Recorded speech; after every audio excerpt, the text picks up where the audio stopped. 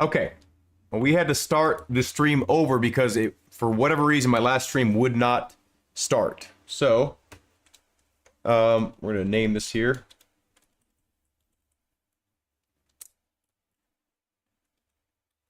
Gameplay.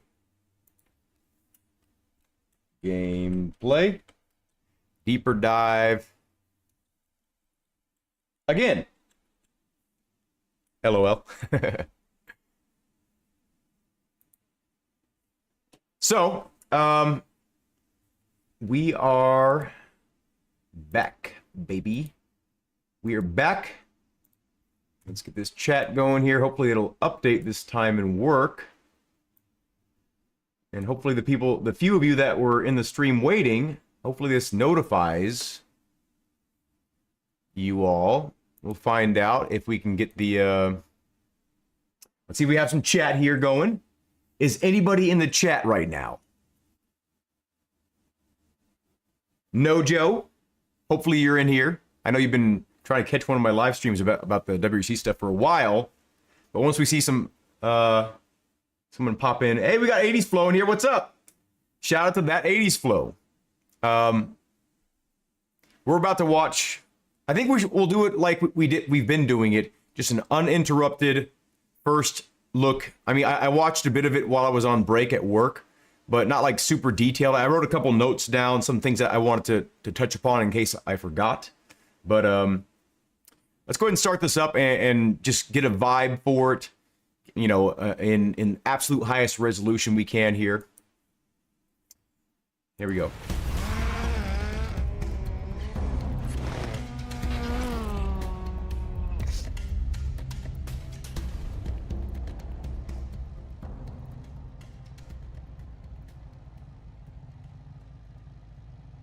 Three, two, one, go.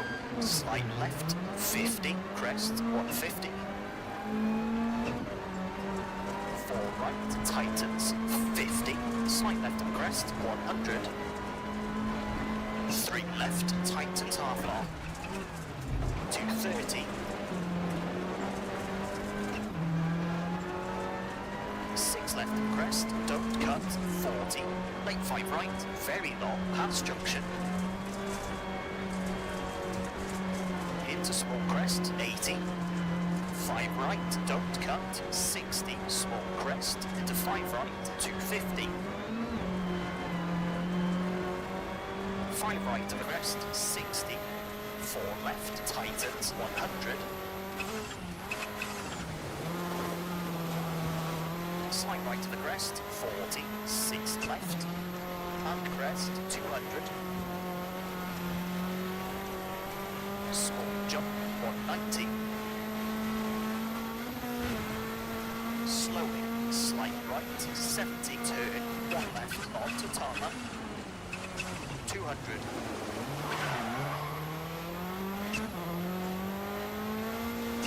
Crest, 230. Turn 3 right short, around Vale, 80, gravel. Slide left, 50. Slide right to the crest, 50. 6 right, 70.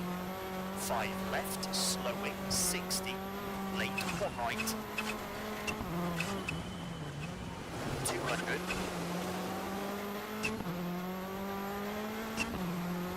Slide left, long, and right to the jump, into 5 right, and jump, 140. Crest and jump, 40, big jump, 170. 6 right, long, don't cut, slowing, 70. 2 left of the crest, tightens, don't cut, 130.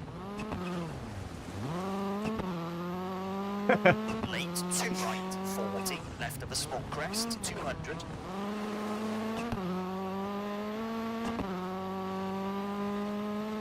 Slide left, 100. Left of a jump, 80. 6 left short, and slide left of the jump. Tightens 5, slowing, 70. Left of a crest, 40. Turn, square right, into crest, 30. 2 left, tightens. And slide right, 130. finish 100. Okay. I'm gonna stop it right there. I saw a lot of weird things. I watched this on my phone before, so I didn't see all these smaller details, but there is a lot wrong with what I just saw. I was more impressed when I saw it on my phone. I'm like, okay, we're headed towards the right direction. And I know there's more to the video here, and we'll definitely watch it, but there was a lot wrong with that. Sound design was off. The graphics were very bad in some areas. The wet weather effects were absolutely horrible. And I mean, even looking at the ground right here, I've never seen ground look like that ever. That was concerning footage. It felt, just from watching it, it felt like the cars were floating. Anyone that's driven aggressively in real life on an off-road surface knows that doesn't matter what suspension you have, you're gonna feel something. And I have gravel suspension on my car, right? Like, it's not like the top of the line gravel suspension, but it's intended for off-road use, and it's still violent, especially when you're going at speed. Even if the road looks smooth, it's not a lot of times, you know. And it is true, the faster you go, the less you kind of notice certain bumps, because you kind of gliding over surfaces because you're making less contact with the ground. You know, if there's a bump, like you're kind of floating over it, you know, gliding over it. But that looked like he was on glass the entire time. You know, I'm gonna break the format here. I'm gonna go ahead and assume you've already seen this footage. And hey, Speed is Key. Let me show you some of the concerning parts here. Let me see if I can find it. Now, a lot of it was graphically. So if you notice on this snow part right here, this, first of all, this opening scene where there's like water on the lens, very, very poorly done here. Very tacky, like almost like some generic effect. It doesn't look like there was any actual time spent perfecting this and making it convincing. Like, this just feels very tacked on right here.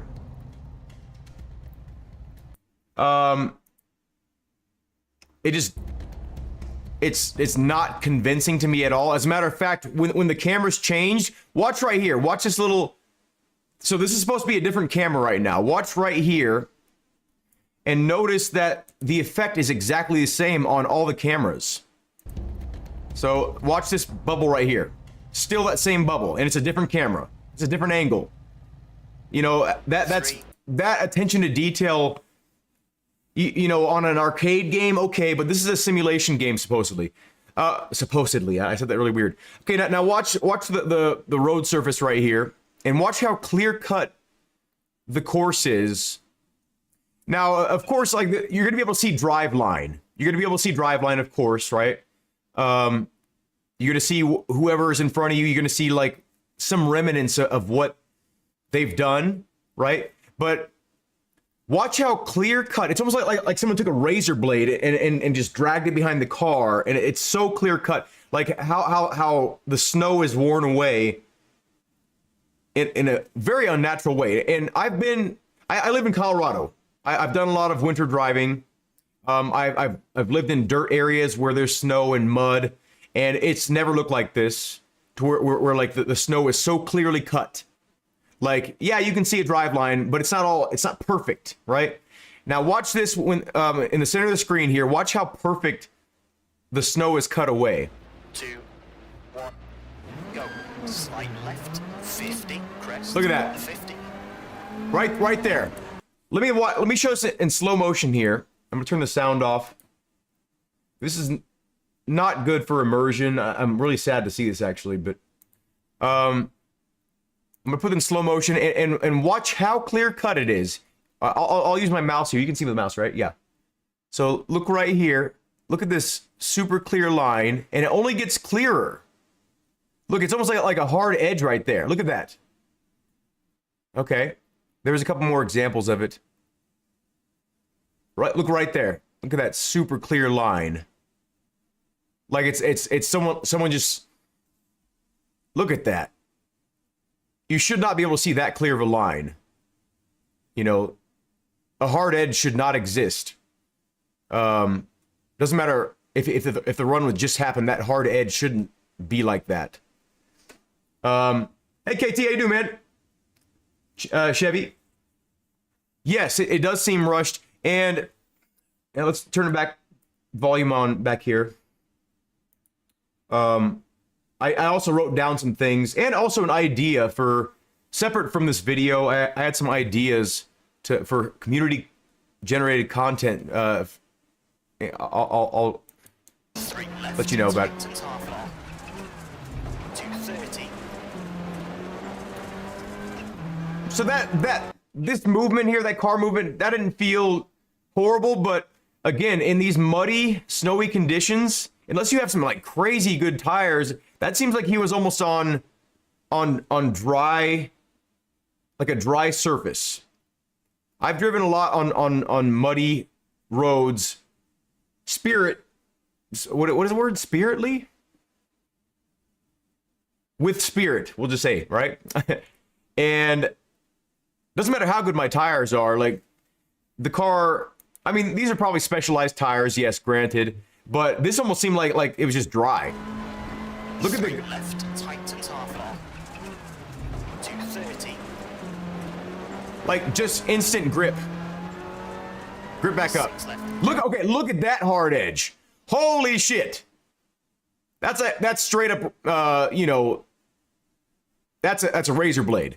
Don't cut. 40. Late 5 right. Very long. Pass junction. Now, I noticed this especially on the tarmac stuff, like, and yeah, like it does happen. Like when you drive through snow, especially when it's shallow, you can see a clear cut through it, but not that clear. That's just unnatural. How's it going, Drift Daddy? The exterior replays of RBR always look so much better. Yeah, I agree. Have I heard about them? Yes. Someone notified me that about 2 or 3 days ago that they read in an interview that it was more of a stretched image rather than actual true triple screen support, which I honestly didn't expect them to follow through with that. I expected that to happen, but I was really hopeful when I heard that it would have support. Yes, RBR physics modded. We're talking about modded. I have people arguing with me, like saying RBR is an old game, like the physics suck. Yes, the physics suck from like the original game, but we're talking about the current modded state of RBR. So yeah, the physics are amazing in that game. Into small crest. 80. Oh, you know, before I continue here, no offense against this person. I'm sure he's a great co-driver, but I really wish they would have chosen a pleasing voice for both the male and female. Like, and you know, you have to listen to this guy and this lady the entire time you're driving. And, you know, in real life, when you're just trying to find someone to work with you, it's kind of understandable. Like you could tolerate someone's slightly annoying voice. And of course, like people say I have an annoying voice sometimes, right? And they're like, for instance, I recorded a co-driver mod for Richard Burns Rally, right? And some people don't like it. Some people love it, right? But it's a choice. They have a choice. Oh, you know, like there's like 20 different co-drivers built into Richard Burns Rally Pro, and probably even more in existence, right? You have a choice. But when it's a major release, I feel like they should choose wisely the person you're going to listen to for the next year, right? Same devs from Durali 2.0, correct? Yeah. So I think they should have placed more importance on choosing people with less annoying voices. And again, no offense to those people. They're probably nice people. They're probably great co-drivers, but I don't want to hear this guy, and I don't want to hear that lady. And you'll see it. I'm going to give you an example later on in this video. I heard her voice, and it's like, why would you choose this lady? And if you're watching this, ma'am, keep on doing what you're doing, right? And I'm glad you got into a major release. But I would have preferred like a lower pitched woman's voice, and I would have preferred a lower pitched man's voice to, and again, this is no offense against people with higher voices. I've got a higher voice than many people, right? But I want like Phil Mills. I loved his voice, right? I could listen to his voice all day. But this guy's voice is the tone of it. Is it the timbre that just the tone of it is very irritating to my ears. Cut 60, small crest into 5 right, 250. 5 right to the crest, 60. This footage really upset me here. So you can see that there's that same filter, right? The little rain droplets, and I think that drop from the very beginning is still right there. I think that's still the same fucking drop. So, but what upset me about this is we're literally watching these raindrops coming towards the center of the screen, and none of them are actually making contact. None of them. So let me play this at a different speed here. Let's play it at slow motion. Oops, that's not what I meant to do. Now watch. We're literally watching these raindrops come closer to us to where like they're on the center. At least 20 of these raindrops should be hitting the lens here. And it's the same raindrops the entire time. And again, the raindrops are very poor. Look, absolutely none of them are actually making contact with the lens, right? These ones like in the very center, probably, you should be able to see like at least 1 or 2 raindrops making contact with the very center of the lens. If we're watching it come towards us like this, you know, none of them. And they're not adding any new droplets to the screen here. None of them. These are all the same droplets just sliding down the screen like you took a shower like 3 hours ago, and it's those old droplets just like kind of trying to make their way or drying up. Like I would expect these droplets to dry up before I expected any change to take place. I mean, there's a couple here, right? But I mean, it's almost just like a just blobs floating down the screen. Very, very horrible here. Yes, the same tone for every call. Sounds very robotic. That's exactly how I described it too. He sounds like there's no emotion. And again, granted, this guy's a real co-driver. That's probably how he sounds in real life. That's fine. But I don't want to listen to that for a year, you know, or if nothing else, give me some different voice packs to choose from. I'll buy some different voice packs, as a matter of fact. If you want to monetize something, EA, if you're listening to this, if you want to monetize something, throw in some more co-drivers, right? Done. I'll buy someone else's voice that I like. Also, I want to take notice here to the graphics quality right here on this part of the stage is absolutely last gen. Absolutely. Now, further up in the stage, I'm impressed, and I'll tell you when, right? Sound-wise, though, I am not impressed with the sound. From the exterior views, the interior views, it sounds fine, right? And that's what I'm going to be using anyway. But for replays and stuff like that, I'm still, it's lackluster. But this doesn't sound bad actually right here. But look at those raindrops. Raindrops like not making contact with anything. 200. This looks good. The road I think looks pretty good. The paved part. It still looks a little bit last gen, but it could be compression from YouTube. 3 right short, around Vale. Oh, I do also want to make note that rain that we are watching was heavy rain. Right? Look at all these trees. Heavy rain in this area would be much heavier than that. This is an area where there's a lot of foliage, so there has to be a lot of water. Right? Look at all the grass on the side. I've driven in heavy rain in dirt, mobbing around. I have some video evidence, some video that I recorded of me doing it, you know, for testing reasons. And it's an absolute nightmare to drive in because you have, I mean, you have traction in some areas, but for the most part, it's a slide mud fest, right? If you mix dirt and water, you're going to get mud, you know, especially for heavy rain. That's not an example of heavy rain. This right here, this is not an example of heavy rain. This is what I would consider light rain.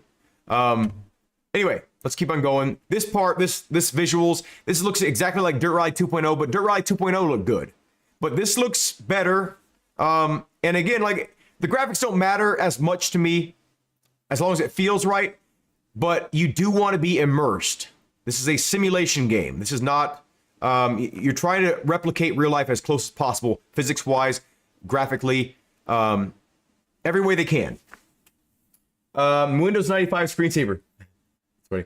You're not really well informed on Unreal Engine 5. Okay, so one of my subscribers informed me that they actually read an article a long time ago, not recently, that they were using Unreal Engine 4. So from what I know right now, it has been confirmed that Unreal Engine 4 is being used, not Unreal Engine 5. I don't know how difficult it would be to port their work from the 4 to the 5. So I'm thinking they're probably just still on Unreal Engine 4, because if they were on Unreal Engine 5, they would have made mention of it. They'd be proud of it. We're on a brand new engine, guys. Unreal Engine 5, the top whatever engine in the world. It's amazing, nanite. You know, they'd be pushing that if they were using that. So I think they are on Unreal Engine 4, pretty much guaranteed. Snoop Dogg calls. Yeah, that'd be awesome. Correct. It's not physically based rain. It is a shader. It's like an effect. It's pasted over top. And this is what I noticed earlier in the footage. It's like, if you look at the ground, it's not making contact with anything on the ground. Watch the ground. There's nowhere where there's like puddles splashing. And maybe if we get a still, we can confirm this, but it looks like there's nothing actually hitting the ground, you know? Depending on how well they coded it. Yeah, I guess yeah, these are professionals. These are professional coders, so they should know how to do all that stuff, but yeah, how good the force feedback is going to be, I agree. The force feedback is very important. Let's keep on going on. 50, 6 right, 70. But this doesn't look bad right here. But again, this looks just like Durai 2.0 to me. This could be Durai 2.0. I would be like, oh, okay. What stage is this? Well, look at this. Now, this is not my PC slowing down. These are actual frame drops in the game. So I don't know what's so demanding here. Maybe it's the screen space reflections or something like that, or the, you know, ambient occlusion or something like that. But look at how much this drops in this area right here. This is not a good indicator for optimization, or like this is their example, their global example of their work. And this game is releasing in what, like less than a month now, something like that. So good luck optimizing this with that little bit of time. This is the final result here. Now, and I'm assuming they're using pretty decent hardware, but to see this level of frame drops, it's not a good sign. Watch this.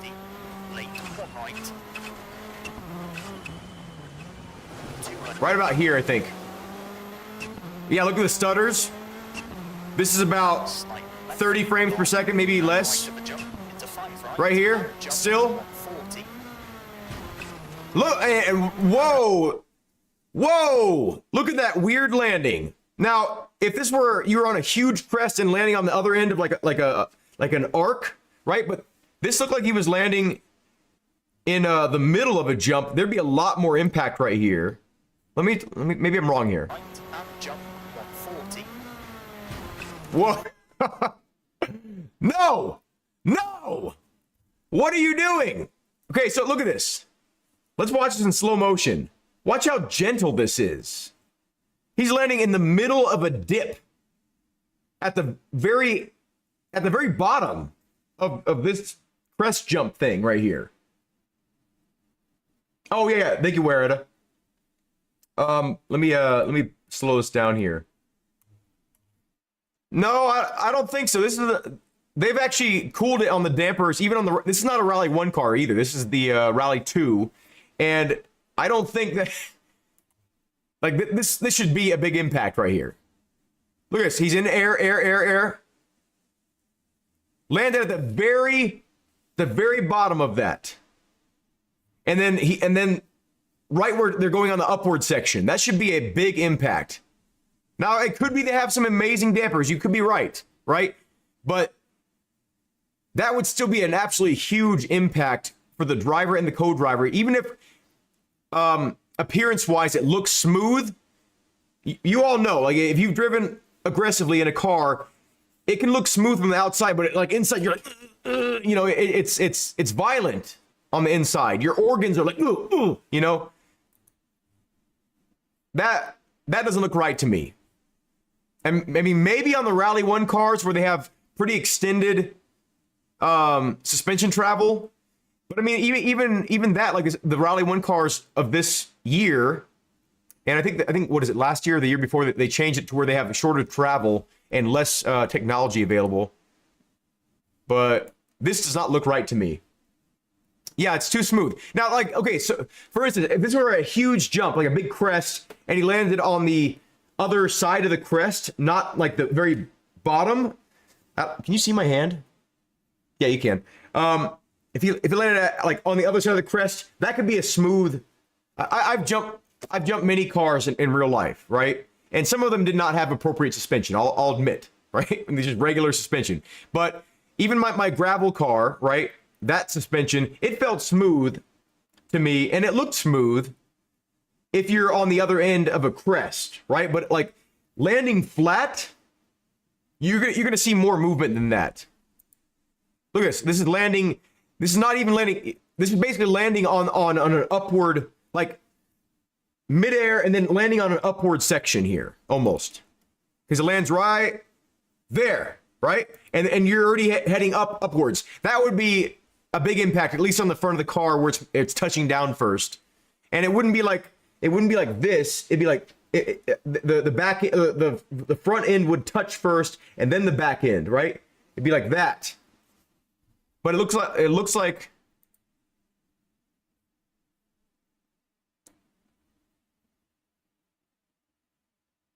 Yeah, it just looks like there was never any impact at all. Am I a cyclist? No, I'm not. Okay, let's watch it one more time, normal speed. And let's listen for an impact too. Let's see if there's any like weight being thrown around. Jump 140. Okay, well, I mean, at least it gives you some indication that there was quite a bit of an impact there, but that doesn't look right to me. Whatever. Let's Crest and jump 40. Big jump 170. Again. 6 right. Okay, this is an example of what I was talking about. Like this kind of a jump, I could see being smoother because it was kind of like the other end of a crest. Right. Long, Where is it? cut, slowing, Whatever. 70. 2 left of the crest. Tightens. Don't cut. 130. So, okay. Now I know this would be annoying, right? This would be annoying. But this is a very muffled sounding.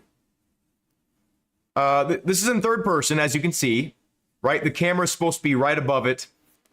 And if you've been behind a loud car, especially something that has like anti-lag or something like that, like where there's just constant like explosions taking place, it's loud. It's very loud. And for this to sound this muffled, like this literally sounds like there's this car is under a soundproof blanket right now. And I understand it would be annoying probably to hear those high frequency and there's like pop, pop, loud noises in third person, but also, you know, this is the angle. This is the angle. So it's pretending there's a camera on the outside of the car. It should replicate the sounds too, right? But listen how muffled this sounds. Actually, this whole thing here.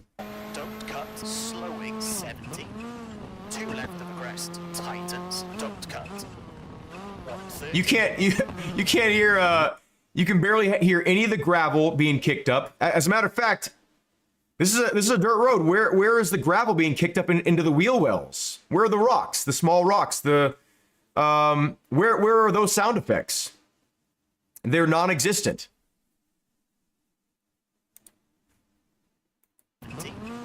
2 left of the crest. They're nothing.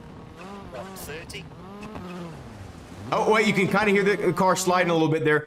But again, the entire time you're driving, you can hear rocks hitting the underside of the car if you're in the car, right? Even with a helmet on, you can hear it. You know, so people can't like say like, oh, well, it's muffled because the helmet is on. Yeah, it's a bit muffled, right? A little bit, but you can still hear it pretty fucking loud. But let's take an example. When you're in the cockpit again. Actually, let's wait till we can get some gravel stuff here. But like the car itself sounds good. Like the sound quality is good. But it's almost like they have like they're muffling it on purpose, I think. Yes, it does look too smooth. This road visibly, even though it looks smooth in real life, this would be bumpy as hell. You can see like some little bumps here from the light kind of going in some dips. This would not be as smooth as what this is making it out to be. Like right here. Okay, there we go. I saw some car movement there. And again, I mean, look at this. This looks like it's from Skyrim right here. I'm not even joking. This looks like Skyrim textures, bump mapping, whatever, tessellation. This is not next gen.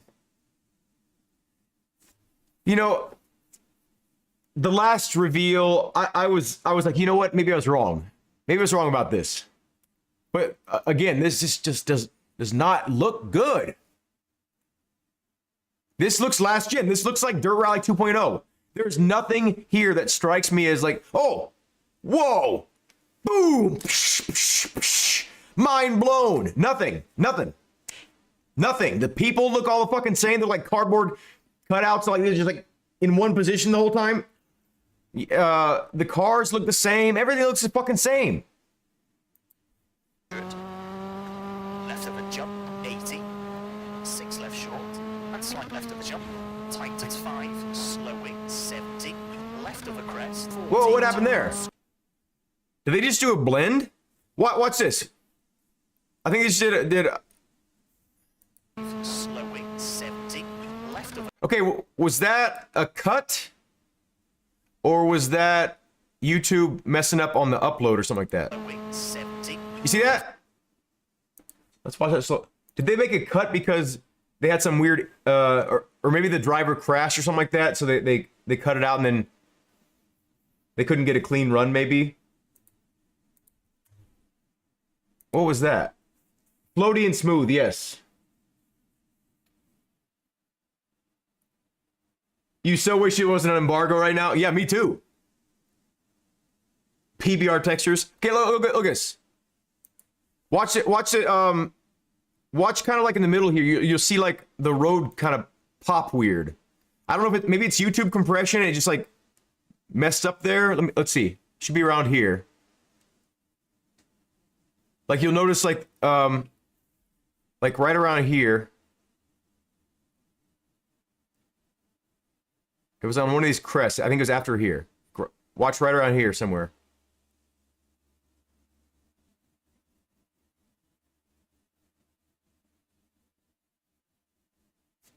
Oh, that was a fucking fade. That was a cut. I recognize that technique. I edit videos. This is a cut. So maybe there was a performance issue. Maybe the game crashed or something, but that was a cut. And when I'm saying cuts, I'm talking about when you edit, splice two things. They try to blend the two clips together right here. Watch. Right around here, you notice the most. Right there. And the car was in a different position too. Watch the car move. Wow. Okay, so what happened there? Why did they... What are they hiding? What are they hiding right there? Because it didn't look like he was about to crash because the angle of the car was not extreme. What did they cut here?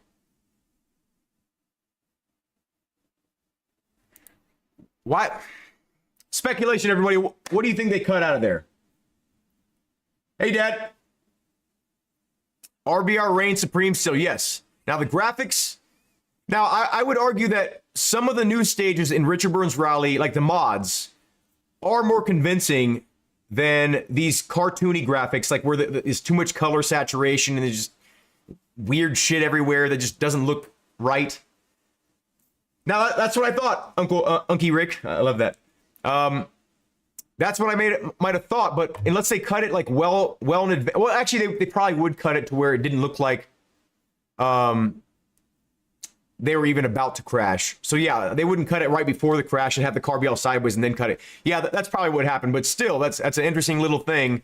It's like, why wouldn't they just do the stage over? Like, how long could this stage be? Like 4 kilometers probably? Like, this is probably one of the little chunk stages off, you know, whatever. Anyway, let's watch it full speed again so we can entertain ourselves. So yeah, this is definitely a big step backwards.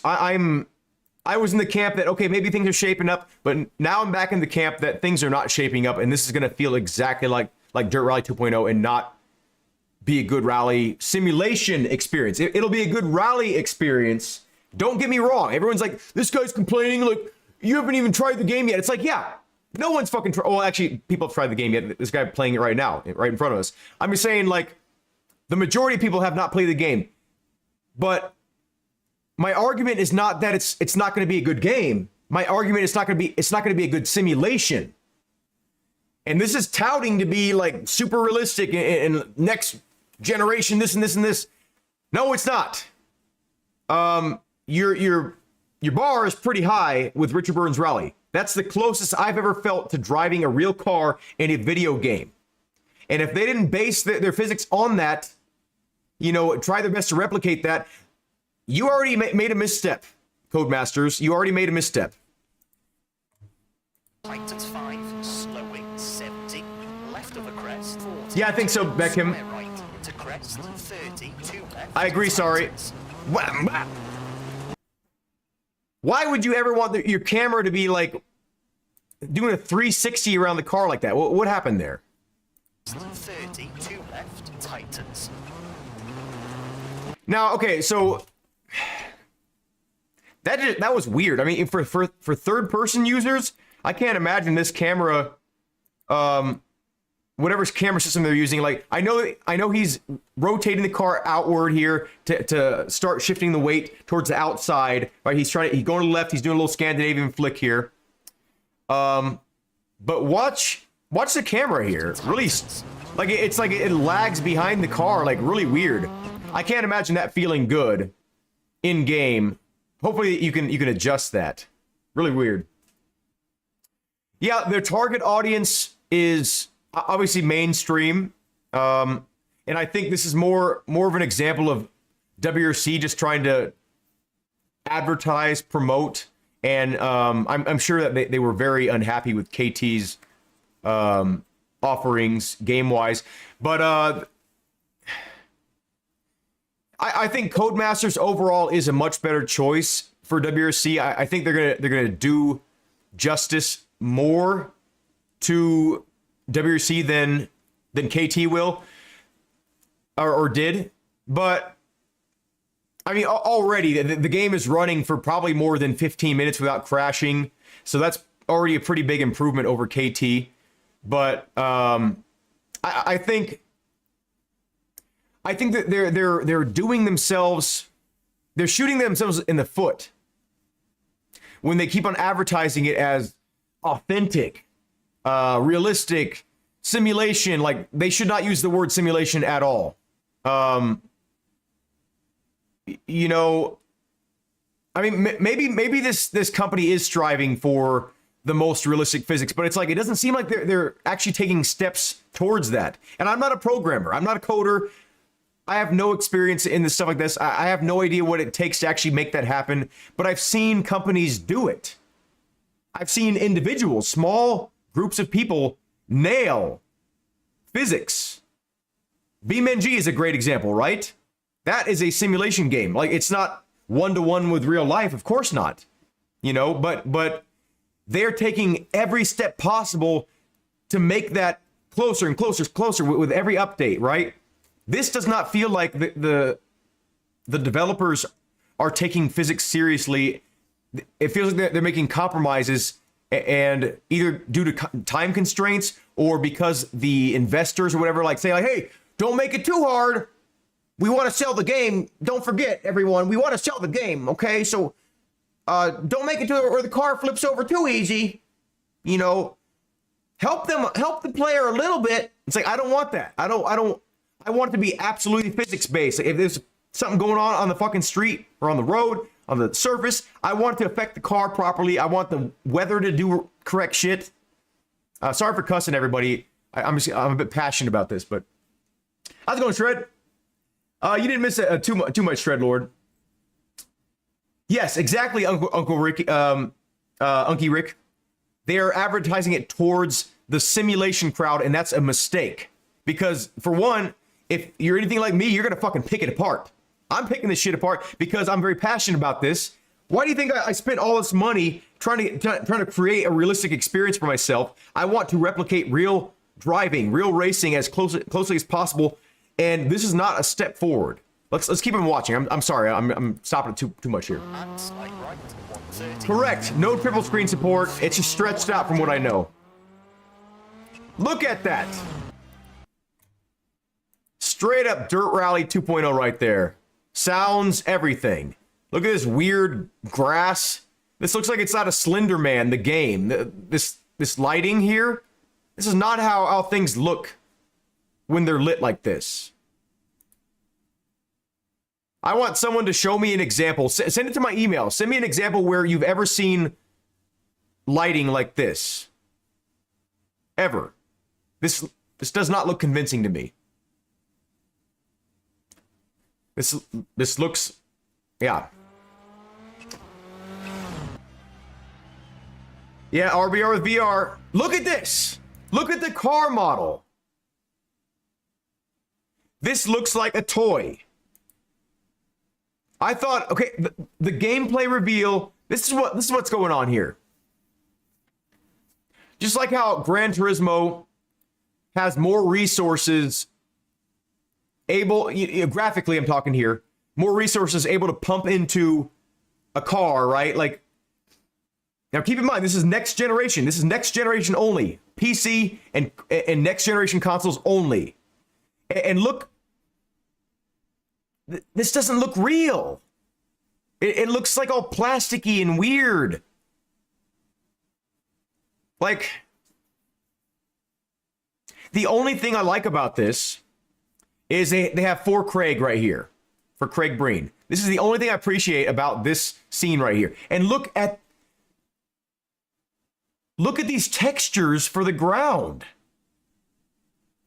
Can you guys see this? I don't know what resolution I'm streaming at. Whatever the highest possible is.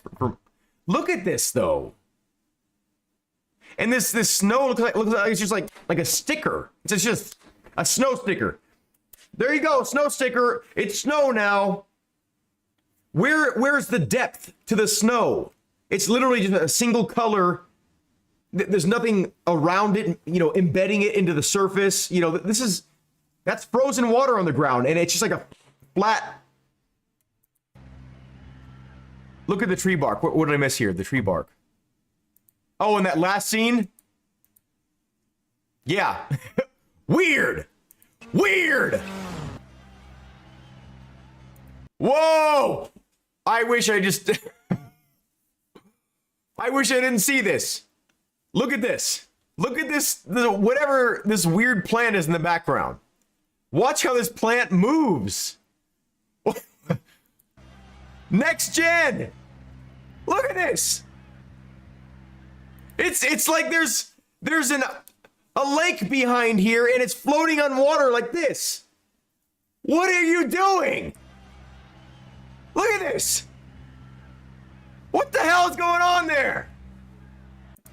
This is like when you go to a puppet show and there's like people like moving the background, like there's like an ocean scene, right? And then someone's like moving the water to make it look like, what are you doing?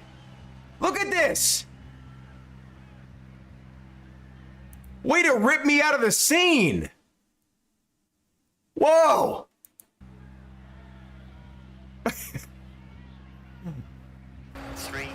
Wait a second. Is there even a shadow of the fucking car? Let me see. Is there enough light? Let's see if there's enough light here to. Okay, maybe there's not enough light here to cast a shadow, but it should. I feel like this should be darker under the car here. Maybe I'm just nitpicking now. Of course I'm nitpicking. Like, wow. Humans dressed as plants, yeah. Okay. Oh my god. Okay. Look at this robot man. This looks like Robin Williams in that robot movie. What was it called? Bicentennial Man? This is not a real person. They're still using these weird robotic Disneyland animatronic people on the sidelines. Oh my. Why can't they make things look real? Go on 20. 6 left into 6 right. 30. 5 left short. Don't cut. 40. 6 right into 4 left short. To 6 right. Okay, that was a nice little touch right there. Look at the hands here.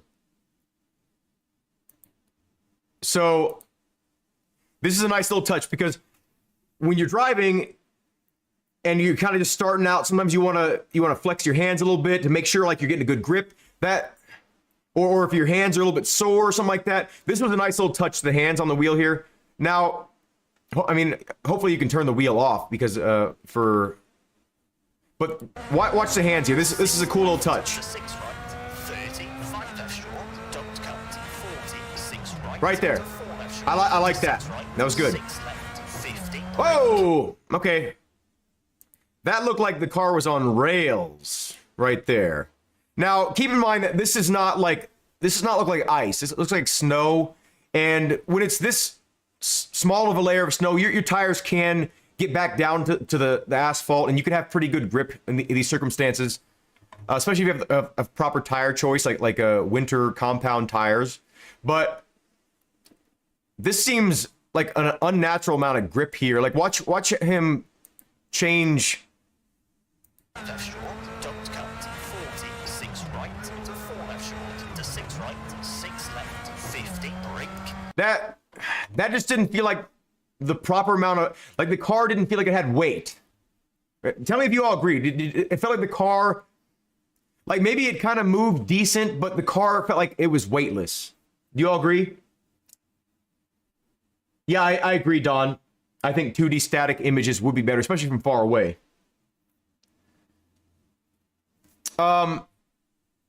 Also, in the interview, I listened to the interview. This game has not been in development for 1 year or whatever, like people think. It was in the interview with one of the developers of this game. In a recent interview, they said that the game has been in development for over 4 years or something like that. Or basically, as soon as Dirt Rally 2.0 ended, I think something like that.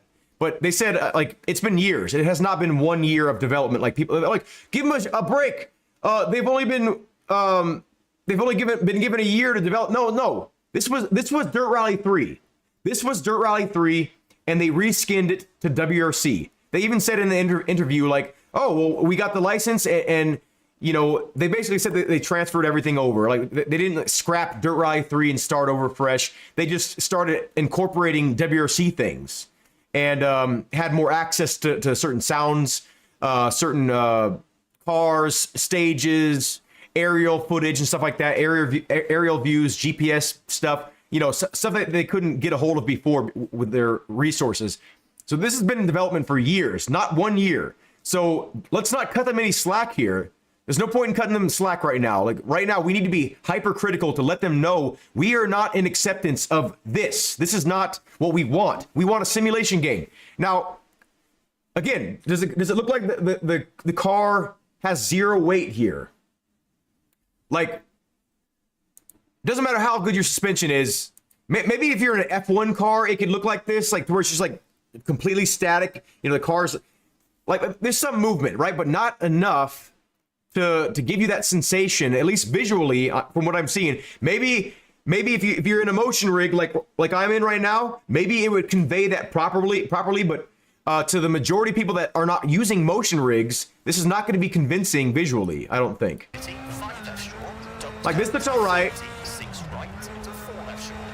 That looks kind of all right. That didn't.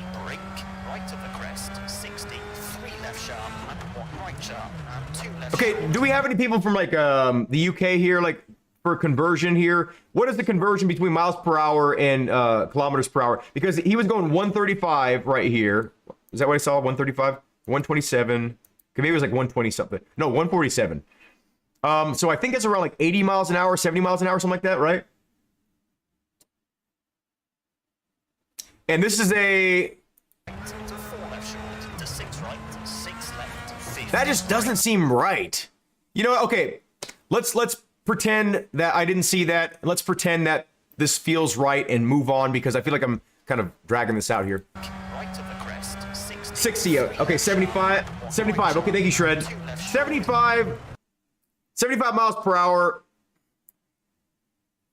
I would venture to say that even if you had like some crazy stiff suspension, which you probably would with being a tarmac stage like this, that there would be some more. What about this doesn't feel right? Can you all help me out? Like, what is it I'm sensing about this that feels off? 40, 6 right, to 4 left short, to 6 right, 6 left, 50, brake, right of the crest, 60. I don't know, whatever. Here we go. 3 left sharp, Yeah, weight transfer. and 2 left short, and right to the crest, 30. Okay, that was weird too. Look at that snap. And 2 left short, and right to the crest, 30. 3 left, tightens, and square right, and 2 right short, 30. 2 left. Now, I will say that the sounds in this particular car, these sounds feel very convincing to me. They feel very like let's I'm gonna close my eyes and I'm gonna see if I can pretend if I'm watching like onboard footage or if I'm like in the car myself. I want to see if I hear any weird any red flags audio wise. Let's see. 2, 1, go 120. 6 left to 6 right. Okay, I can hear some transmission noise. Don't cut. 40, 6 right. Now, okay, I feel like I can't hear enough transmission. So, correct me if I'm wrong, but I believe these cars would have straight cut gears, right? Straight cut gears. I don't have straight cut gears in my car, in any of my cars. That's like some top dollar stuff. You have to be like really serious into racing to like want that kind of stuff and have like a dedicated race car. But straight cut gears are loud. The transmission, I feel like the transmission whine from the gears, like the gear whine, would be much louder. Let me listen to 2, 1, go 120. 6 left to 6 right. 30. I can barely hear the transmission at all. 6 right. So I think what would happen is maybe they're using the sound source from a different part of the car. Maybe they're actually using the sound source from inside the cabin. Cuts over, yeah. Do you guys agree, or do you all agree the transmission should be louder? Because I feel like, now I've never been in one of these cars in real life, so I don't know. But I know straight cut gears are definitely louder than this. What the hell is going on here? 30, 5 left short, don't cut. 40, 6 right. I can barely hear any transmission noise at all. 6 left, 50, brake, right of the crest, 60, Yeah. 3 left sharp, and 1 right sharp, and 2 left short, The to the crest. other sounds, like the sort of the other like little nuanced sounds of the car moving, you know, certain other mechanical sounds, I think they sound pretty good. I mean, without seeing exactly what the driver's doing or being absolutely familiar with every system in the car, I can't tell you exactly if these sounds are appropriate for what's going on in the car itself, or within the car itself. But that feels convincing to me, and it sounds like there's also some vibrations that they added, so which is good, because when you're in a car like this, like things rattle, things vibrate. You know, because a lot of the dampening, like the sound deadening is removed, right? So there's just inherently more noise in the cockpit because there's more reflections taking place, and there's also like rattles that between like certain like hinges and stuff like that, hoods, tailgate thingies. Like there's more rattles because they're saving weight on certain things that would dampen that sound. Left short, don't cut, 40, 6 right, to 4 left short, to 6 right, 6 left, 50. Yeah, I hear some rattling right there. Like only at certain RPMs, which is accurate. Like at certain RPMs, you'll hear like if you got your car out, you know, 100%, and then it's just like the steering wheel, the dashboard, shifter, and then the seats, whatever, and then safety equipment, whatever. You're gonna hear some rattles in your car. It's just inevitable. And at certain RPMs, your car is going to be the rattles are going to present themselves. 6 left, 50. Dirt 4 2.0. That's funny. 60, 3 left sharp. Have a good night, Don. And 2 left short. Watch your blood pressure. Yeah. And right to the crest. 30. Whoa! 3 left, tightens and square. Look at this. Look at all this pop in. Watch out. Okay. Watch this hill right here, and watch this hill. Like when we get closer to it, there's a ton of pop in. 3 left, Right here. and square right. And See all that? short, 30.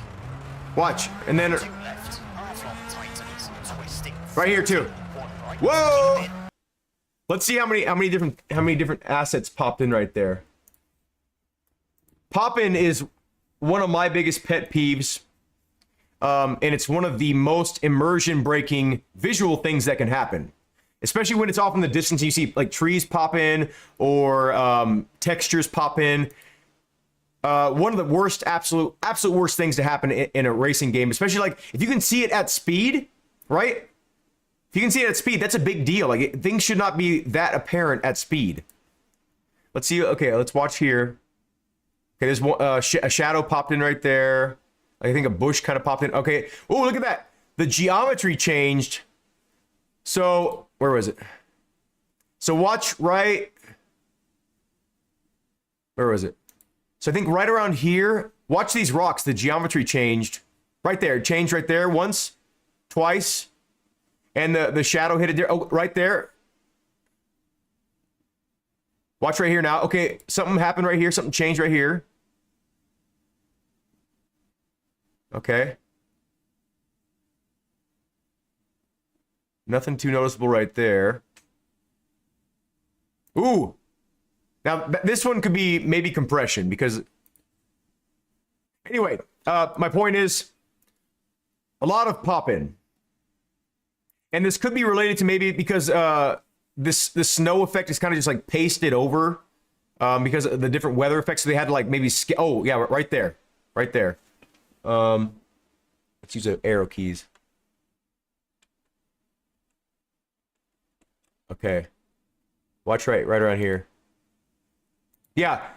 This right here switched over to a different... I mean, it's a prime example that they're positively not on... Maybe not positively, but they're not making use of Unreal Engine 5 because Nanite would make it to where that doesn't happen, at least not visually to the human eye. But this right here, this black spot right here, it literally switched to like a different mesh or model or something like that. Right here, watch. Right there. That whole area switched to a different chunk of whatever. Those are immersion breakers. Have a good night, Uncle Ricky. Unky Rick. Sorry, I keep on going to... Bruno. Okay. Okay, I think we're done. I think I've made my point about the pop-in. Okay, let's go ahead and get back to normal speed and see what we notice here. Now, if I watch this whole thing in slow motion, I could probably find a lot more things to complain about. Let's just say that. But you know, we need to kind of take it at face value, right? Because you're not gonna be playing it in slow motion. How's it going, Alex? We're checking out the WRC 23 footage, WRC.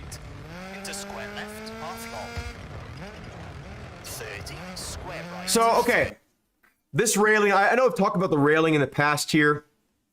And there are sections of railing that are straight, depending on how they were made. I think that if they were sectioned railing, but this is not sectioned railing. And look at the quality, like the bends. It's not one smooth bend, right? It's like chunk. And maybe that's how it looks on this road here. But all the bends I've seen in my life, at least thinking about it, it's a gradual curve, and it's not like a step. So again, let's watch this in slow motion and watch the railing here. And this is not a huge deal, but railing, especially in these like the not Monte Carlo. Yeah, I guess the Monte Carlo and the Spain stages, at least from Dirt Rally 2.0, you're looking at a rail for like 80-90% of the time. Like there's always a rail on the stage. So it's annoying when it does not look like a real rail. So watch this rail here. Look at all these clear, right? And you could argue, okay, well, it's because that's where it's connected. But you notice right here, where is it? Oh, I didn't mean to do that. So like right here, where was I saying here? Like look at how flat these are. Just like flat. And again, there could be sections of road where that's realistic, but I've seen a lot of railing in my life, and I have looked at railing before. You know, I know that's kind of a weird thing to pay attention to, and I've never seen it like, I've always seen it like be a gradual curve, like they I could be wrong though, but that seems wrong to me. But I've talked about that before. 30, one left short. Whoa! I can't get like 2 seconds into the video without seeing something else. Watch how this car responds here. Now, if they connected like one of those like GoPro, those 360-degree cameras, like where it looks like you're in a video game, maybe this is how the car would actually handle. But these cars are very responsive. They're tuned to be responsive, right? They're short wheelbase cars intended for quick direction changes, right? But this looks weird to me. 30, square right. That 30, one left short. Cut. And it could just be because the third person camera is kind of delayed, so it's making it look exaggerated, but Square right. 30, one left short. weird. Cut. Just 30, very video gamey. left short. Into two right. Don't cut. 30, one left. Opens. Yep, 40, you're correct, Mark. four right. Tightens. Yes. Into two. That's funny that you mentioned that, Mark, about the exhaust flames. Look at this bloom. Absolutely gaudy. This is grotesque. The amount of bloom in HDR, whatever the hell filter they have. This does not look real at all. This is so cartoon. This is not even what I was talking about. But yeah, thank you for bringing attention to the exhaust again. I mentioned this in the last gameplay deep dive, which is funny that they released a deep dive gameplay, and then the next video was gameplay.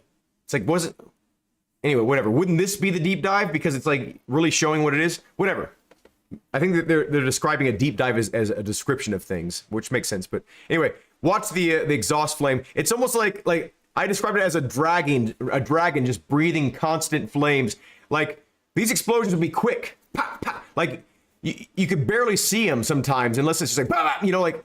But it's almost like it's a constant flame, and maybe it's a new anti-lag system that I'm unfamiliar with. I don't know, but from what I've seen in every car that I've seen with anti-lag and just kind of like any kind of explosion out of the exhaust pipe, it's always been like really quick. It's an explosion. It's not a flame inside. They're explosions. There is flame, right? But it's quick. Pa, pa, pa, pa. Caution. Watch. 4 left, unseen. Into 3 right. short. Smooth. 6 left. Into slight right. Into square left. Half long. 30. Square. Yeah, maybe it's a new anti-lag system. I don't know. Maybe there's a new flame system in the tailpipe of the car. I don't know. I don't know the inner workings, you know, the intricate parts of a Rally 1 car. But yeah, 20 frames per second. It's almost like these flames here are from like a PlayStation 1 game, like where they're like, okay, we have to make some compromises somewhere. Where are we gonna do it? Oh, the exhaust flames. 30. Square right. 30. 1 left. You know what? Okay. if you all are going to stick with me here, we're going to check out some footage after this, and we're going to see if we can find an example of a Rally 1 car with the flames kind of just lingering there, because maybe I'm wrong, but that really strikes me as something that visually just doesn't... Whoa! Look at this! Look at that harsh line! Wow! Okay.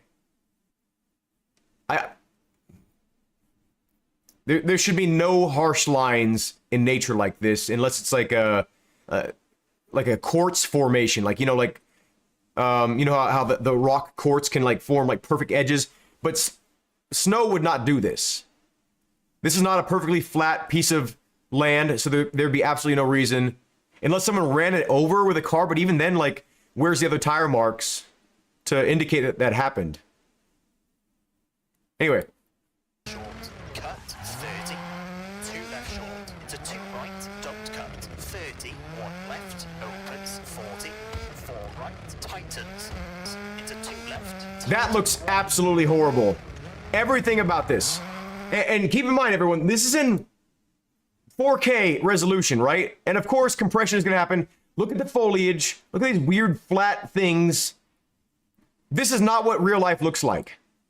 Very far from it. 40, 1 right, 40, 2 left, 30, 1 right short, 50. Wow. 2 left, tightens. So cartoony. 2 right short, into 5 left. Now, okay, I will say something about the sound design here. There's a wall right here. There's a wall, and listen to the reflections off the wall from the actual exhaust notes and the engine, all the noises taking place. That's good.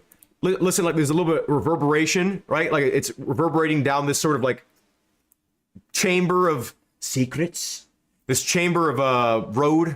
You know, like there's sides on the left and the right here, and the sound is kind of reflecting in a kind of convincing way. 1 right short, Right here, 50. see how? So the sound goes from sort of an open, where is it? To slide right, Right here, where it's kind of like there's an open side here, so the sound has a place to kind of reflect to, and then once it gets in the sort of a, not a corridor, but kind of closed in by 2 walls, more sound is being reflected back at the I guess the camera in this play example here, right here. 2 left, tightens, and 2 right short. See, has a little bit of, Left. 6 right to the crest. seems like a little bit of a sound change. Maybe I'm wrong, Opens very long, into 5 right. but like on the when the car's not backfiring, but when those explosions are taking place, it's sort of like a boomy, bassy sound, and that's pretty convincing. And 3 left, keep in, 80. This car sounds a lot better than that Rally 2 car, or was it a R5, a Skoda? But it sounds a lot more convincing, a lot less muffled. But this car should sound more aggressive. This is a much more aggressive car, so, you know, that's something to be said for that. Keep in, 80.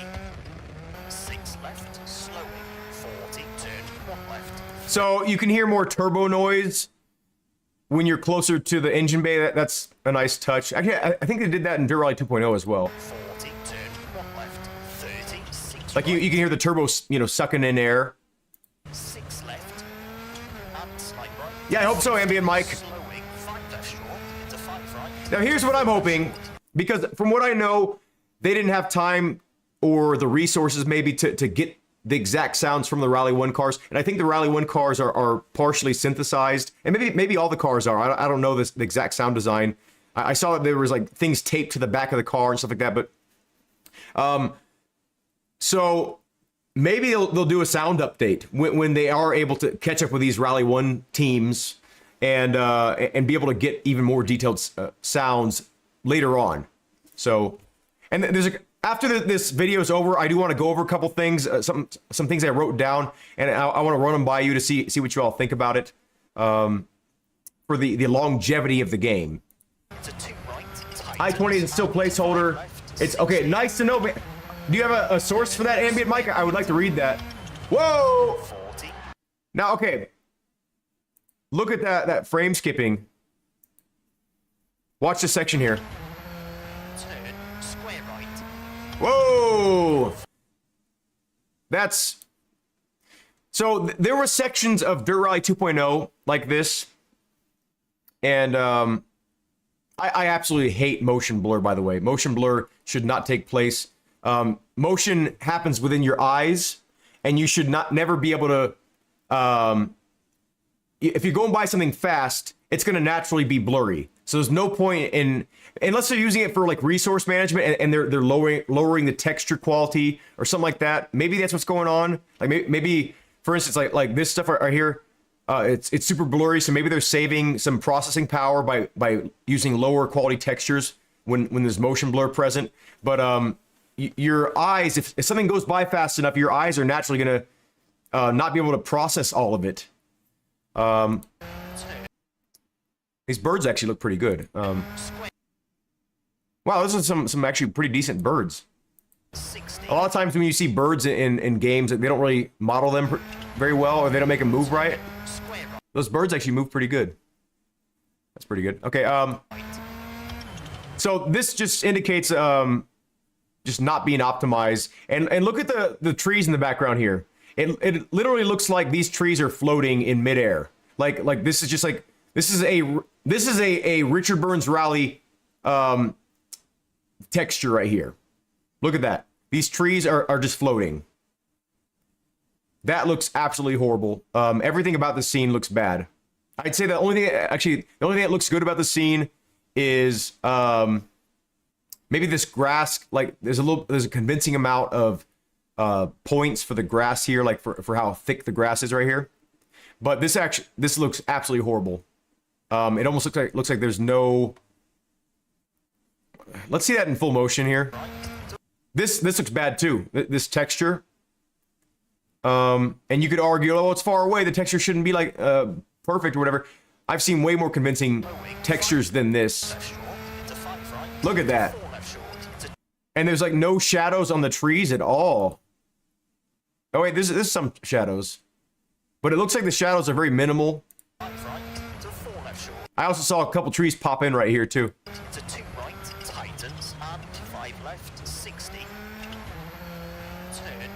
Wow, really bad optimization through here. Now, so I have a 3090, and there was parts of Dirt Rally 2.0 that no matter what I did, no matter what graphic settings I put on it, there was no way to get rid of some frame stutter, like some frame skipping. And I hope that's not the case this time around. And maybe this is a problem with Unreal Engine 4 or whatever Unreal Engine they're using, supposedly 4 from what I know. But this is not well optimized at all. And hopefully they'll be able to iron some of these out. Whoa, look at this.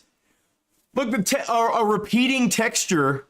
Look, right here, that's the same as right there, as right there.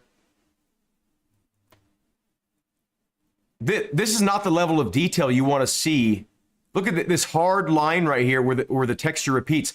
At least use a texture that repeats in a way that there's no hard lines. Did they use like a generic asset from the Unreal Engine store? Do you guys see this? Is this concerning to you? I am watching in 4K, yes, yeah. I do hope it's video compression too, and that could be the case, but this has nothing to do with video compression. These poor textures right here, nothing to do with video compression. I do like the blending here. The blending from the pavement to the dirt right here looks pretty good. And these little cracks in the asphalt look really good, actually. But this hard line right here in this repeating texture, and where you can clearly see, like that's the same stone, that's the same stone. This is the same as this right here. This stone, or sorry, this line right here is the same as this line. That, in my opinion, is just unacceptable. Like to have this harsh line right here. And again, like you're rolling by as fast, you wouldn't notice this, but you know, subconsciously you do notice these kind of things. But slowing 5 left short to 5 right to 4 left short to 2 right tightens and 5 left 60. That's bad. I see so much frame skipping, so much. 40. 5 left. I mean, I don't know if I'm just sensitive. I might just be really sensitive to frame skipping, because I've seen some people that say that they can't see the difference between like 60 frames per second and 120, 144, 200, 240. I can see all that stuff. So do I just have like these weird geared eyes to where I can see this frame skipping, or is it noticeable to everyone here? I would venture to say that that's the case, Beckham. But maybe I'm just really sensitive to the frame skipping, but I can see it very clearly, and it's very disorienting. It not only does it rip you out of the experience, but when those frame skips happen, a lot of people don't take this into account. But when the frame rate is slowing down, you have less control of your car. I don't know if you've ever pushed your GPU or CPU or whatever to the point to where you have low FPS, like 20 frames per second. Your input response time is lowered. So the lower your frames per second, the lower you are, the less control you have over your car. And when it's variable like this, instead of locked 120, locked 60, locked 144, locked 240, those discrepancies, those variable frame times, whatever, affect your driving, not only visually, but it actually affects your actual physical gear, because it's not giving you the information you need in time to react to it, or there's not enough how do you explain that? Resolution. There's not enough resolution, because it's like taking like video footage going from 4K to let's say there's only 2 pixels on the screen. You wouldn't be able to react to something as quickly as if there was like 100 pixels on the screen, because you wouldn't be able to tell what it is, right? So like the resolution of the actual force feedback is lessened when your frames per second is lower. I'm not sure if I'm explaining that in a way that's understandable, but that's how it boils down to. Like that's why sim racers prefer higher frame rates over better graphics over I don't ever want to race in 30 frames per second. 30 frames per second feels bad. And for anyone that has raced on console, you know probably what it feels like. It doesn't feel like the car is responsive to what you're doing. And when this game takes these huge frame dips like this is going to affect your handling of the car. Like, there's tons of frame skipping all throughout this. I can see it. Or I think it'd be called frame pacing. This is something that happened frequently in WRC 8, 9, 10 generations, and it was to the point where I couldn't play the game. It was not enjoyable for me because it felt like I was losing control of the car. I was sensitive to it, and I felt like I was losing like partial control of the car all the time, right? This will affect your driving. That's bad. 40, 5 left and slight right, slowing 110, turn 1 right, don't cut into 5 left, 7. Now I will say that I'm actually getting used to this co-driver's voice, and it wasn't as grating to my ears, and maybe I can get used to it. But right now it's still on the cusp of being, you know, decent but still annoying. I don't know if cusp is the right word for that, but good job, Rovin Para, 3rd place. Codemasters in 1st place. I don't think so. Hey, I will say that the flag motion right here actually looked pretty good. That looked pretty good. That's something that a lot of games don't get right. This looks really good. I like this. Doesn't quite look realistic, but the coloration is not so exaggerated. A little bit more muted.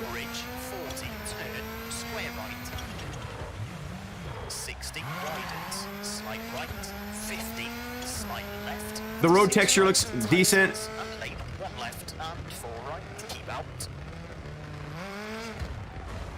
Okay, that was a nice touch right there. So look at. Wait, can you? Wait. So you can actually hear the tires brake traction. You can hear that they're losing grip by the squealing. It's a good indication that you can still mess up, right? Of course, but there's understeer taking place here. So they gave it too much gas right here on this corner. It looks like the road's a little bit, maybe a little bit wet. Is it? No, it's not wet. But you can see like they reached the threshold of their tire grip, right? And then the driver here gave it a little bit more gas and they lost traction. They lost adhesion. So listen also for the tires. They give away at a realistic moment. So watch, he reaches the, and he pushed a little bit more, and he lost traction and went into the railing. That was a nice little tip of the hat to physics. Now, I mean, that was a questionable move anyway, because you could already kind of see that he's understeering. He's not like on the outside of the corner to be able to cut in, or she, whoever's driving. And then they gave it more gas, so it's kind of a questionable driving choice. But I've made plenty of questionable driving choices in real life too, so not just in video games. So I'm not one to talk here, but a future meme. Flattest roads ever.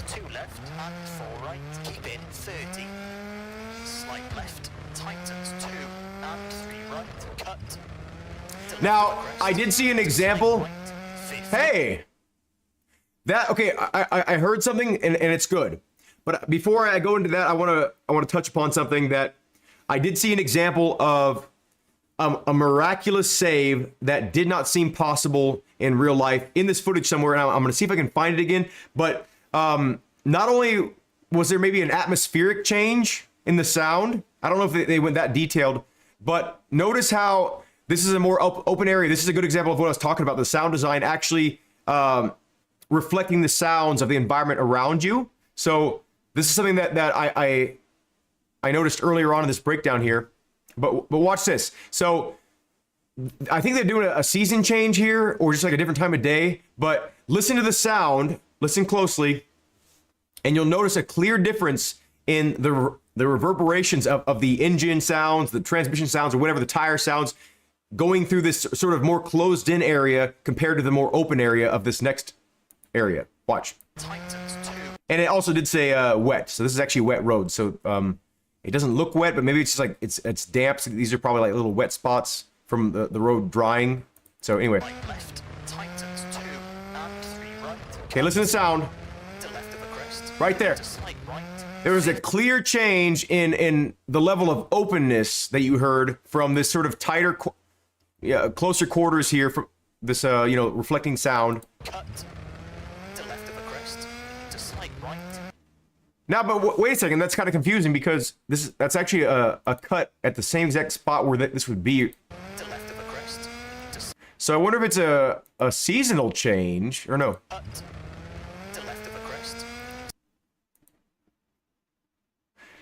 Why will... I thought this was a different part of the course when I first saw this, but looking back, he is going into a more open area, but it almost seems like it's like a really harsh sound change there.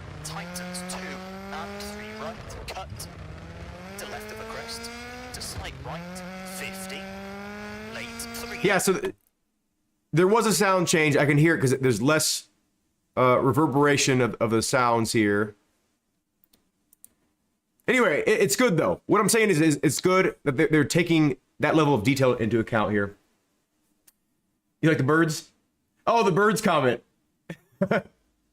Yeah, the anti-lag is definitely soft. And again, we're gonna go through some actual Rally 1 footage. So for those of you maybe that, I mean, I think everyone in this chat here is well familiar with Rally in real life. And if you're not, we're gonna check it out. But for future people looking at this footage, wanting to know what this game is like in terms of its authenticity, we are going to listen to some real Rally 1 cars and how brutal, absolutely brutal some of the sounds can be, and how powerful they sound. And can you imagine being behind a Rally 1 car? Just the amount of visceral sounds you would experience just being this close. Maybe it would be overwhelming, and that's why they probably toned it down. But still, I would maybe like to have the option to, at least for replays or something like that, or for gameplay reasons, like to show off the game, to show how realistic it is. I'd like to like maybe a setting like a dampened sound, and then or like realistic sound, something like that would be nice, I think. Yes, yes, Mark. It is missing. Slowing, 6 left, half long. Tightens 3. Okay, Six left, half long. okay, so we got to keep in mind that this is supposed to be, is this supposed to be wet, right? Oh no, it's partly cloudly spring. Did I say cloudly? 60. Slowing, 6 left, half long. Tightens 3. Okay, I did notice a little bit of a different amount of traction because when your tires hit dirt, it's not always a good thing, especially if you're used to the level of traction here. Depending on the tire choice here, this might be a bigger deal in real life. Especially with how aggressive this cornering is. 6 left, half long. So, I think, so with the severity of this corner, like this is a pretty tight turn. What is this supposed to be, a 3, right? Is this a 3? Yeah, okay, this is a 3. 3 is not like a crazy tight turn, but it's a pretty tight turn, right?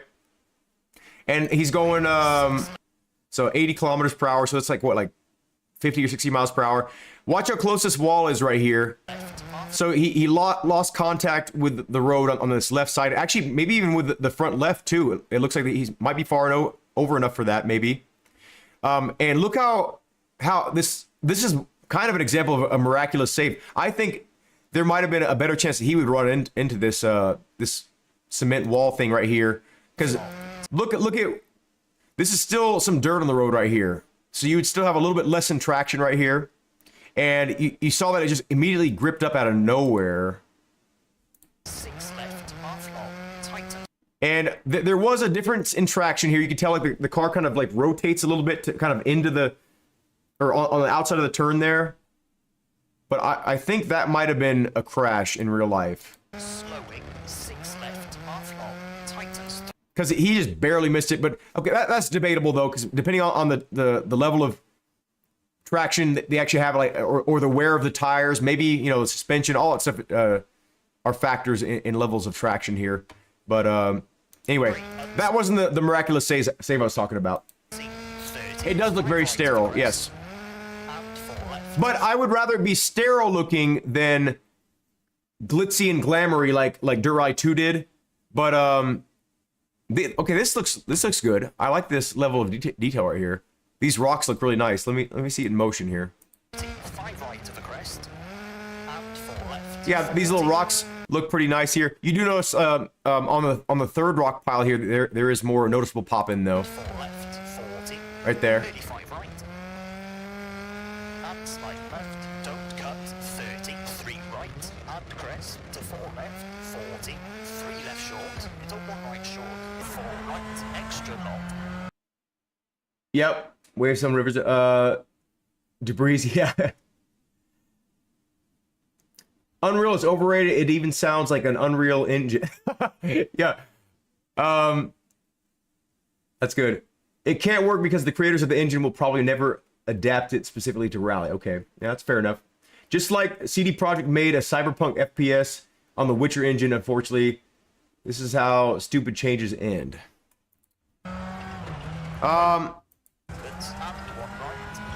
Yeah, this looks like there's a filter on here. It looks cartoon. The level of detail in the environment looks shockingly bad. Like look at this here. Like you could consider this like maybe like some fog because it's far away, but none of this. Okay.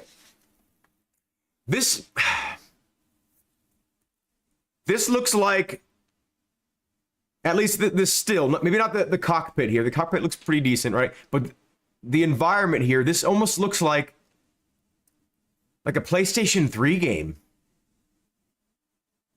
Like, look at the roots popping out here, how unconvincingly the roots are popping out. There's no real variation to the roots. It's all kind of like similar. Like the artist is like, oh, the roots popping up, plug in tree, plug in tree here. And then he just like pulled it out of the ground a little bit to make the roots pop up. There's no, what's the word? There's no rasp. There's no rasp to the engine. the image. It's like it's so smooth and unnatural and just wow. Wow. Like even the styrofoam right here does not look like styrofoam. It looks like dinosaur skin or something like that. Like, you know, or like a mat, like a Halloween mask or something like that. Like styrofoam, I don't know, and the lighting is just bad. It's just bad.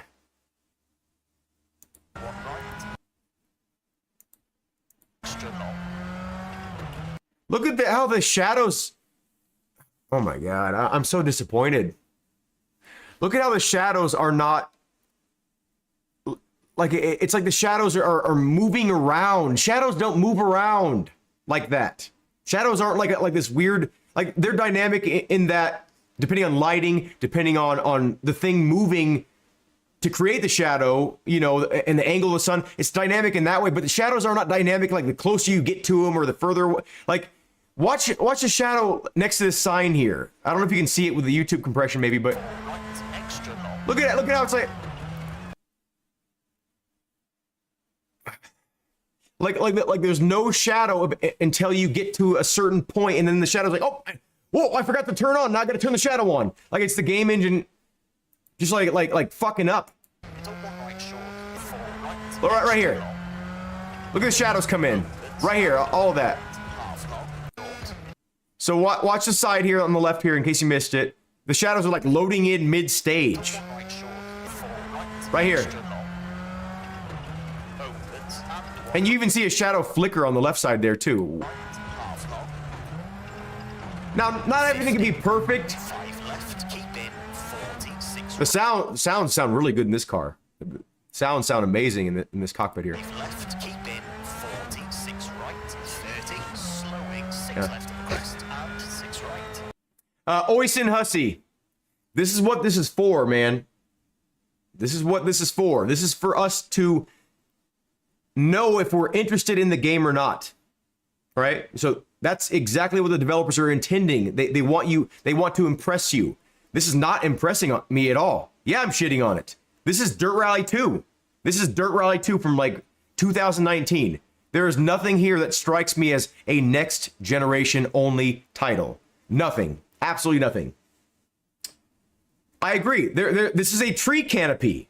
This is a tree canopy, and it looked like there was. Let's see. Okay, well, the trees are pretty thin up here, so maybe just doesn't look right.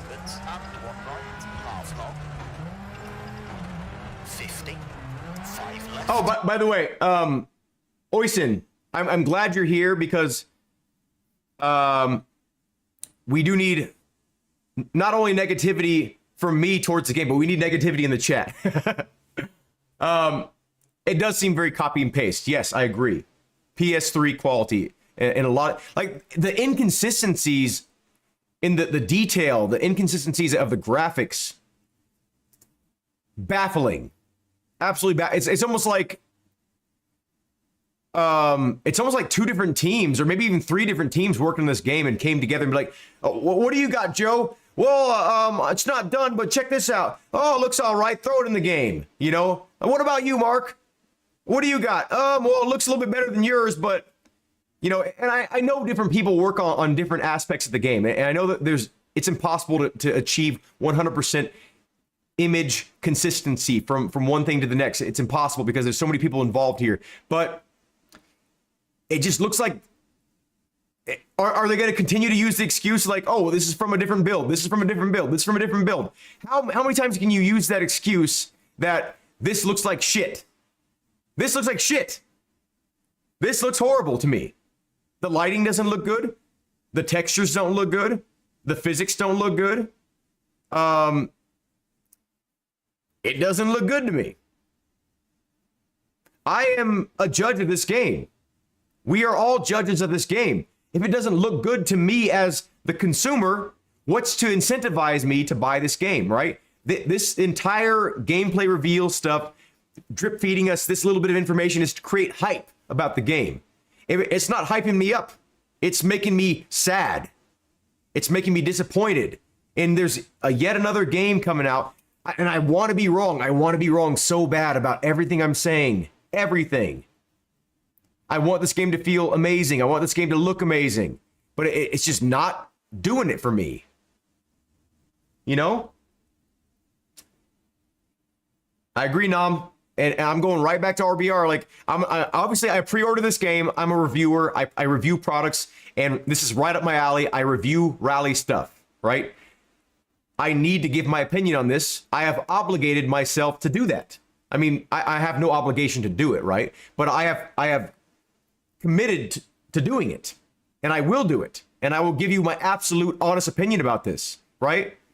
And of course, the game developers are not gonna, they're not gonna like say like, hey, we made some compromises here on the physics here, so sorry, they're not quite one-to-one. No, they're gonna say, this is the best physics engine ever in existence. It's like, well, okay, what about BeamNG?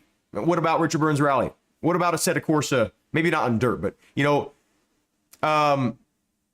you have some pretty stiff competition, Codemasters, and you're not living up to the competition. Keep in 46 right. Hey, 30, how you doing, Agent Hex? 6 left of the crest and 6 right. 50. Maybe not even 2.5, man, like 2.1. Hey, that looked pretty good actually. That weight transfer. 50 to stop. That weight transfer looked pretty good actually. Finish 150 to stop. To the crest and 6 right. 50 square left and 6 right to the crest. Very long. Okay, never mind. No, it didn't. That looked weird as hell. The car almost feels like it's floating again. It feels floaty. It also feels like... Did anyone feel like Dirt Rally 2, especially in Rallycross mode, helped you? I'm talking about with all assists off. I felt like Dirt Rally 2 helped you no matter what settings, no matter what car. I felt like it kind of like the game sensed you were going off the road, so it kind of like nudged you back on, or it felt like there was like this. And there is a drive line. There's a real drive line on every road where it kind of feels like the car feels best. Like it's like, okay, it feels like you have. There's a point on every turn where you as the driver have to do minimal work to get the car to do what you want it to do. Yes.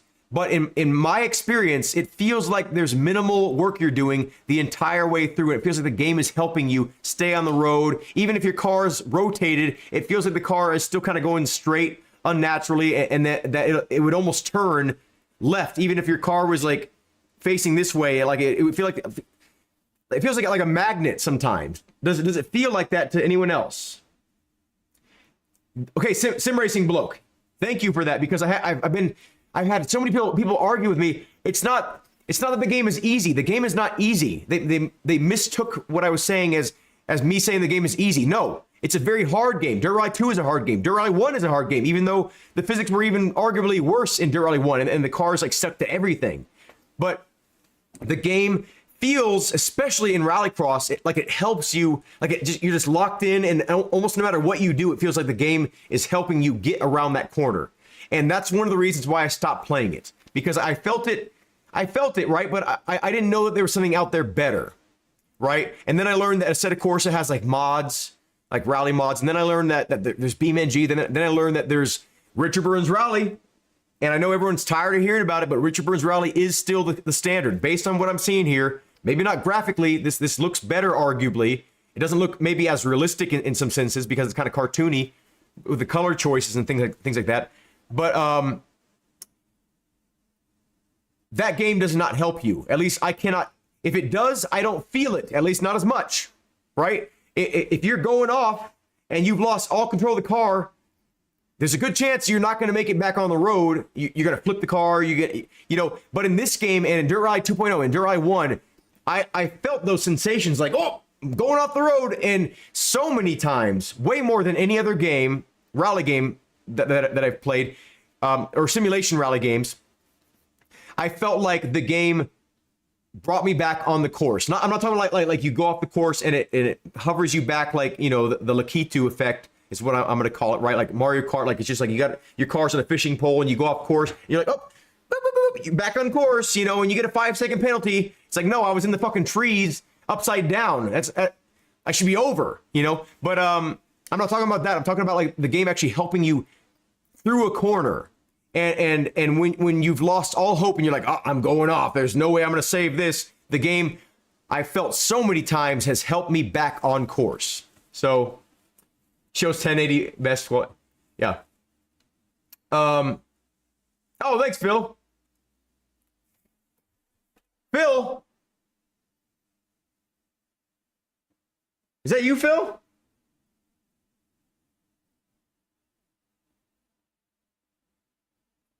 Phil, Airsoft Phil, is that you? RBR AMS1 AC Phil, yes. I would disagree with AMS2 feeling like a real car, at least in Rallycross mode. I never played the circuit stuff.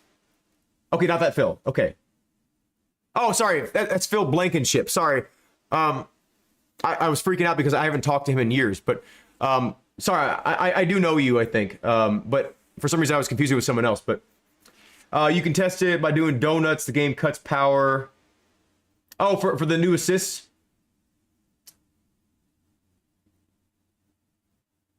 What was I talking about? Let's continue on. I don't remember what I was talking about. 6 left of the crest and 6 right. 50 square left and 6 right of the crest. Very long. Okay, there's some nice touches here. I noticed the grass was growing onto the pavement. Let's see if there's actually reason for. Oh shit. Let's see if there's reason for that grass to be growing. Where was it here? I pushed the fucking back button on my mouse. Sometimes when I go to grab it, like it's a little bit high up for my thumb sometimes, but where was it? I think it was right here. Now, the grass growing out of the side of the road, that only happens if there are cracks in the road, or grass cannot grow through asphalt. Unless it's like really thin or something like that. I mean, maybe there's certain circumstances, but there should be a crack in the road, and there should be dirt, or if there's like dirt on top of the road for a long period of time, and a seed has like blown over there. That's the only time grass should be popping out of the road. So when I see grass popping out of random spots, it's an immersion breaker for me. So let's see if the grass is actually popping out of cracks.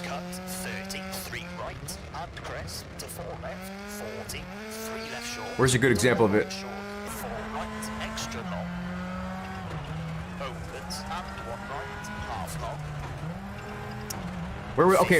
Okay, that was in the dirt. Okay, here's some patches of grass. You can't really see it too good. So it's hard to tell. I'm gonna have to probably judge this kind of stuff. Okay, right here. So you can see right here, there's no crack in the road and there's grass growing in the road. So that's I mean, it's super nitpicky on my part, right? And that would boil down to the artist, you know, letting things kind of spill over intentionally or an accident, I don't know. But maybe they didn't want to take the time to actually fine-tooth comb, like go through the stage and actually find those little cracks to have grass actually grow out of it. But oh, thank you, Josh. Is it Josh? Oh, I'm definitely going to play the game. I'm going to probably play the shit out of the game. But I'm going to be complaining about it, a lot of things. And I would hope you would expect that from me as a game reviewer, to be absolutely critical of every little detail that I can spot. And until I get the game in my hands, the best thing I can do for you all is critique what I see. So I've received a lot of flack for, just recently actually, for judging the game before it's out. That's what this footage is for. I keep on looking at the comments thinking I'm looking at the camera. That's what this footage is for, is to judge the game. This is what this is for. They want you to judge it. They want you to judge it in their favor. They don't want you to judge it like, oh, I hate this. They don't want that, of course, but that is what this footage is for. So, yeah.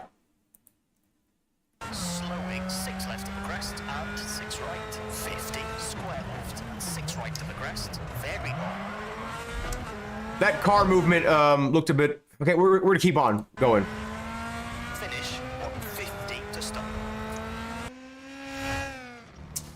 Okay, that car driving by. Now, who is it that said that? Ambient Mike, you said that the car sounds are going to be better in an update. Did you read that somewhere? I'm sorry.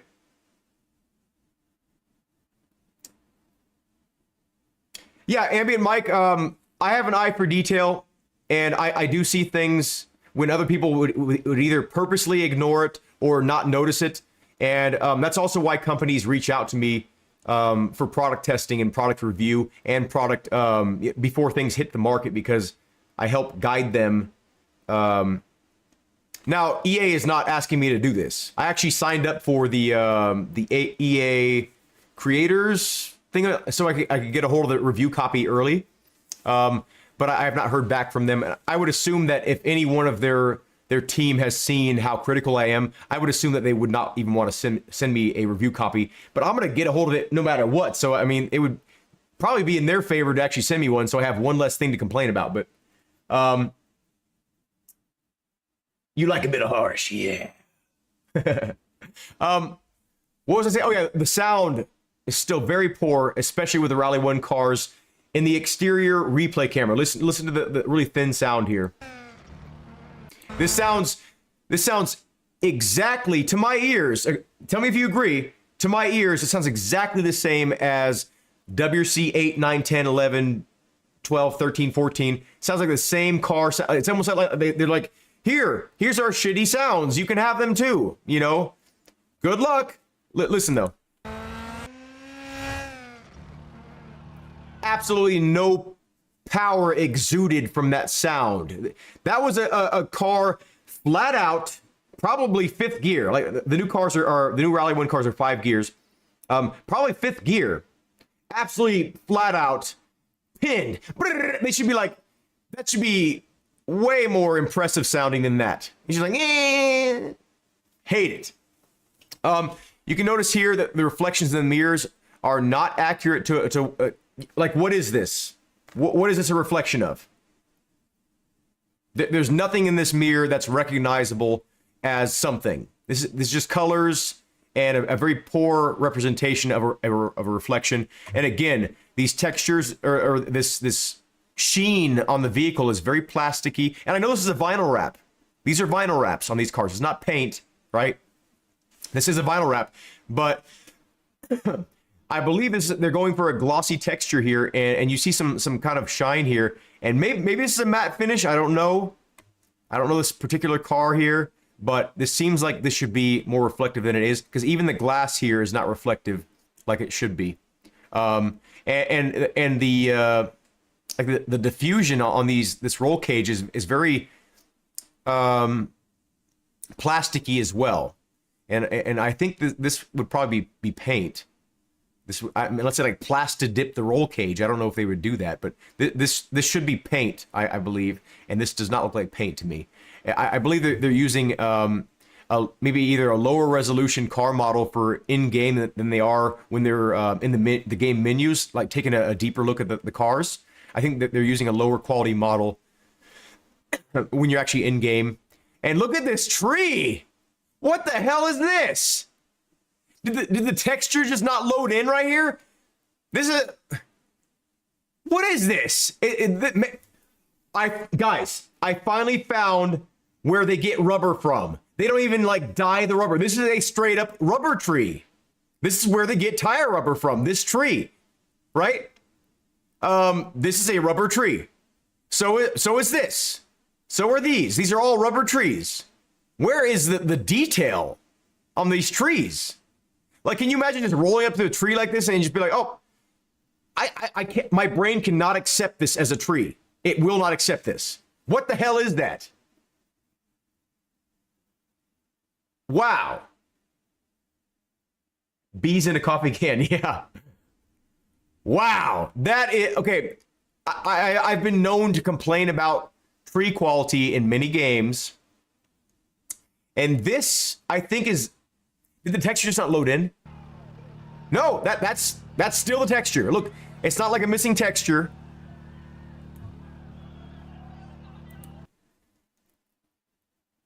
Is anyone from Sweden? Can you tell me if a tree looks like this? I have never seen a tree look like this, ever. Do trees look like this in Sweden? Like smooth? It's a Pirelli tree. Yeah, that's good.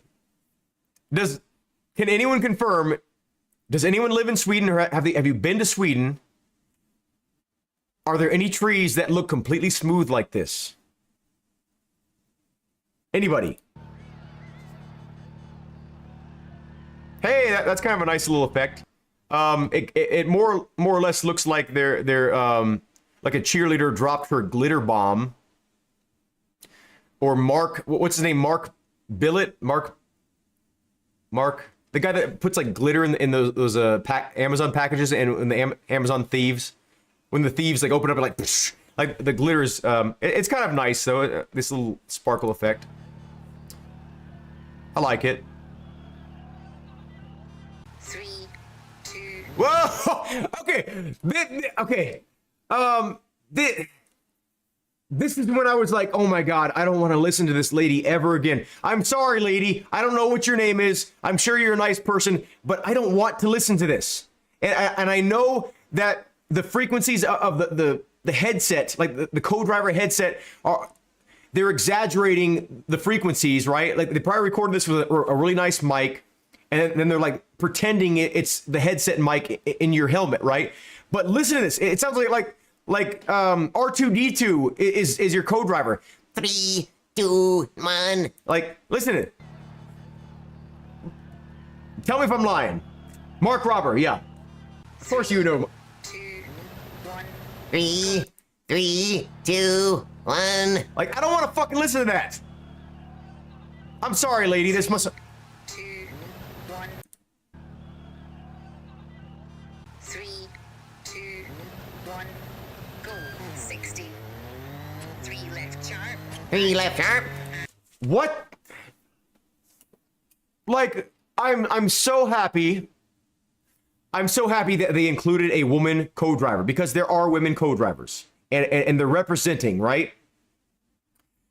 But why would you choose this lady? Right? I mean, I guess it's realistic in the fact that it is a real woman, I think, unless it's a synthesized robot woman, C-3PO woman. Like it's good that they're representing women in Rally. I love that, and I'm all for it. But choose Ivanka, some lady with some deeper voice, so I don't have to listen to. 3, 2, 1. Like, what are you doing? Could they just not book anyone else?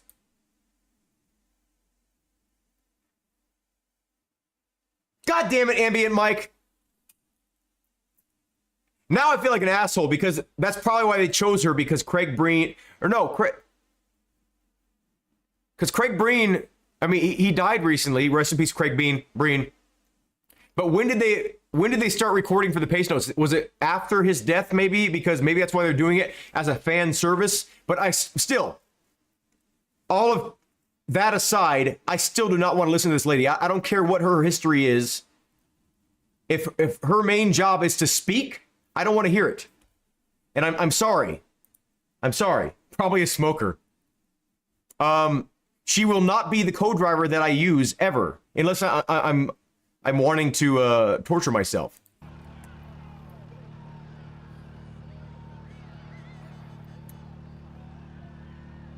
Look at this! Look at this flicker on the shadow here. 2, 1. Go. 60. 3 left sharp at junction and 6 left over crest. 130. You know what? Right over crest. I do hear her accent, and I do hear that she's probably from like Ireland. And you know, Irish people, they do this thing when they speak certain words. They go aye, aye. So maybe it's not only the fact that she has a high voice, but also her accent is emphasizing the aye, you know, 3, you know. They place Irish people place emphasis on certain like e sounds, aye. So I really apologize, lady. If you ever watch this, I'm sorry, but you gotta. you got to know that there are some people in the world that don't find your voice pleasant. I'm sorry. It's a question like I'm gonna go back to she's probably a great woman, right? Maybe she's married, she's a great wife. Maybe she's got kids, she's a great mother. I don't know her history, right? She's probably a great person. She does a great job in rally, right? Like she's co-driving for top level rally people. She's in a fucking top level game. This is a licensed game, right? She's doing well. I'm not arguing that. I'm just wondering why choose this woman's voice when the other co-driver you chose, from what I heard in the interview, he's not like some well-known co-driver. So you could have chosen any female co-driver. They would probably make time out of their life to do this. This is a once in a lifetime opportunity, right? And to choose this woman specifically, maybe it's fan service. Like I say, maybe it's fan service for Craig Breen and they're catering to his fans. I get that, but I still think at least include two voices, two women voices, two male voices. Give us some options here, you know? Crest tightens into jump 50. Cut and 6 paste left, trees. And right over crest into 3 left opens 70. Right over bump. Hey, that looks good. 5 left short. Keep in. This lighting looks pretty good. 5 right 70. Whoa! Fuck. Crest, The frame rate. The FPS drops. Slight right 100. Right there too. Wow. Over crest 70. Crest and This looks pretty good though. Keep in 70. Slight right 80. Hey! That was did you guys see that? There was a little bit of a crosswind, it looked like, and some little bit of powdered snow blew across the road right on top of a crest. Watch it. Watch this here. Keep in Watch it over the crest here. Right there. See it? See, there was a crosswind. Let me play it slow motion. That's a nice touch. That's actually very nice. Why do I keep on doing that? Look at that. So watch over this crest right here. You'll see like a sort of a cross breeze with the powdered snow. Right here. See that? That little plume? I guess it's possible that there... No, it doesn't look like that another driver has been by here. But that was nice. Let's watch it one more time. Full speed here. Like those kind of touches really ground you. Even if you don't notice it in your drive-through, right? Like when you're actually just driving it like full speed. Those are subtle details that your brain picks up on, but maybe it's subconscious entirely, right? But that's one thing that grounds you in the world. And yeah. Right 100. Left over crest 70. Crest and 6 left. Keep in 70. Yeah, I like that. Now the particles were a little bit too big, but they're probably exaggerating so you can see the effect. Don't cut and 5 left opens and slight left long 50. This is a 4 right. front-wheel drive car, isn't it? This is the... I mean, I'm not the best at front-wheel drive cars, right? But it almost seems like the car was moving unnaturally here. 5 left short. Keep in 60. 5 right 70. This is a... What is this, a Rally 3 car? This is like the junior WRC car division, right? I don't think the cars pull out of corners like this. 5 left short. Keep in 60. 5 right 70. Like there's almost no like there's almost too much like speed carried through here, and when you hop on the throttle on a front-wheel drive car, your car has a tendency to want to straighten out a little bit. Not like it looks like they're full throttle here. 5 left short. Keep in 60. Watch 5 here. right 70. Okay, they're a little bit off throttle here.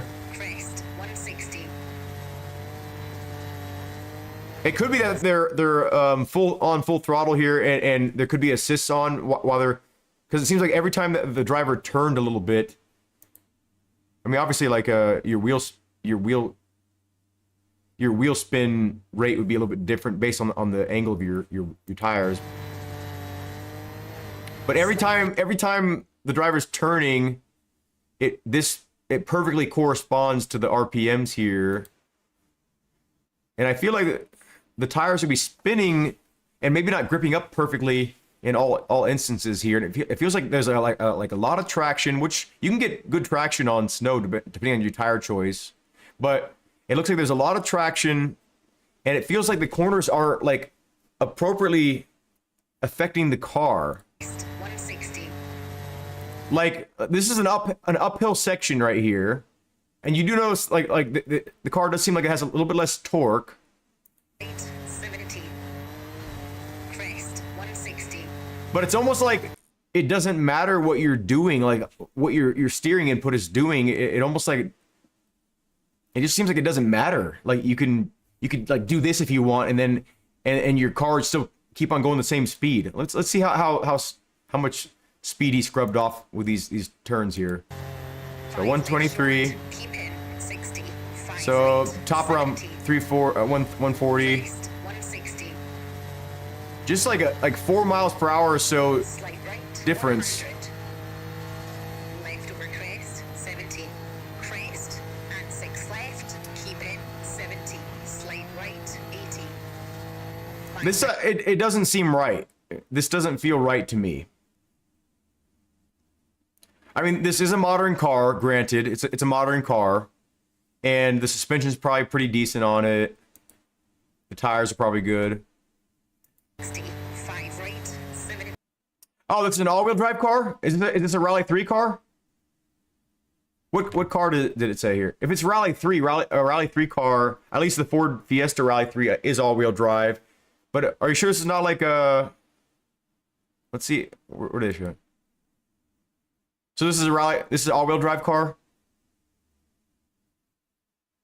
Isn't this Junior WRC? Yeah, this is Junior WRC. They don't have all-wheel drive in Junior WRC. They have front-wheel drive cars in Junior, don't they?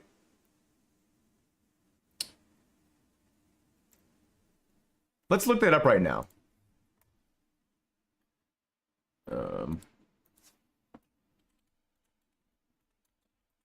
see. Or do they have... Or is Junior WRC, is that just... Are there different car classes in Junior WRC? I thought it was only one car class in Junior WRC. Oh, they did switch. I'm behind on my information then. Okay. WRC.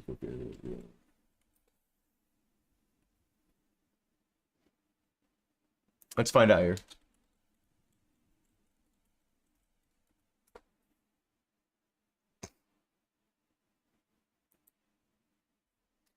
Okay. So, okay. Disagree. Okay. Where does it mention anything? Okay, that's not going to get us the information we need. I do believe you all, but I want to make sure I'm correct about this. Okay, so right here, that it is the Rally 3 car. With the okay, so yeah, Rally 3 is all-wheel drive. You're correct. Now, that doesn't explain exactly. Something still feels off about this car. But yeah, so it's all-wheel drive. So let's take a different look at this now that we have a different perspective here. 1 go 60. 3 left sharp. Yeah, I will say right now, this snow texture here on the ground is some of the better looking road surface I've seen in this game so far, and also some of the better snow textures I've seen. Now, you can kind of see like there's a path here. Not carved out from other, but you can see that like other cars have passed over this, but it's actually a pretty nice texture here. I like this. This is pretty decent. There's not like, now on the starting line, there should be more like darker colored dirt, especially like at the start line in rally, it's all dug out. And by the time, unless this is the first car on the course, which I guess is possible, maybe it's the first car on the course. But if it's not, you know, when you do a launch, your tires dig down, you know, and so these starting areas, they look a little bit more they look a lot more dug out than this. So 3, maybe that'll change. 1, go. 60. 3 left sharp. I bring them receipts. And 6 left over crest. 130. Slight right over crest. Tightens into jump. 50. This does feel a little bit better 6 right. thinking that this is all-wheel drive. Over crest. Into 3 left. Also, the level of grip feels better in my mind. I was thinking this was an R2 car. 5 left. I should have known this was a modern WRC car, because that livery, I think it is that John Armstrong's livery? Yeah, I should have recognized this livery because I have seen it before, and it says EA Sports on it. I was thinking this was an R2, like an older car, but again, why would it be an R2? Like, why would they even show off the game in an older spec car? Actually, wait, they did though. I think didn't they have an R5 in this? I don't know, whatever. I was thinking this was an R2, which is a front wheel drive car. But yeah, so this does feel a little bit better knowing this is all-wheel drive cars. And 6 left over But crest. 130. still a little bit weird. Slight right over crest. Tightens into jump. 50. 6 right. And right over crest. Into 3 left. Opens. 70. Ah, Right over bump. that actually felt kind of weighty. Hey, this looks nice. This lighting looks really good. I mean, the trees looks a little bit weird still, but this looks convincing for like the time of day they're going for here. 5 left short. Keep in. 60. 5 right. 70. Ooh, bad frame skip though. 160. This doesn't look bad. Slight right. I like this. 100. Even the physics right here look pretty decent. Not like the best. 6 left. Keep in. 70. Slight right. 80. Anyway, 5 right sharp. Don't cut. this scene here still kind of Short, over this crest, pleases my brain. cut, and 5 left opens. I don't like the shadows popping in still, but 50. 4 right. Tightens. Whoa! Long, 40. okay. We're going back to the rain, folks. They're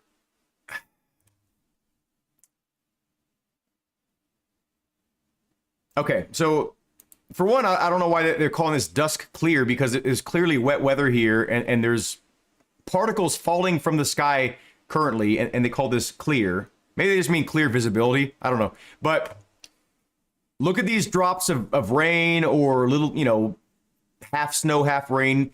None of it is hitting whatever camera this is supposed to be. None of it. 3 half long, 40. Like, where are the droplets, right? Like, Half long tightens, and 6 right over crest. Long. actually, have we seen any examples of it hitting the actual windshield too? Or has all the footage we've seen of in cockpit been dry weather? That's clear weather.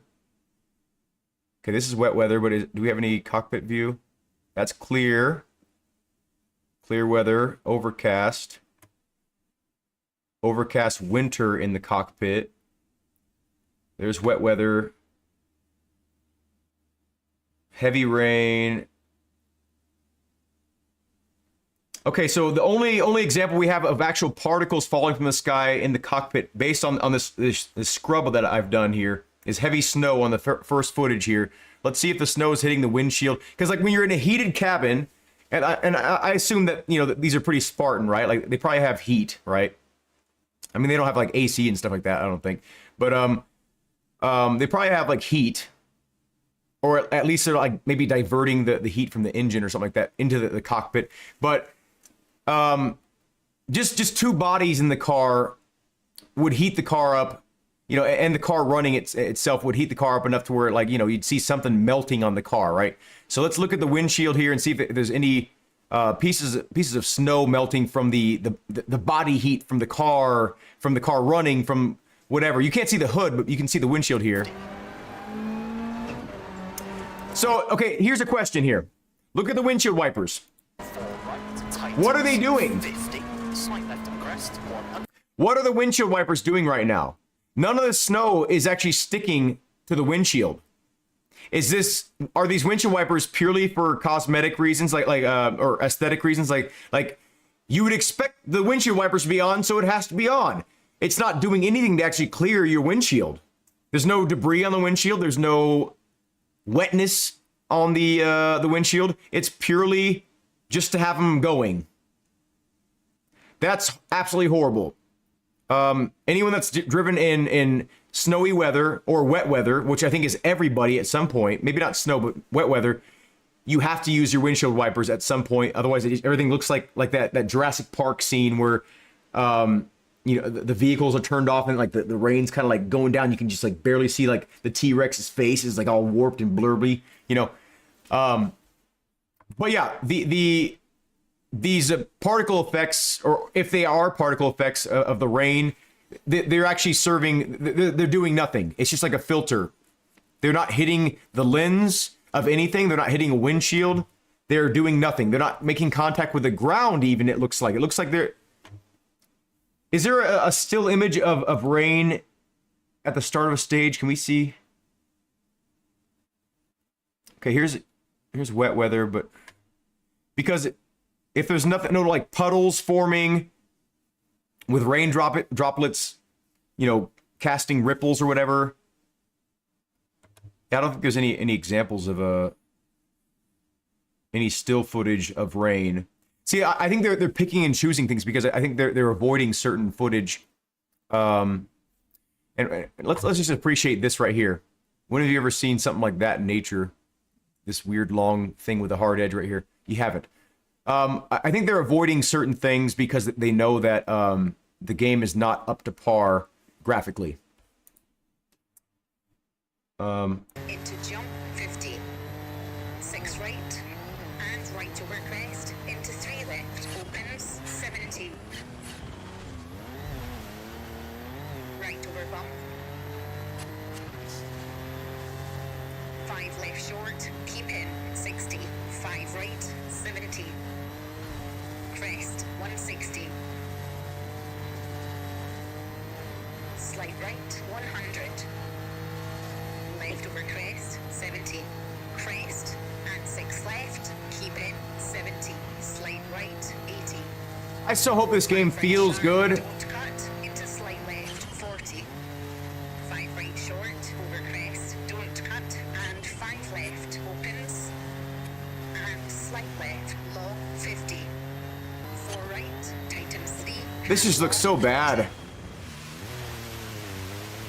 Late 3 left, half long tightens, and 6 right over crest, long. I will say that the paint, or this texture, that this, not the paint, but maybe it's paint. Is it clear coat? I don't know. Whatever this is, looks like a convincing surface. It doesn't look perfectly flat. You know, it doesn't look too shiny and perfectly flat. It looks like there's a little bit of like orange peel texture to it. To 3 left short, over crest, 180. Slowing, slight right, and slight left, don't cut, 40, caution, 3 right, tightens, 30. 3 left, opens, Okay. 30. That's good. So you notice it's wet, sloshy snow. It's raining when there's snow, right? So when it rains and there's snow on the ground already, things get sloshy, like slushy, right? And you notice in the traction levels here, they actually had to slow down quite a bit right here on this turn. It looked like the car completely kind of like lost traction 30. 3 left, right there. That was pretty convincing. And the sound, was pretty convincing. When you run over like muddy snow, that's how it sounds. 3 left, opens, 30. And since this is basically an exterior camera, it would be kind of sharp sounding like that too. That's nice. I like that. Opens, 30. 2 right short. Now, I don't like the lighting here. This does not strike me as realistic lighting at all. Like at all. Nothing about it. 40. 5 right, half long. Neither does this. And slight right. Into right over crest, 120. 4 left. Into crest. Into 4 right. Half long. Opens, 130.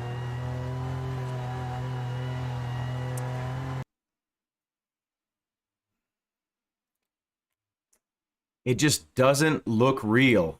We're gonna watch some onboard footage. I mean, I'm just recycling my own thoughts at this point. Now, I do have some more things I want to talk about here before we end the live stream here, but I know this is a long live stream, and I know most people are not going to take the time to watch this whole thing, but I appreciate those of you that are. Now,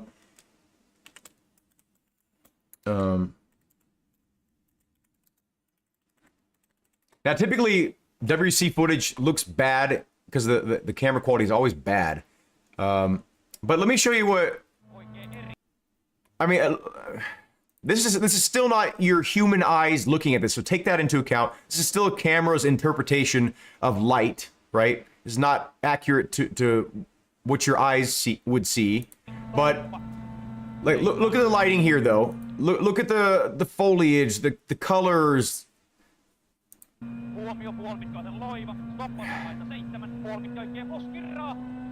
I wish do they have like a straight okay, they have a bumper cam right here. Right over jump. 50. Slow, keep left. Like this is the goal. And what's funny is even though Richard Burns Rally is a much older game, I'm more convinced, I'm more grounded, not only because of the physics, but because of coloration of things. The artist rendition of the area, like the foliage, like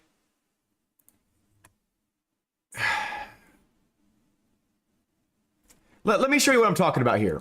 We're just gonna open up a modded stage of Richard Burns Rally from Rally Sim Fans, right? Rally Sim Fans has the best looking stage currently, and it's exclusive to them. I'm gonna show you what. Now, graphically, it's not going to be as good in terms of the, maybe the resolution of things, but the authenticity is what we're looking for here, right? This is, I'm not even going to race like hard. I'm just going to show you on my screen for those of you that don't know, right? Like what Richard Burns Rally is, what's this game everyone's talking about? What are they? Like, why do they keep on comparing it to this old-ass game? I'll show you why everyone compares this... Oh, shit. Did I turn this on? I'll show you why everyone compares it to Richard Burns Rally. This is not... Yeah. I'm going to show you. I'm going to show you an example of why this is the standard. Like, look at this. This looks horrible. The UI is horrible. Whatever. Fuck it, right? Like, that's not what we're here for. We're here for the actual... racing, right? So we're gonna go to practice, and this is the stage I'm talking about. We'll do it in a modern car too. We'll do it. Now I'm not gonna have motion on right now, so okay, maybe we're not gonna do it in a modern car. Let's do it in this Hyundai i20. No, we'll do it in the. Well, I already have it set up for H pattern, so we'll use this older car. But, okay. This is a modern stage, right? This is someone modded this into the game. And, yeah, I mean, okay, we got it too foggy here. Oh, shit. I didn't know we changed the weather here. Now, yeah, you're going to look on the sidelines and be like, oh, well, the people are fucking all stupid looking and whatever, and, we'll do just hazy, I guess. Yeah, you can do weather changes. in Richard Burns Rally, you can wet weather. Now, yeah, I mean, this guy over here, these people don't look real, right? But this is an old ass game. 2, Oh shit! 1, go. I didn't map my controls. This is not a good representation of. Actually, it is a good representation because the controls fucking reset all the time in this game. But sometimes when you switch games, it does this.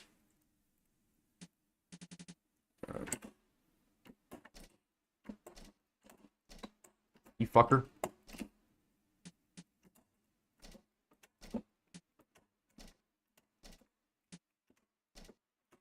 Okay, sorry it's taking so long here. I forgot that I didn't map this fucking game. I'm just mapping my H pattern right now. Map the handbrake. Oh, my handbrake is not plugged in. Okay, we'll use this handbrake.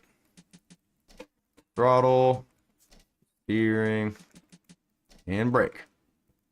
Oh. Fucker. Okay. This is too loud, isn't it?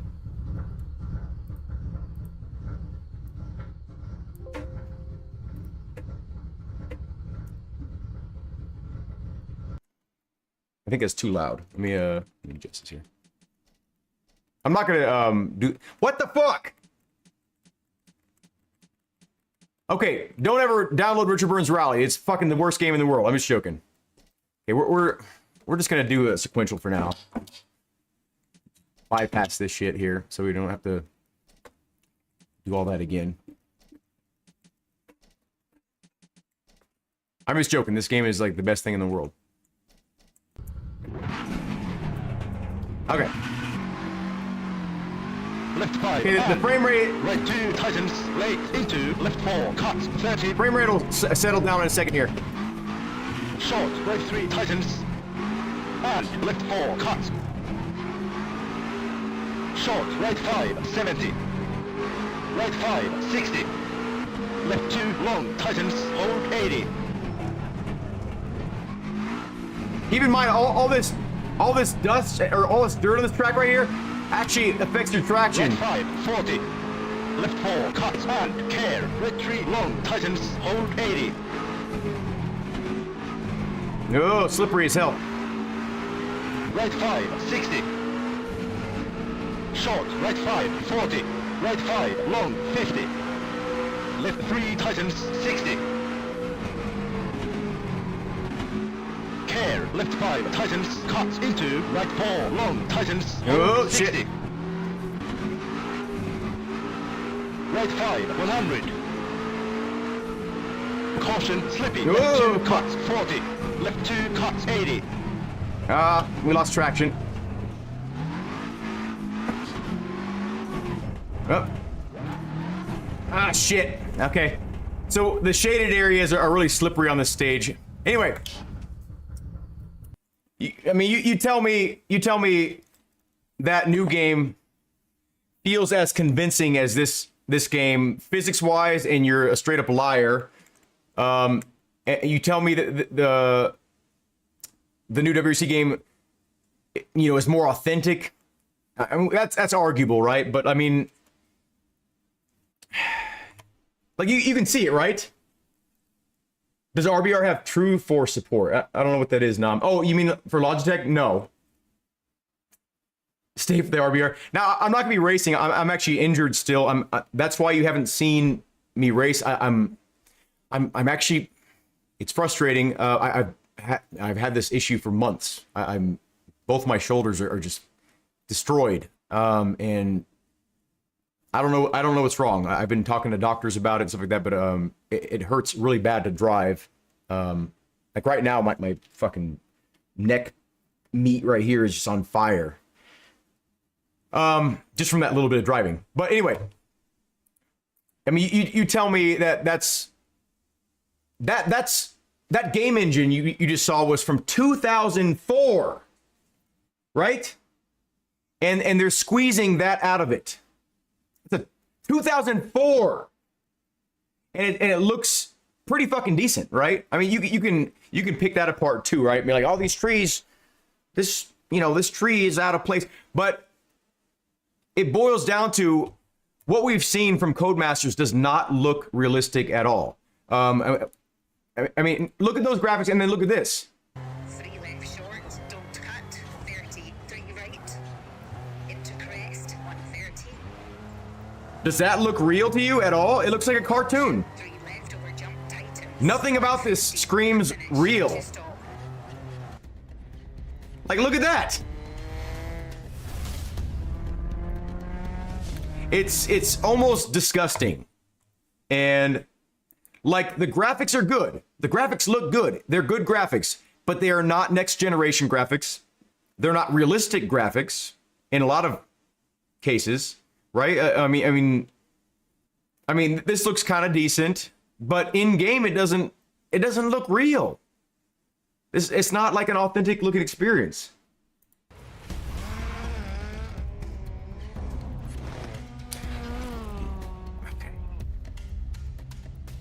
I mean, yeah. Like, look at this lens effect. It's like, what do you... So fake looking. Everything about this looks fake. 3, 2, 1. Look. It's like, look at the cockpit vibration here. Not the movement. I know what they're trying to go for. They're trying to go for a car that's modified, right? Because when the engine's on, you feel vibration through the car and it kind of moves a little bit, but not this much. Watch this. Look how exaggerated this is. 2, 1. Like he's on top of a fucking John Deere tractor. You know, like some 16-cylinder beast. This is a little 4-cylinder engine. 1, go, slide. 1, go, slide left, There. 50, crest.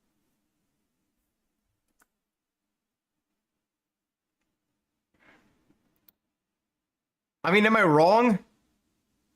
Has someone been in a 4-cylinder car? I'm not talking about like a drag strip car, because maybe someone's like got some insane stroked out 4-cylinder beast on a drag strip, right? Like some 1,000 horsepower, whatever. But I mean, there is vibration when you have an engine on. It's reciprocating chunks of steel, right? But I mean, like, no. Slide left, 2, 1, go, slide left, 50. No, you're Joe. You just got here.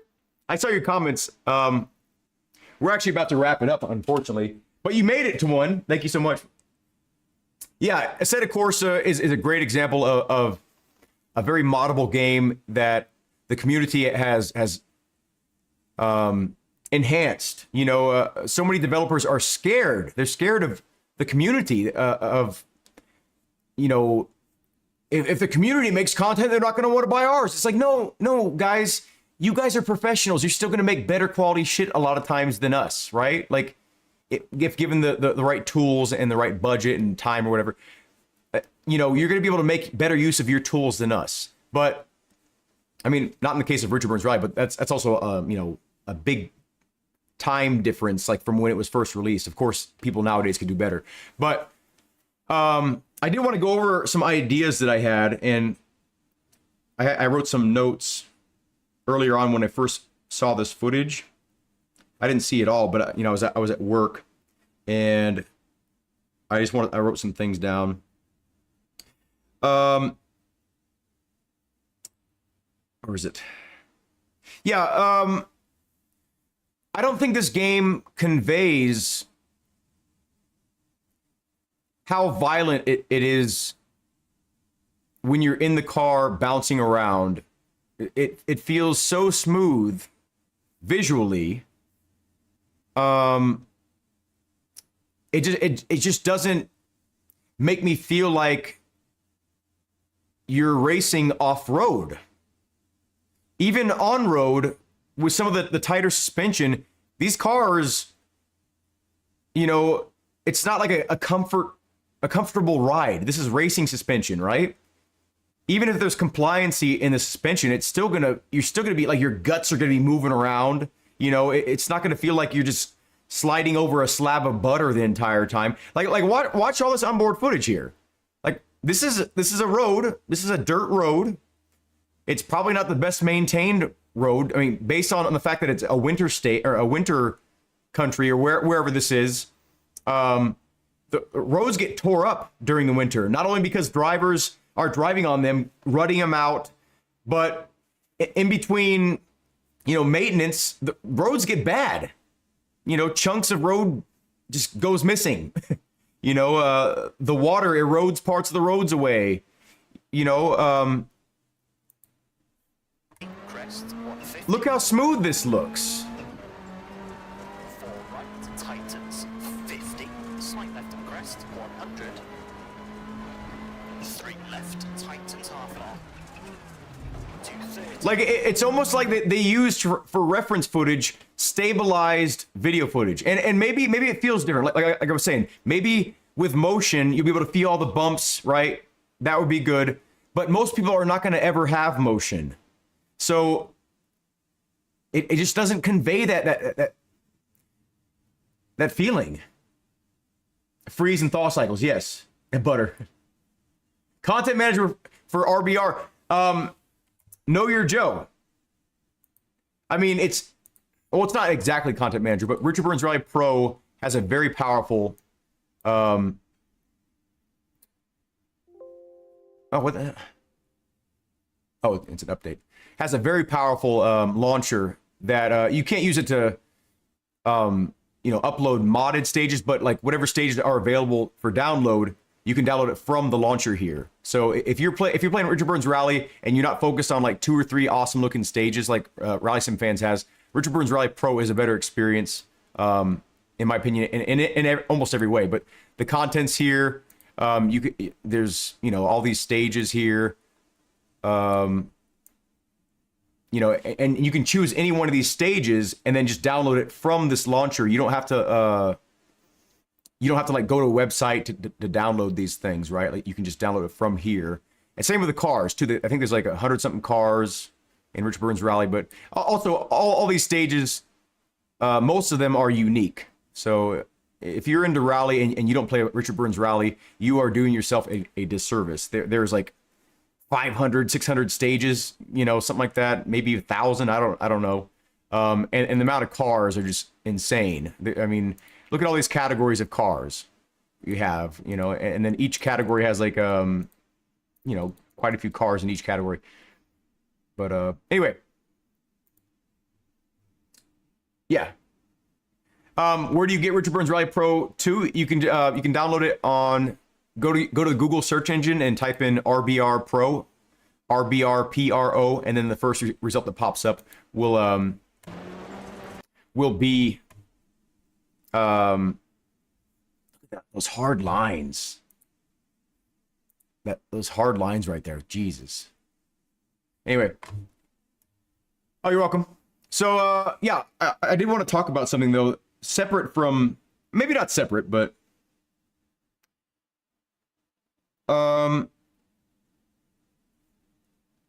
Where is it?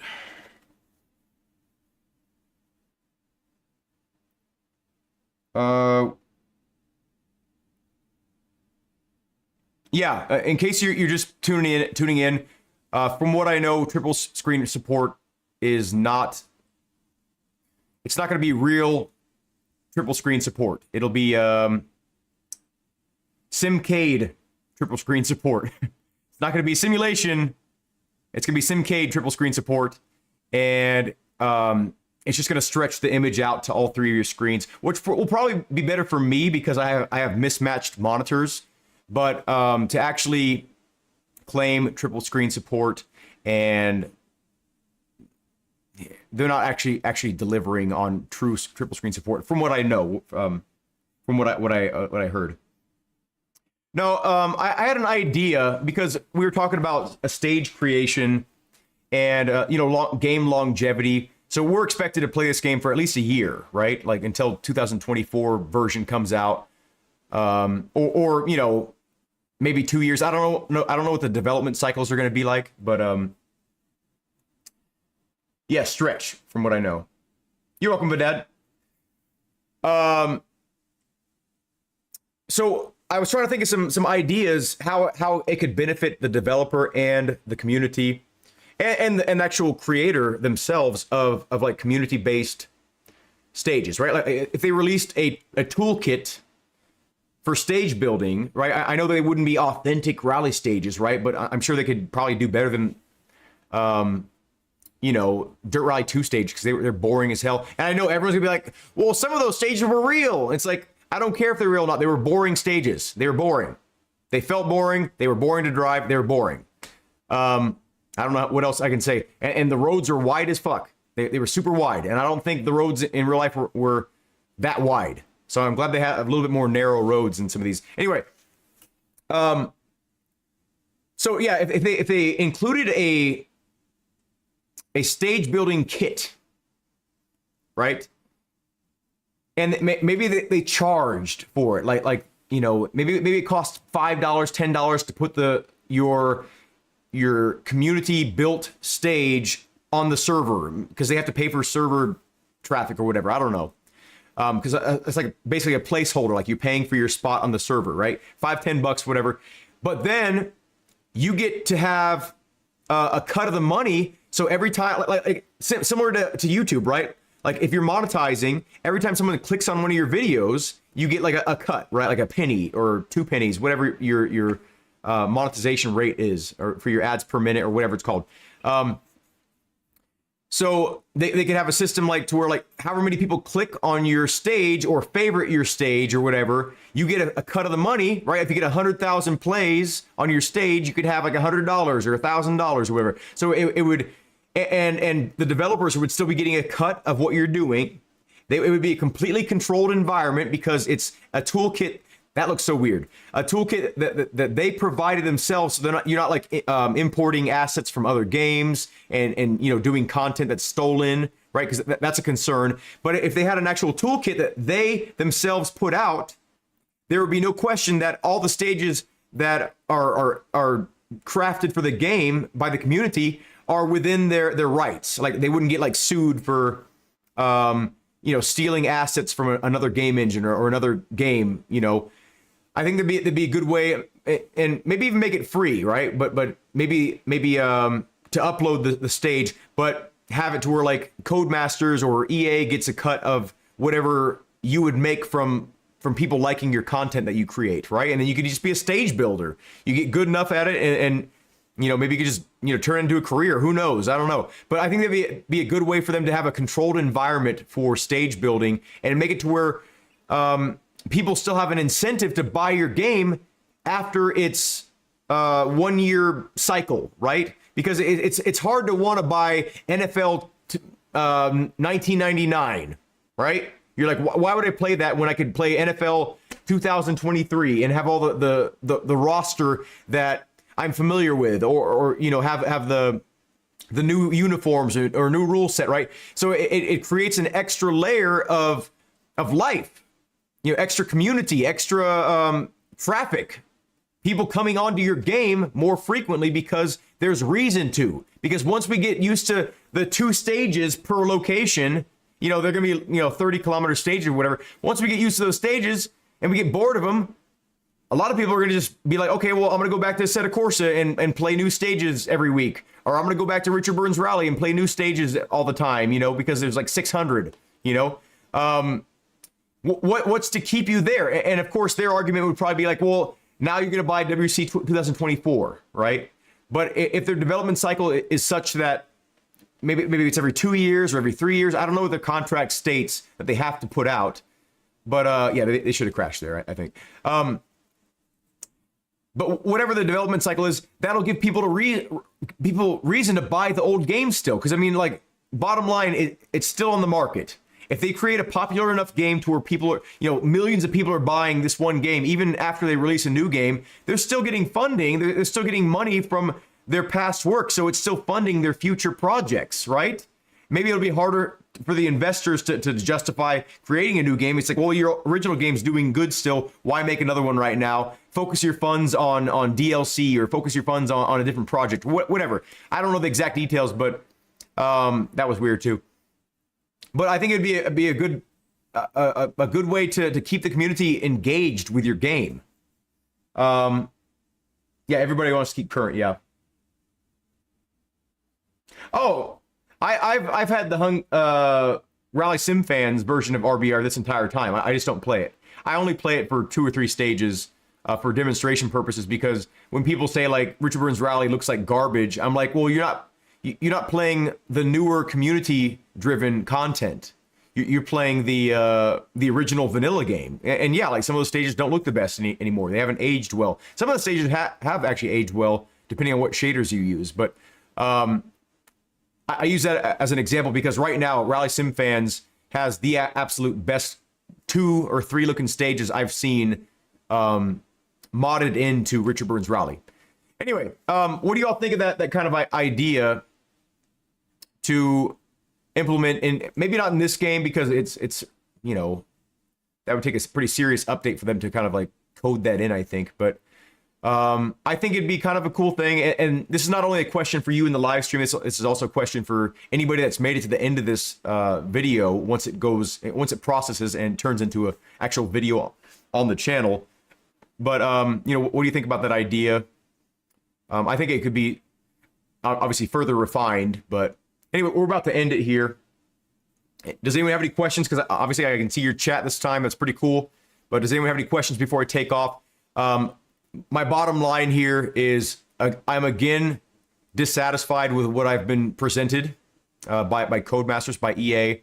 And I'm still hopeful for the best. I'm still going to review it. I'm still going to buy it. I'm still going to play it. You know, will I have a good experience or a satisfying experience? That's based on what I've seen here. I'm not going to, and I'm probably only going to play it to review it. I don't think I'm going to spend any serious amount of time in this. But yeah, I mean, new stages are always cool, but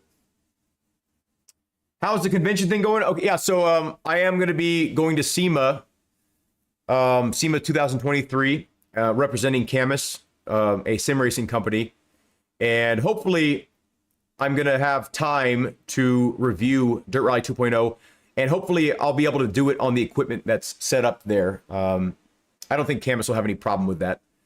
Hopefully the game is compatible. You know, it said in the original reveal that they have great compatibility with what's it called?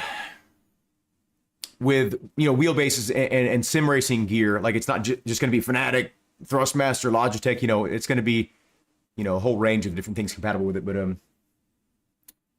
yeah, the headlights look weird, Mark. It's 3 a.m. in the morning. Damn. Yeah, go to bed, man. Thank you so much for listening to me complain and rant.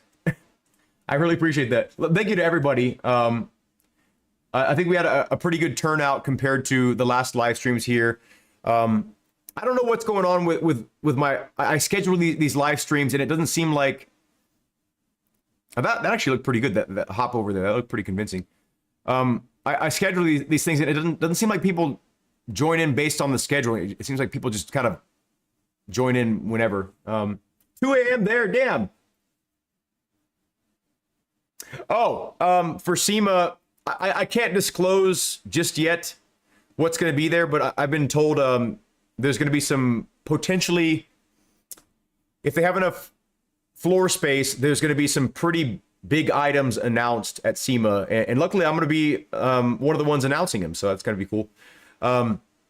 But I truly believe Camus is doing big things for the sim racing industry, and they're forcing all the other companies. At the very least, if you don't like Camus's products, fine, that's fine. If you don't like the company, if you don't like that they're made in China, whatever, you know, you can have whatever opinion you want, but you have to at least appreciate the fact that they, not single-handedly, but they, you know, Moza is also a factor here, but they mainly are causing the prices to come down for all the manufacturers. They're forcing prices to come down. So if you want to get into sim racing and you don't like how expensive things are, thank Camus. They are the only major manufacturers in the game that are truly pushing prices down. You know, Fnatic pretends like they are, but they're not. They are not. They're not pushing prices down. They're still really taking advantage of people with some of their pricing. I hate that. Oh, you're looking at, yeah, see, Know Your Joe, like, I don't know why, you know, the live stream scheduling thing is not working. It's almost no point in me setting it up. But, well, thank you so much, Joe. Appreciate that. You're waiting over here for the Sleepy Pants. We were waiting.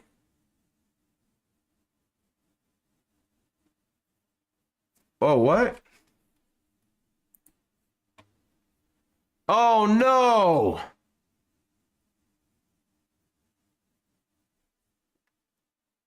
Ah. Party foul. Oh, man. I forgot I opened up my other account. What the fuck? I had 2 tabs open because I was seeing if I was live on the other account, and then I had to get my stream key, and I thought I was on my sleep. Oh, man. Man, I fucked up bad. Man, I codemastered it. I dropped the ball hard on that. No wonder. Ah, man, I did not want this on this channel. This was supposed to be on my Sleepy Pants channel. Well, y'all are in for a treat, I guess. Fuck! I'm gonna get demonetized for saying that loud.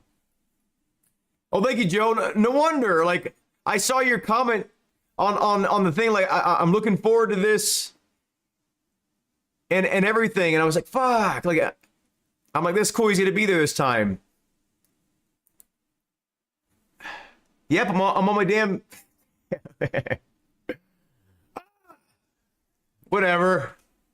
I'm getting the information out there, and if you want to look at it in a different way, this channel has almost 20,000 subscribers, so I'm spreading the information to a potential larger pool of people. So, so here's what I'm going to do. I'm going to... Oh, that's going to be such a big file, though. I was thinking maybe I could just download this everyone here, or everyone watching this on my Douglas Thompson channel, please follow me on Sleepy Pants Sim Racing. I dropped the ball. I thought I was on Sleepy Pants Sim Racing, but I'm not. I'm an idiot. I make a lot of mistakes. I'm a real human being. I'm a real boy. And, you know, not all my information is correct. Not all my life choices are correct. Not all my... I just made a big mistake. And I'm sorry for those of you. Actually, I'm sorry mostly to me, because like that benefits nothing but my other channel for to be on there, and now I'm not getting the extra traffic on a pretty big gameplay reveal here. Whatever. Dirt Rally 2.1, here we come, and yeah, sometimes these things happen. Thank you, Mark. I appreciate it. Yeah, subscribe to Sleepy Pants Sim Racing, and some asshole. I mean, I'm not the only person that's thought of the word Sleepy Pants, right? Like, it's pajamas. But some asshole, I think 3 or 4 months ago, hopefully you're not a subscriber, and hopefully you don't like my content, and I'm calling you an asshole, and you're like, whoa, what the heck? I like your stuff, and now I hate you. But some guy named their channel Sleepy Pants after my channel, and they well, actually, it's probably more accurate than my channel, because their channel is about sleeping. Like, they upload 10-hour... videos or sound clips of like SpongeBob music and stuff like that, and so they're relating it to SquarePants, right? Like SpongeBob SquarePants, Sleepy Pants, you know, and yeah, so when people search for Sleepy Pants now, that's the channel that comes up instead of mine, and because that guy's killing it, like so many people are subscribing to that guy because they want to get to sleep, because you know they're having trouble sleeping because of all the electronics you guys are up at 3 a.m. is a perfect example, right? You guys should be in bed. Or you are in bed, but you're still awake on electronics. That blue filter is not helping. But this guy named his channel Sleepy Pants, I think 4 months ago. That's not my channel. My channel is Sleepy Pants Sim Racing. Sleepy Pants Sim Racing. So, yeah. Anyway. I think that's the end of the stream, everybody. I feel like a fucking idiot now. And sorry for my misinformation. I thought that car that we were watching was an R2. So sorry if someone clicked off the video and and that's what the information they left with. I apologize. I don't mean to spread misinformation, but I thought that was an R2 based on what I saw. This car, I thought this car was an R2, but it's this is a Rally 3 car, which are indeed all-wheel drive cars, which is awesome. And I wish they would make an all-wheel drive regular ass Ford Fiesta. Of course, they don't sell them in America anymore, so I guess it doesn't matter. C'est la vie. Oh, thank you, Ambient. I appreciate that. And they're welcome too. Like, I'm the first person to admit when I'm wrong about something. I'll defend myself if I feel I'm right. Right? Like I wanted to confirm it, right? But yeah, I should have just thought this is a modern game. Of course, they're going to use the Rally 3 variant instead of the. I wasn't thinking. I was just assuming it was a R2. But hello from Ireland. Wait, is this Gerard? Is this head to head? Are you sure it's a different channel? When I want to go to sleep, I just turn on. Oh, there you go. Yes. And I think I have checked out your stuff, Ambient Mike. Didn't I comment on one of your videos? There you go, head to head. I recognized your. So actually, you're just joining in, man, and unfortunately, I am not happy with this footage I've seen. Yeah, head to head. If you want to introduce yourself in the comment section here, you have some pretty good experience with this stuff. Especially, I mean, just being from Ireland, I'm sure there's like a bigger culture there. What's your opinion on this footage here? Like, does this look realistic? Does it feel realistic to you? You know, actually, I don't even. Are they going to be Ireland? There's got to be Ireland stages, but I mean, look at this. Like, I put in like 400 or 500 hours into Dirt Rally 2, right? 2.0. I am a fan of Codemasters games. I'm a fan of Dirt Rally 2.0. I'm a fan of Dirt Rally. I played I don't know how many hours of Dirt Rally. I love these games, but they are games to me. They're not what I consider simulation, but great to see you too, man. Notice gameplay looks nothing like some of the previous. Yes, exactly. Like the lighting is off. They're claiming authenticity with the stages here and stuff like that. And it's like, well, you know, the layout might be authentic, you know, or close enough, but it's like it doesn't look authentic. I can show you some Assetto Corsa footage that looks fucking straight up real. Actually, let's look up. This is already a long ass live stream, so why not just make it even longer? Why not? I haven't been live streaming lately because I'm in a lot of pain, but and I'm also trying to reset myself mentally because I've caught myself, you know, not only judging this game negatively, but I've caught myself being just really uptight about things in my daily life. I'm talking about that because I'm going through a lot of stress at work. But go back to the reveal trailer. You do look at the concept of the strategies they're supposed to. Oh, the strategies, the strategies. Is that what you're saying?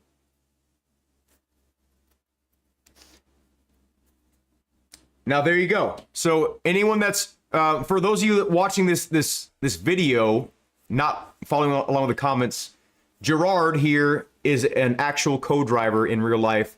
He has experience, right? He has real world experience, and he's been in the car when it's been violently shaking about, right? And so I want to hear your opinion. Don't be swayed by what I'm saying. Does this footage strike you as authentic? Head to head strategy, okay. Left 50, crest 150. Does anything about this feel 50, real to you? crest 100. 3 left, tightens half long. 230. Like, what's the vibe you get from this? The sensation. Crest, don't cut 40. Late 5 right, very long pass junction. I'll read his answer for those of you watching on this later, but Crest 80. Okay, so for those of you watching and you're not in the live stream here, for those of you in the future, Gerard, who is a real co-driver, who's been in these cars in real life, right? He's involved in rally. He says no capitals way. Very, very disappointed, to be honest. That's coming from someone that knows their shit, right? Like, I know my shit. I've lived in a desert region. I've driven off-road my entire adult life, right? Like, I've ripped it up in cars and in numerous off-road vehicles throughout my entire life. I know what things should feel like. I know what grip levels should be. I know how the vehicle should move. And nothing about this, at least the majority of this, doesn't strike me as an authentic, realistic experience. And for those of you, or for those of you that have not tried Richard Burns Rally, I really urge you to try it out and feel the difference. Richard Burns Rally doesn't feel one-to-one with real life either. Like, nothing does. BeamNG does not, right? Like, those are games like really focus on physics, right? But they do a much better job of replicating all these different surfaces you see here, and a much better job of convincing you like weight transfer, traction levels, how the cars land. You know, when you land in not optimal ways. You know, you don't just like keep on going. Sometimes your car fucks up. You know, when you land weird, right? Like, your car doesn't just land no matter what and just keep on going. Very artificial. That's a good way to put it. Yes. The car never leans.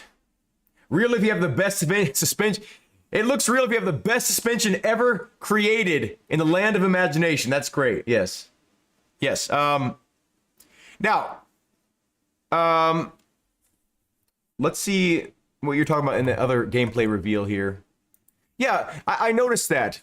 The first look at the gameplay, the deep dive that we saw, I felt like there's some things that look better. Like this. This looks better. Right here. I mean, that doesn't. That looks super fucking fake. It's got a toy car. A toy. That doesn't look absolutely horrible, but it's still kind of toyish. With greater realism, fidelity, and detail than ever before. Okay. And again, this is why I'm so upset. This is why a lot of us are so upset.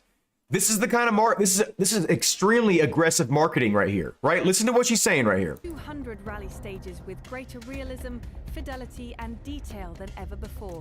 Greater realism than ever before. Where is that? Because this game doesn't look realistic to me. And let's look at Assetto Corsa, right? Assetto Corsa is an old-ass game. Or not old-ass, but it's pretty old, but... And... Now, granted, there's going to be some mods, right? Assetto Corsa... Let's just say realistic. I'll just type in realistic, right? Let's see some examples here.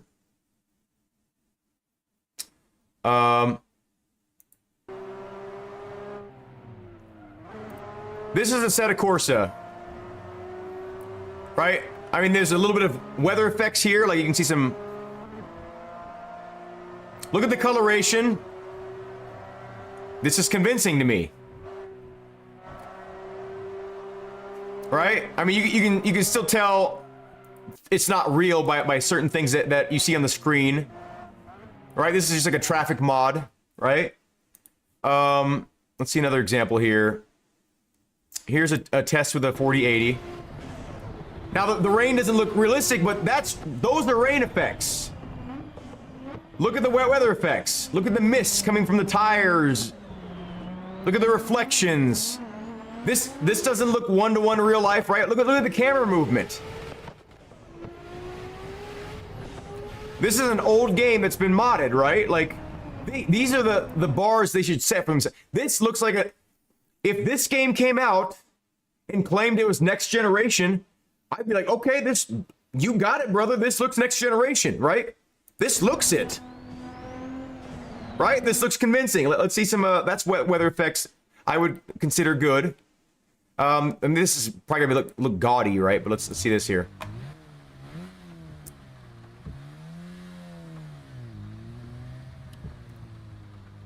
Look, I mean, look at the lighting already. I mean, there's a little bit too much bloom and stuff like that, but and the windshield wipers are doing something weird here. This is a Assetto Corsa, right? Like the steering wheel does not look real, but if you look past the windshield, I could probably confuse that for real life if you just kind of glance at it, right?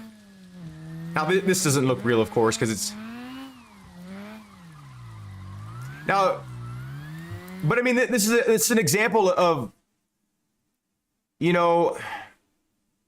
Let's look at Forza Horizon 5. Let's see what this looks like.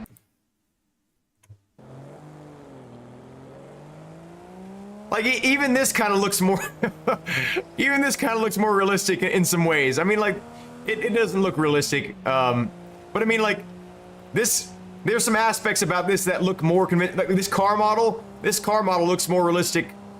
Even how that the car kind of bounces up and down on the road looks more realistic than I mean, you know, the things in the distance still look realistic, but I mean, like, this is not even a simulation game. Look, I mean, look at this. This is not even a simulation game, but this.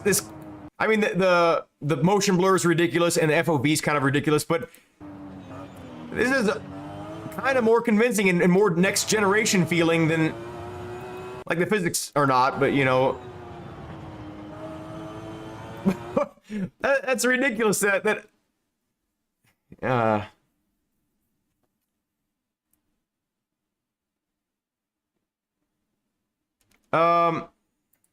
is this?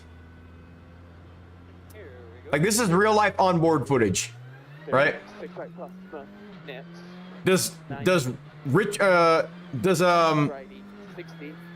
you see how much his head is moving? That's an indicator that the suspension. Yeah, like when you think of off-road suspension, like you probably are thinking like trophy trucks and stuff like that. You're still bouncing around. It doesn't matter how good your suspension is. Your body is still moving in the car. You know, it doesn't matter if you have like tons of suspension travel, right?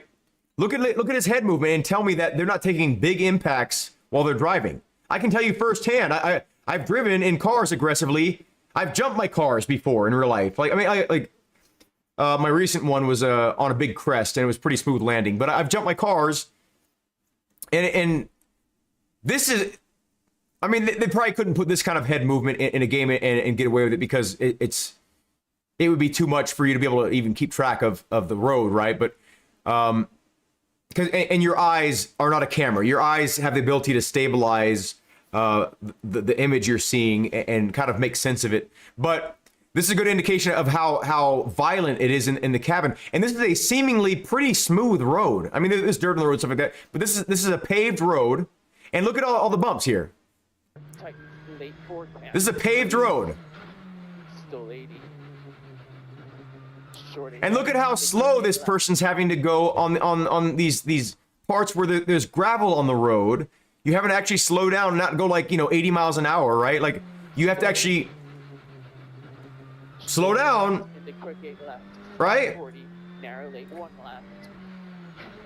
And you don't see any like crazy quick movements where the car's just like rotating out of nowhere, like Plus into lefty 60 36 left closes right into left right twist. Yeah, that would be nice, Joe. Short step right neat 50 I agree. quick 6 left into 8 right. And there are some games that allow you to dial that in. I don't think Dirt Rally. Like this guy's fucking cooking. This guy's doing great. This is a really nice aggressive drive he's doing. And the sensation you're feeling, like it doesn't feel as fast when you're actually in the car. Like you get the sensation of speed, and it's adrenaline that makes things feel fast. But when you're actually in the car, it doesn't look like you're going a million miles an hour. And this is probably not the best example of it, but like when you're actually in there in person, it doesn't look like you're going 300 miles an hour. This is good footage though too. 200. Like where in that footage? Okay, this is look at the coloration, and even this coloration is kind of exaggerated. It looks like it's like a GoPro footage, and sometimes GoPro like exaggerates colors and stuff like that. But look at this footage. Look at the environment, the colors, the camera movement.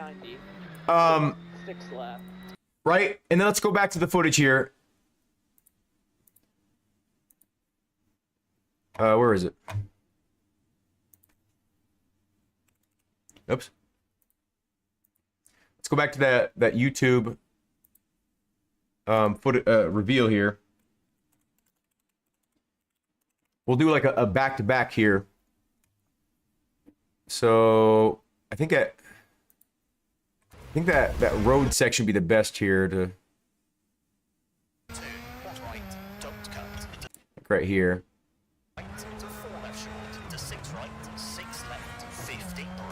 Like, look how exaggerated this car is.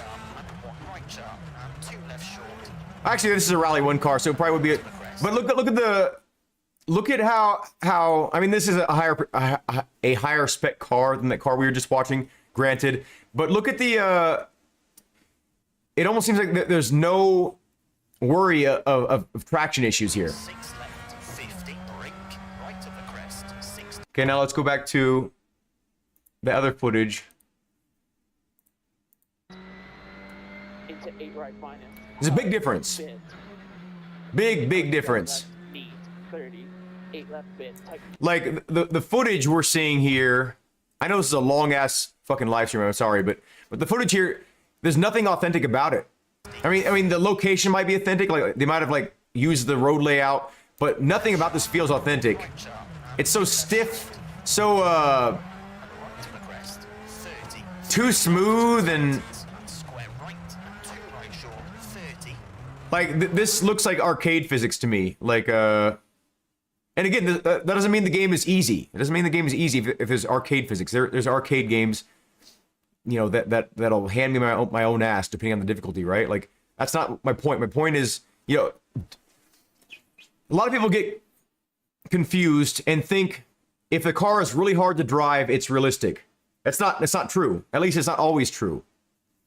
But you know, 'cause these cars were designed to change direction as quickly as possible. These cars were designed to have great suspension based on their budgets, right? And of course, they're going to perform very well on these roads. That's what they're built for. But when you have real life footage to compare it against, if you have real life experience like John Armstrong, like I don't know how he's like passing this off and be like, "Yep, it's the best thing ever." Like, John, you're lying. You're straight up lying. I know this is your company and this is the team you work for, but advertise your product as what it is, not what you're dreaming of it to be. You know, and it you know, it makes me lose a little respect for him when he does an interview and he's claiming like, you know, I mean, I'm not. I haven't heard him say like specifically this is the most realistic experience you're ever going to experience besides doing the real thing. I don't think I've heard him say that, but you know, I don't think he said anything in the way of, well, there are some things that are not quite realistic, but we had to make some compromises due to some limitations based on our investors, right? Like if he said something like that, I'd be like, damn, I respect you, man. Like you did the best you could with what you could do for your team, and I understand that that's the case. But don't try to like fool people into thinking this is like the best, most realistic experience that you can possibly get besides being in the car in real life. It's like, no, it's not. This doesn't look real. This doesn't feel real. And there's much better examples on the market already that do a better job of conveying. Let's look at WRC Generations here. Let's see. Let's look at the last gen game, WRC Generations, and let's see how much improvement they've made over that game. This is a different developer, keep in mind, but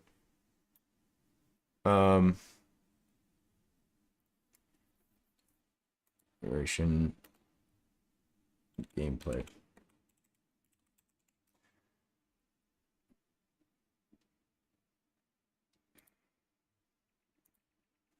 I don't know if this is cockpit footage or not, but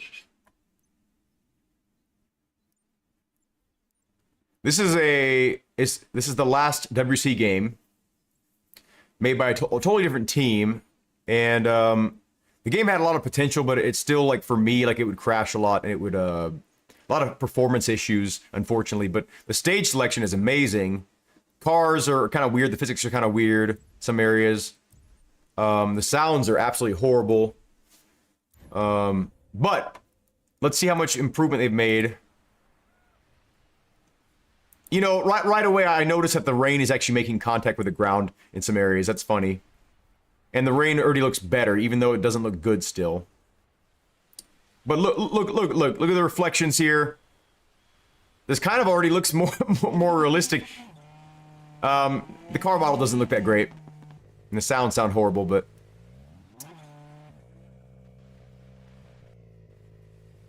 Let's hopefully they do it on board here.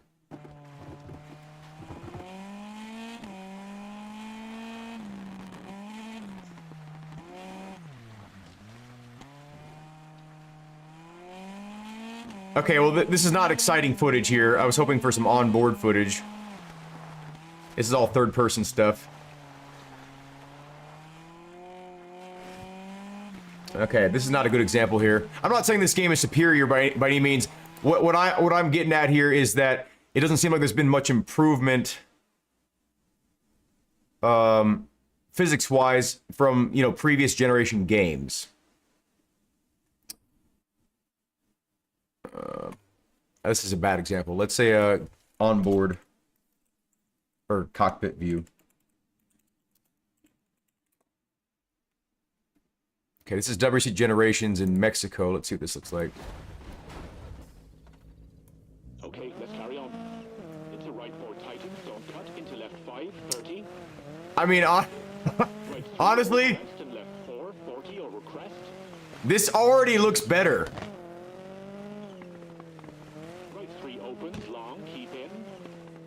The rocks look better. The ground looks better.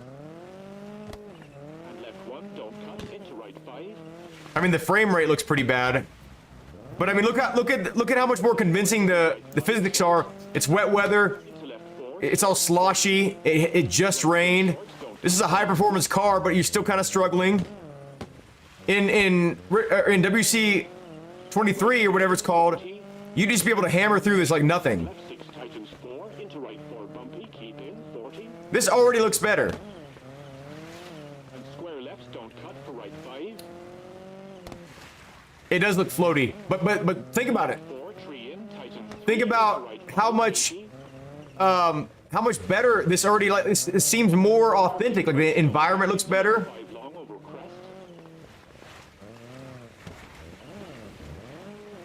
The physics even look better. Hairpin left, long over junction, don't cut. It does still feel like it's floating, and I did Right 5, 50. experience that while I was driving.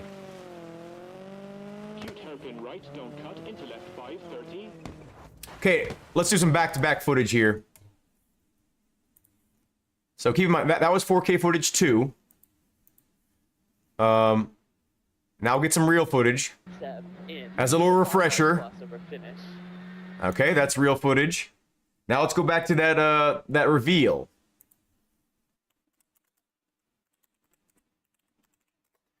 Let's do some back-to-back shit.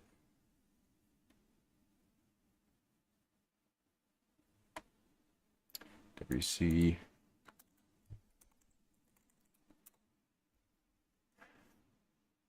Where the... Oh, oops.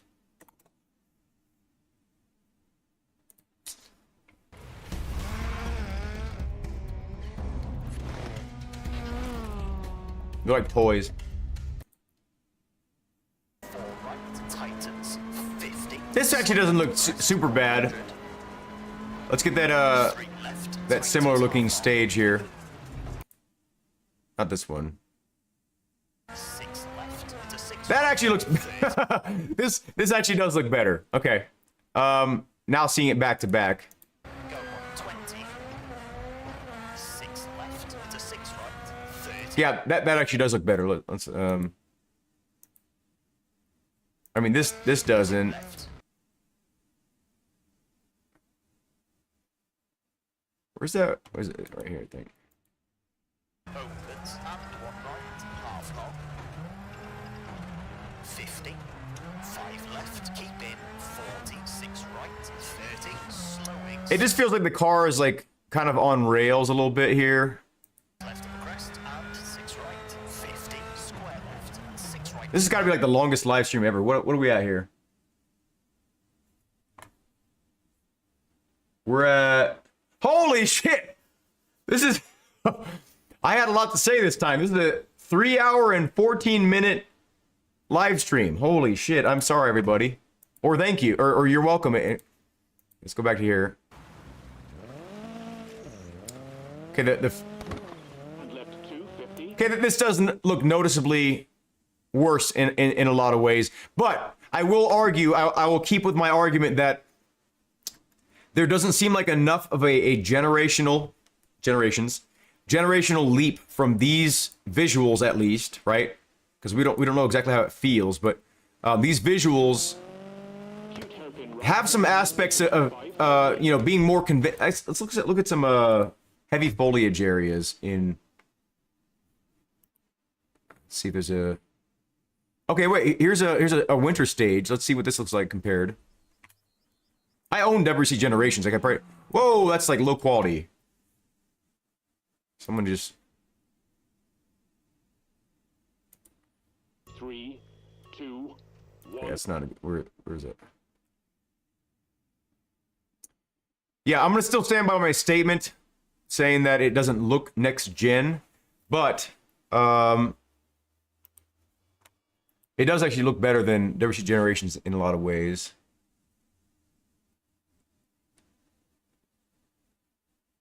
Where's that one? Let's see what this one looks like. Right 4 and left 3. Keep into right 3. Short. Okay, this actually looks horrible right here.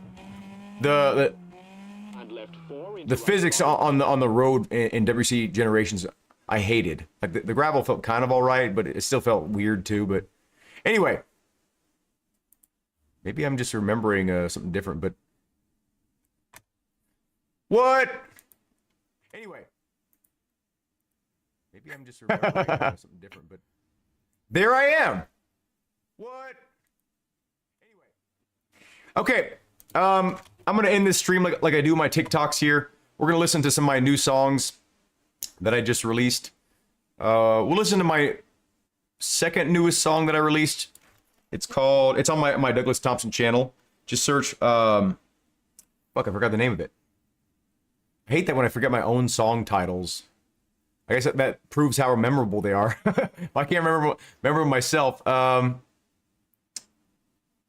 yeah. We'll look up Fame is a Sickness. Hopefully some of you all have some headphones on or a decent stereo, because it's kind of hard to appreciate the bass line and the stereo imaging of this song here. I hope I spelled sickness wrong. I spelled sickness with an I. Sickness. Okay, this is my one of my newer songs that I've released. It's called Fame is a Sickness. Each little finger slide a minute out. Everything I sing about, it's like it comes true.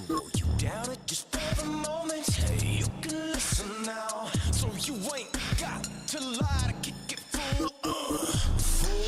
Fortune's told.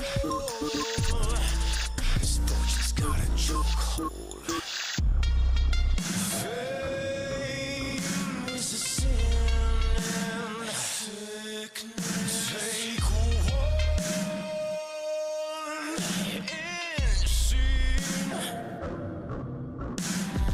see me in the middle, push it up, centerfold, I'm gold.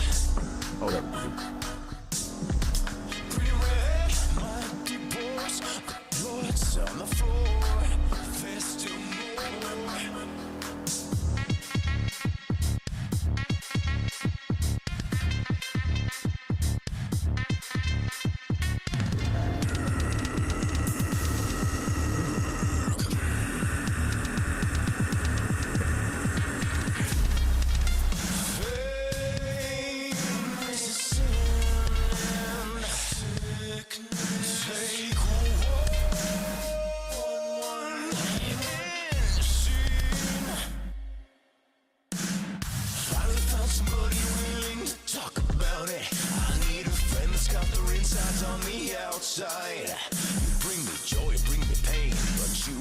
It all the same, and then you feed me all the love that I need and I hate it.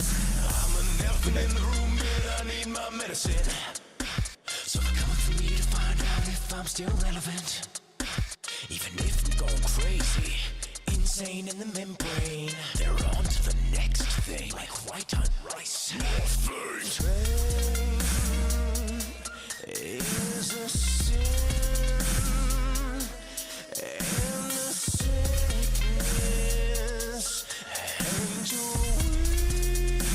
wings carry me. That's my newest release. Maybe I'll, you know what? This is a special stream. Maybe I'll show you a song I'm working on right now too. It's not the best mix-wise right now, but I can kind of show you a preview of it, and we'll watch my other new song. And actually, let me send this thing. And then my wife texted me. She says, "Dinner delayed till 8." Anyway, this one is called Body Cam Breakdown. It's about my boss being an asshole, and he has body cam footage, police body cam footage of him stealing one of my carriers, or one of my coworkers' stereo out of his car, and he had to give it back to him, otherwise he was going to jail. Anyway, this song is called Body Cam Breakdown, and actually you have to type in Doug or song or something like that. And where the fuck is it? Doug song. Why is it not popping up here? Douglas Thompson. There. Okay. This song. Oh shit. Yeah, I wrote it about my boss. He's just a total fucking idiot, total baby, and I hate him. And he makes my life a nightmare. Here you go. Can't stop living a life I can't define. Seen a little bit of the last life.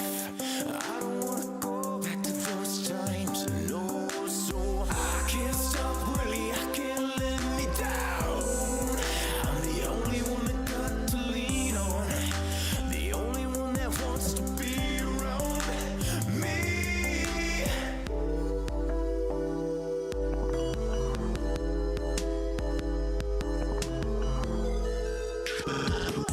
You're staring out the door, hoping like it's gonna save you. Step over the threshold, but then you don't see. You're stealing everybody's shit, so what's it gonna take you? See inside the cop car, throw away the key. The baby doesn't need the window down. I've been just going for a stroll. I'll be back about a week. What?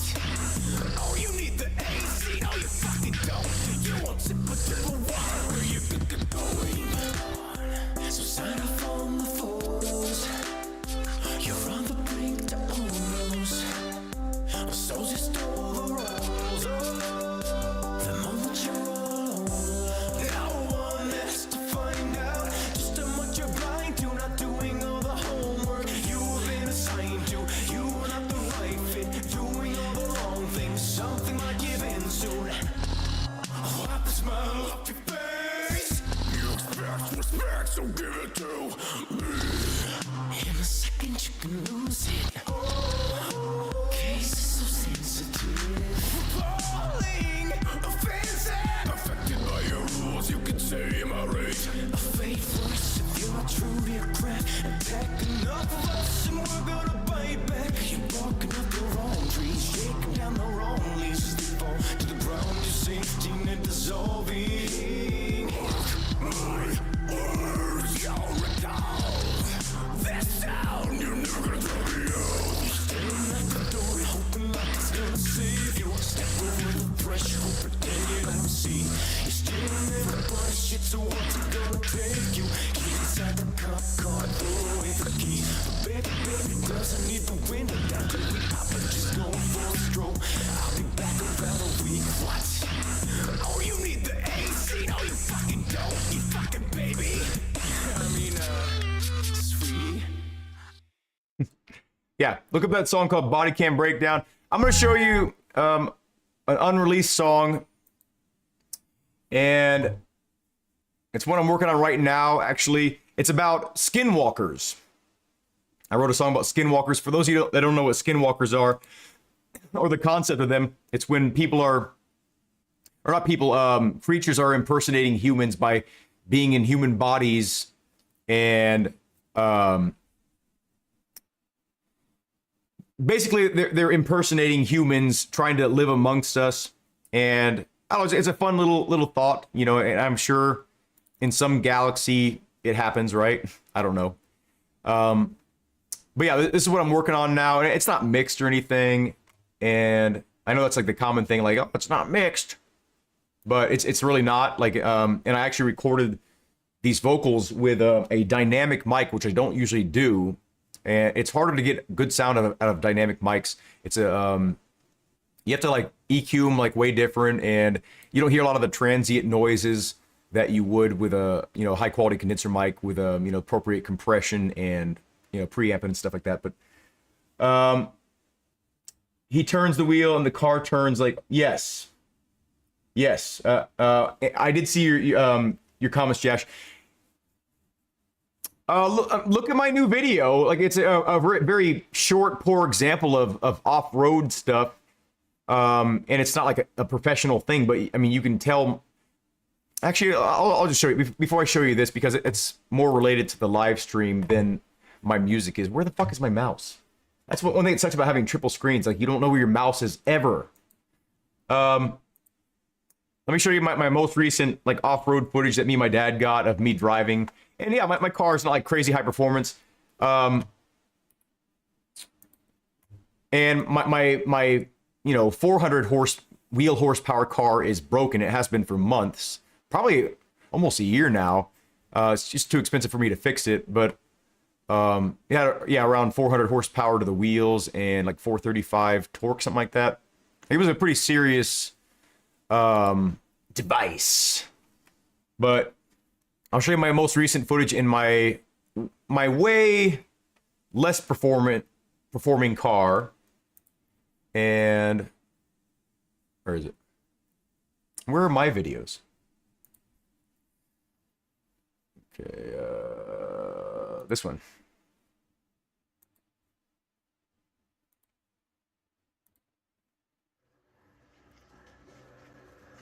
So my dad got some footage for me. This is a Setta Corsa, by the way. Found this cool little road.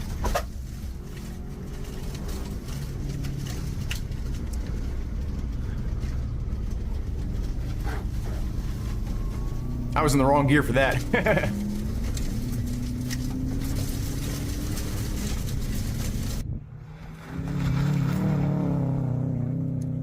I'm about to get run over by Doug going by at 90 miles an hour.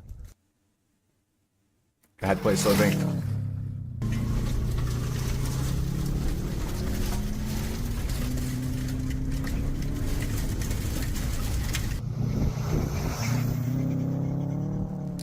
Now keep in mind this is on street tires, street suspension too, so it's gonna be a little bit bumpier. But even my gravel suspension is still fucking brutal as hell.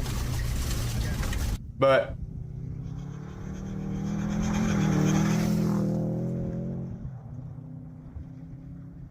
I mean, just look at the way that the car moves in real life. It's absolutely nothing like what the cars move like in that game we just saw, you know? Really soft dirt. Always be on the inside. Yes, much more realistic. That's my dad. I'm walking.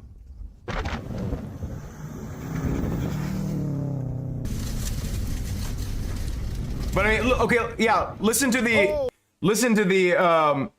amount of this is soft dirt. There's not like a ton of huge rocks in here, right? If the bigger the rocks, the bigger the chunks in the road, the louder this is. And listen to how loud this is. This is in soft, mostly soft dirt, right? And listen how loud it is in the car. And when you have a helmet on, things do sound a little bit more muffled, granted, right? But still, listen. You hear how like now. If you have plastic liners in your wheel well, like it would be quieter, but you would still hear a lot of rocks hitting the underside of the car, rocks getting kicked up, you know, and it's frustrating for me that so many games don't include that or do it justice. Anyway, I wanted to show you that. I'll show you my other car here. I didn't get much footage of that car before it blew up, unfortunately. Like I went out more times than I actually got footage of. But I'll show you when I tested out my gravel suspension for the first time on this one jump here. It was like a big crest jump. Let's see, gravel. But this is, you know, my real car. A Raceworks.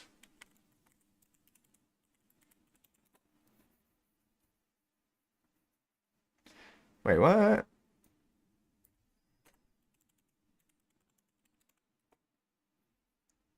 What? No. What did I write it as? Okay. This is my this is my knob. This is my 06. And I hate it. It's too small. I thought it was gonna be way bigger than that. We got the new camera set up here, and we're gonna try them out at the same location, but this time, dry. What the hell is that noise? You hear that? I pulled over like 3 times now. I can't figure out what the hell that noise is.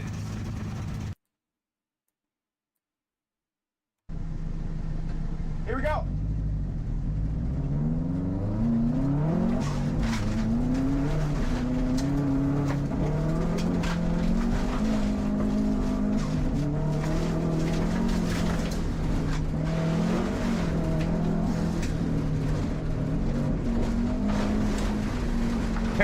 I didn't mean to downshift there. It worked out.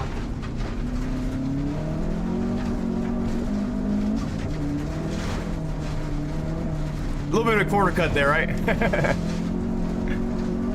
Yeah, a lot of money.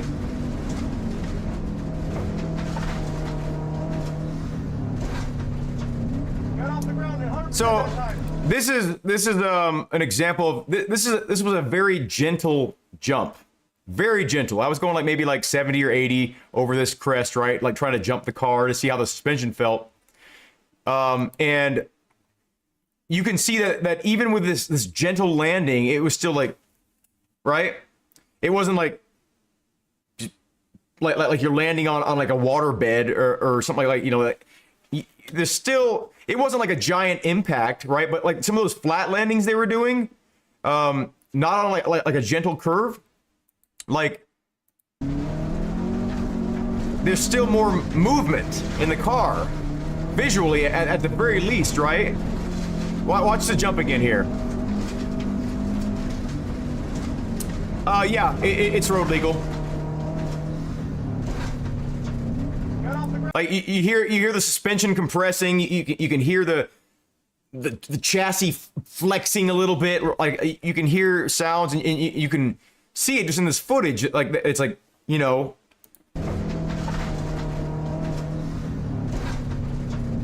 Anyway, that's just an example of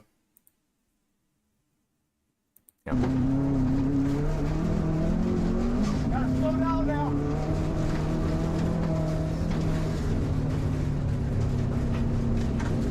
Yeah, there's no floor sound, no.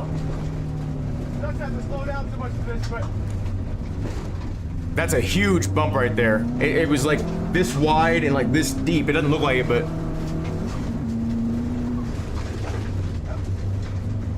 I messed up on this turn here.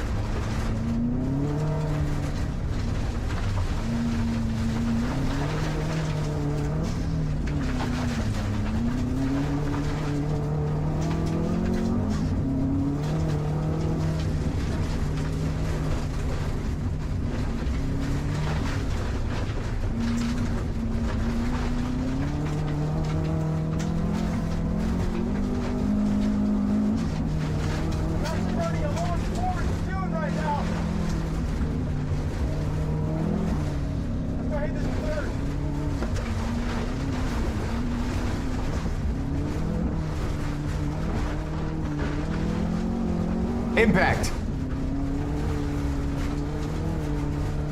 Now this suspension I'm running here is intended for off-road dirt racing. That's what it's intended for. Like, and it's not like super compliant like people think, right? Like I've never been in a Rally 1 car, so I don't know how soft or hard the suspension is, but you can pretty much bet that it's not like supple suspension. Otherwise, they'd be using that kind of suspension on regular cars, you know? And rebound, yeah.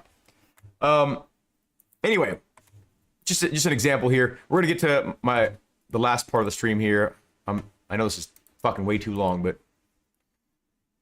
what was that song called? Oh, I think my wife's knocking on the door here. Wait a second. No.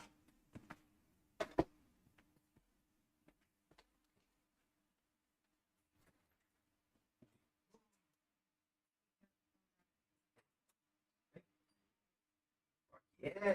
Tofu? Oh, damn.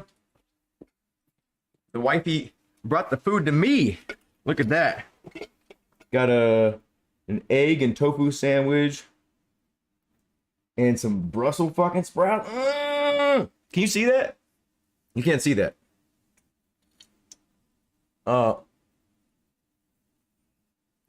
Man. Okay. It's easier to break yes, it is. Definitely easier to break traction off-road. As a matter of fact, you want to do it on purpose a lot of times so you can get the car to rotate. That's why you do the Scandinavian flick to get to break traction intentionally so you can rotate the car. I can't remember the name of the song that I was going to show you.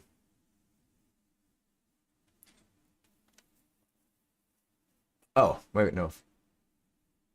I hate that about myself. I always name shit different than what it is. Like, I named this song Newbie Wanka Nubio. I named, like, I don't even know what the fuck, what is this song? Newbie Wanka Nubio. I hate that about myself. Okay, it's not that one. Okay, let's go to recent projects. Maybe I missed it here. Yeah, that was awesome. I have to pee so bad, but I just want to show you one thing and then end the stream here. Oh, Hammer. Okay, I named it Hammer. So this is a work in progress, so excuse the roughness of it sounding. I made the beat, and the beat sounds pretty close to how I want it to be, but I haven't mastered it yet, and the vocals are not mixed in just yet, but it's a real rough idea, and it's very experimental. Here we go.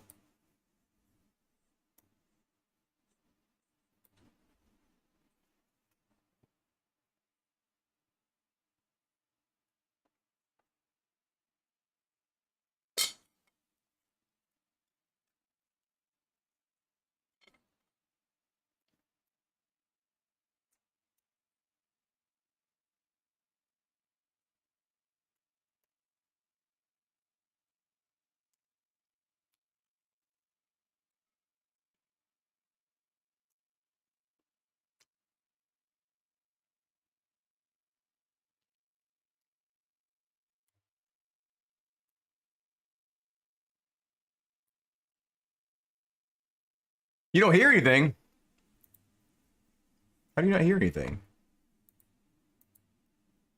You don't hear the song? What did I think of the WRC gameplay, Cash?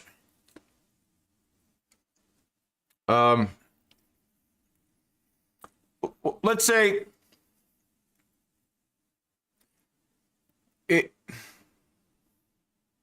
it's better than I thought it would be in a lot of ways, but it's also exactly how I expected it to be, if that makes sense. Oh, no music? Wait, so you can hear it twisted, but Joe can't? Can anyone hear this music? Let's get to the second course here.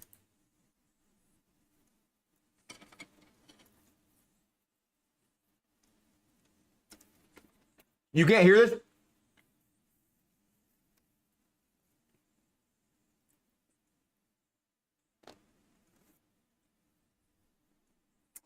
That's so weird. It's set up for... Oh, I know what's going on. OBS is not okay. I didn't configure OBS to. Wait, it's set for desktop audio, so it should be whatever is on the desktop. Weird. Okay, let me see if I can. Is it not set up? Huh. That's really weird. Well, I guess I won't show it to you. I would have liked some opinions on it. That's okay. Yeah, you heard the gameplay. I'm so glad you said that, because I was about to be like, what? You know.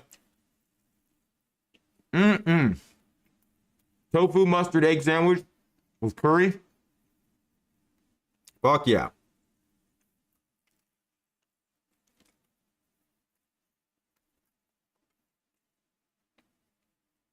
Just the voice. Oh, yeah. How many of you want to hear the preview of this song? Because what I could do, I could export it as a WAV file and then play it on Windows Music Player maybe. So you would like to hear it, Joe? Let's do it for Joe, regardless of what everyone else says, because I have something worked out for this middle part right here, but I'm not going to present it because it's very far from being anywhere near presentable. And this part's a little bit rough still here too, and I might change it. And this last part, I'm just going to mute that for now because it's not presentable yet. But the rest of it's, you can kind of get an idea of what I'm doing here. Let's go ahead and save this and export it as a WAV file. And we'll play it on Windows Media Player. Cashmate 2, okay, cool.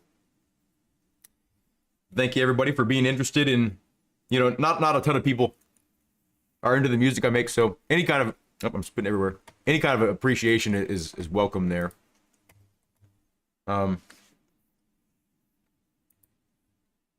So let's go to G file. And I called it Hammer, right? Hammer. Feeling the celibate, nothing but net. Scoring is easy, but you haven't met me. Balls deep, space 9, game set, generate. Fables of love, the drug son. Say the day must has begun. She just looks so pretty. Wanna make her mine. It's nowhere better. Show her a good time. Praise the Lord has brought me you. Thanks to your mother feeds you. Reading all the right signals. Your sex appeal is not lies. Any chance I could eat your number? Oops, I forgot my own. That's right.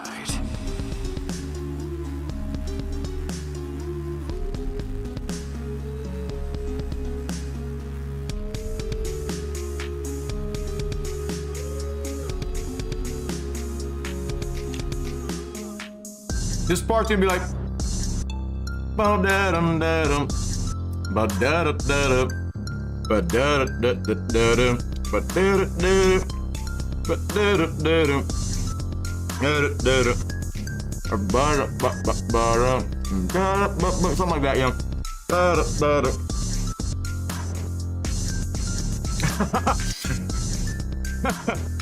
This music has better texture than the WRC Snow. Yeah. Fables of love, the drug son. Say the day must has begun. She just looks so pretty. Wanna make her mine. It's nowhere better. Show her a good time. Praise the Lord has brought me you. Thanks to your mother feeds you. Reading all the right signals. Your sex appeal is not lies. Any chance I could get your number? Oops, I forgot my own. That's right.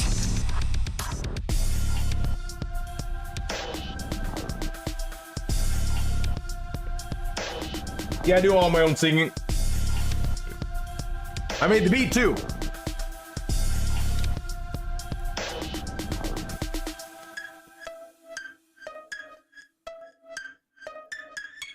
For some reason I got the message years ago, and I see what the sun just decide.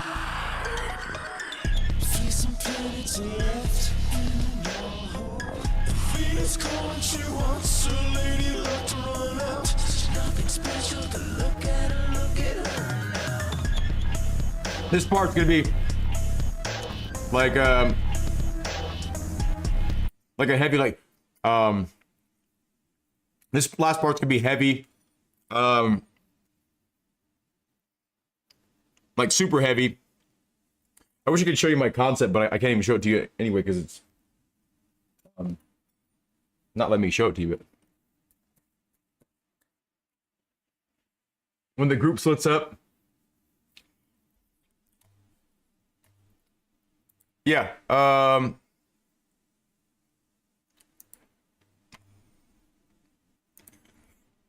guess this is a good opportunity since we've been streaming for almost 4 hours. What time is it? 8 o'clock.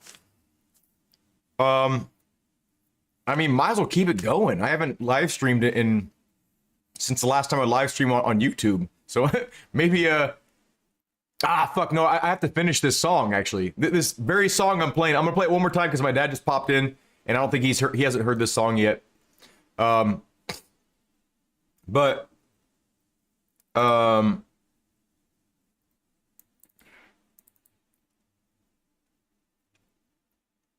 play it one more time for my dad here.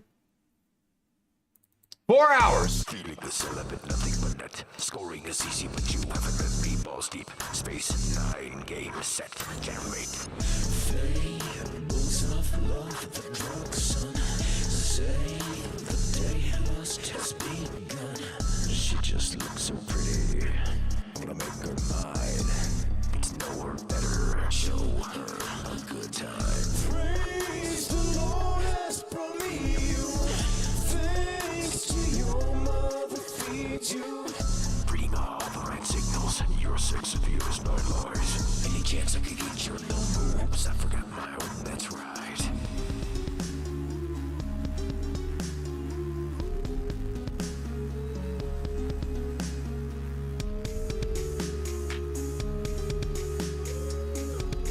So this song is about skinwalkers. It's gonna be like, this whole part right here is gonna like kind of reveal to the listener that the female that the person is interested in the song is actually an alien in human skin, and like she's revealing like, you know, I can't take this suit off without bleeding.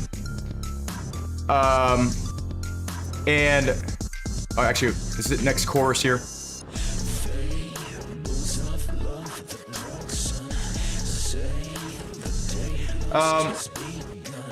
She just looks so pretty.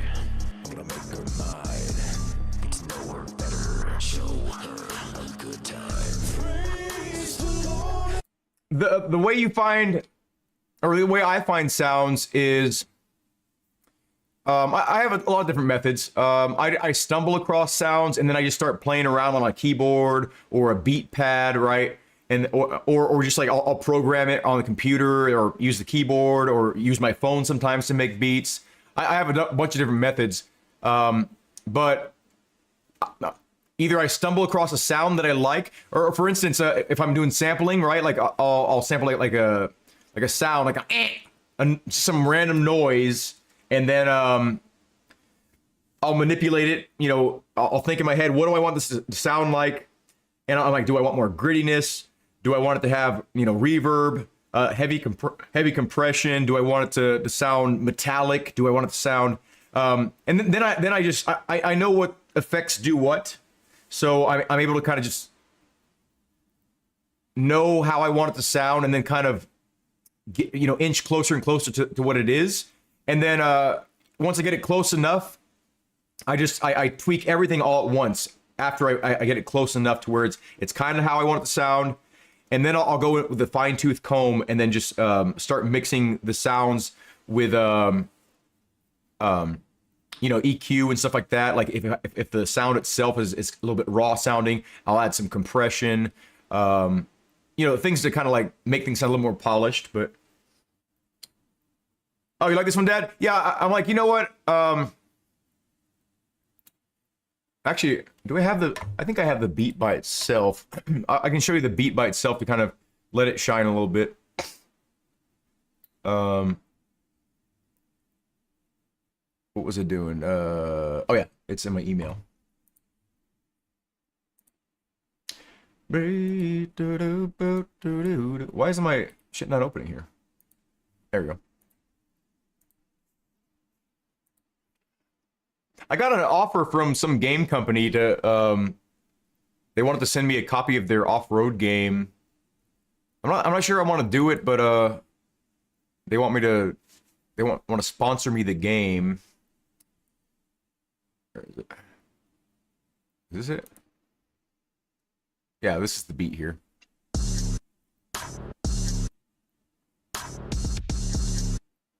You're welcome, Twisted.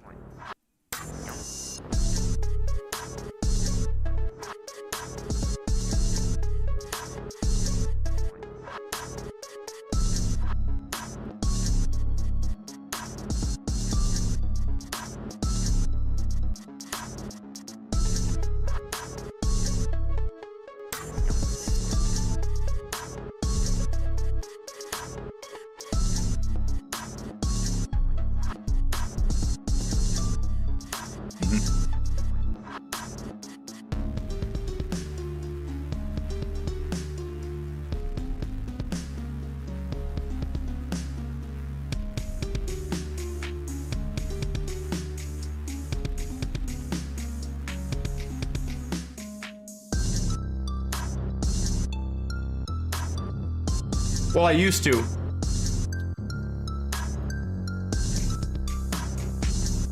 I'll show you my newest guitar song.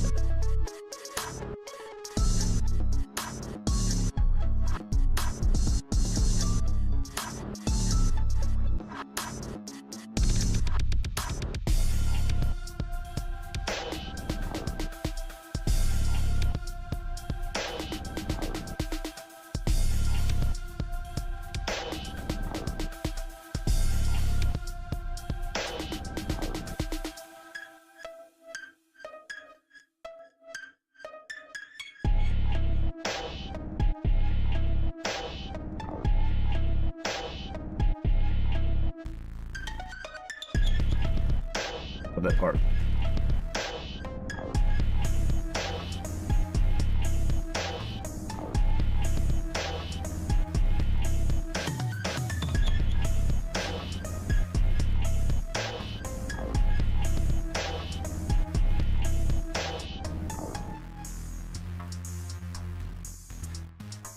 One thing, Twisted, I can recommend to you if you're having, if you're struggling, like finding a right sound, ignore that.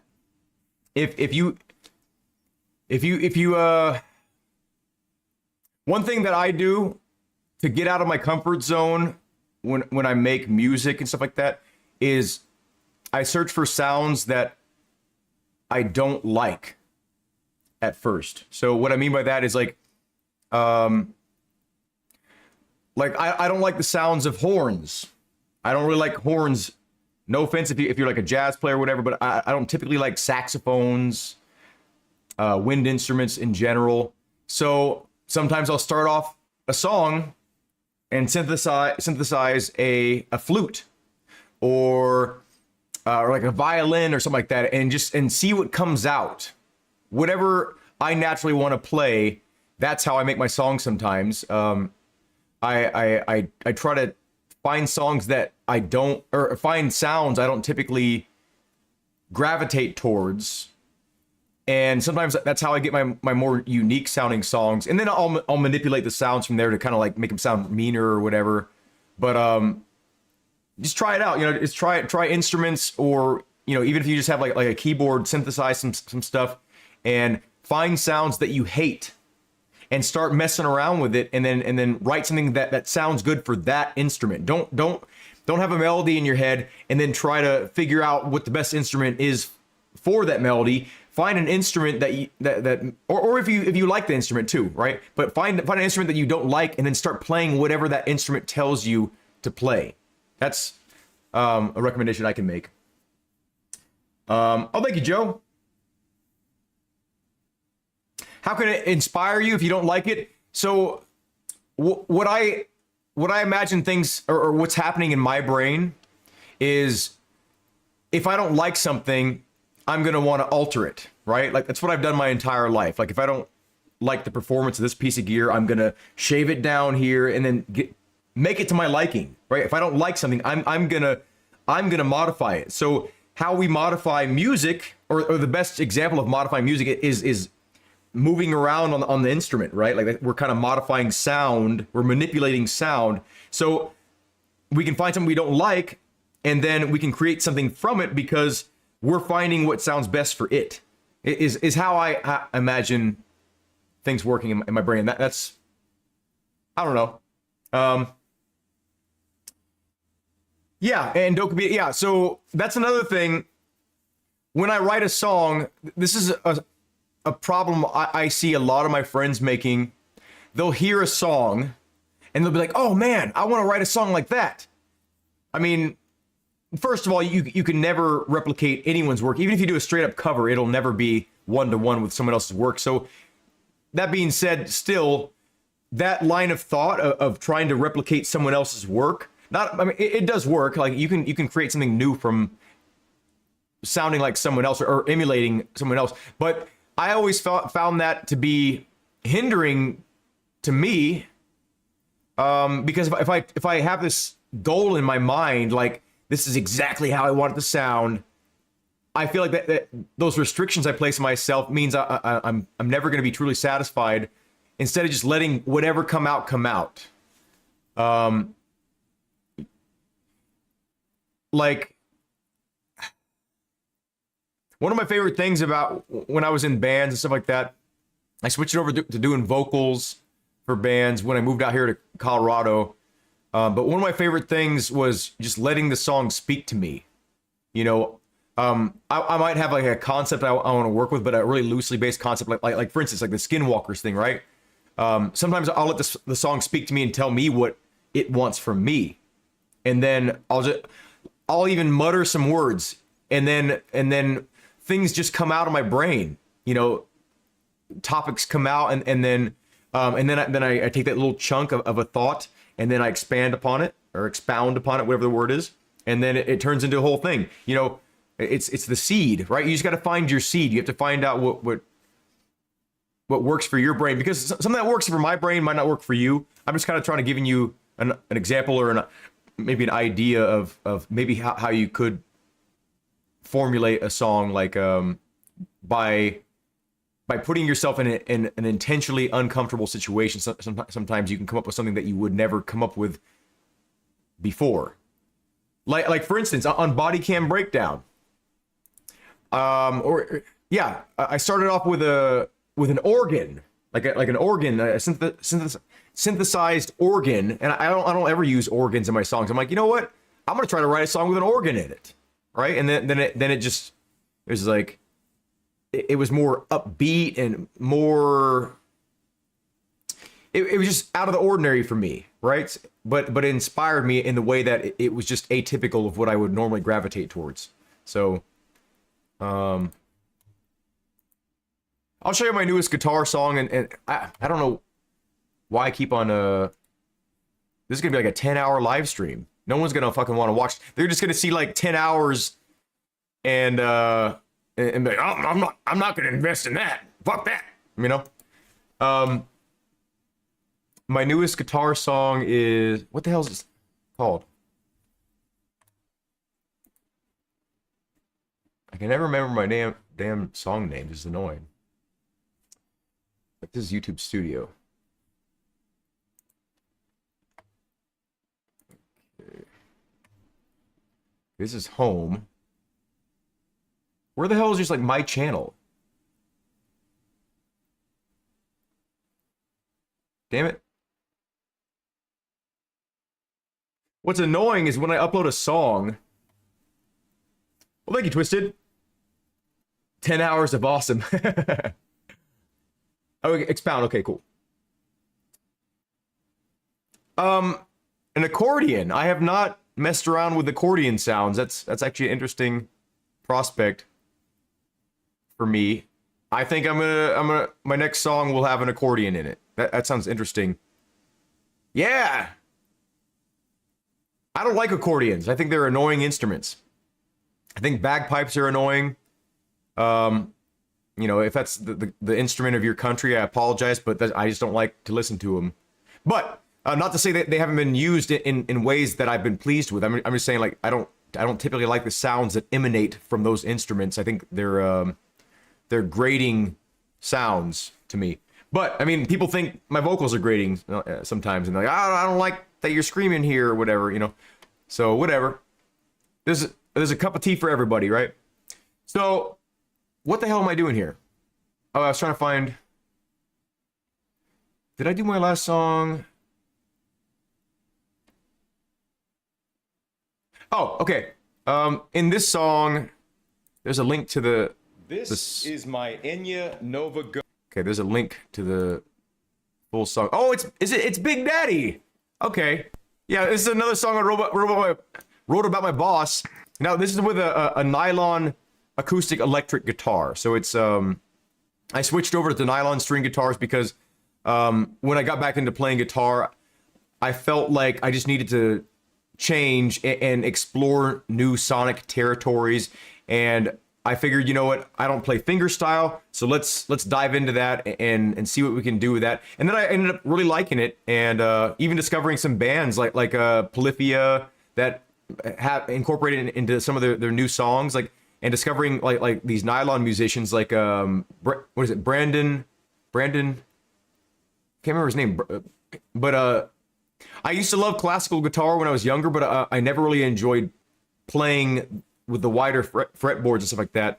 But then, yeah, so recently I picked up some nylon guitars, and now I have a bunch of nylon string guitars, and I love them, and that's all I play now. But anyway, this was written about my boss. I did the vocals, the guitars, and I made the beat, and obviously the recording and stuff like that. But this is a little bit more traditional in terms of sound here.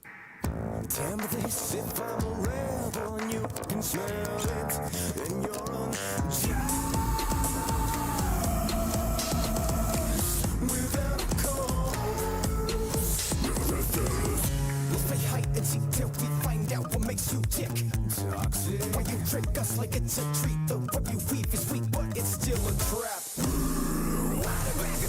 Just a little bit further and stop.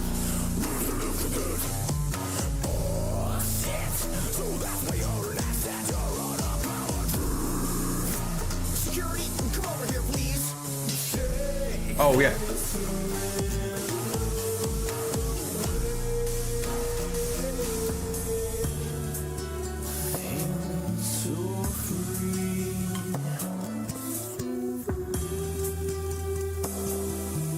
Fuck.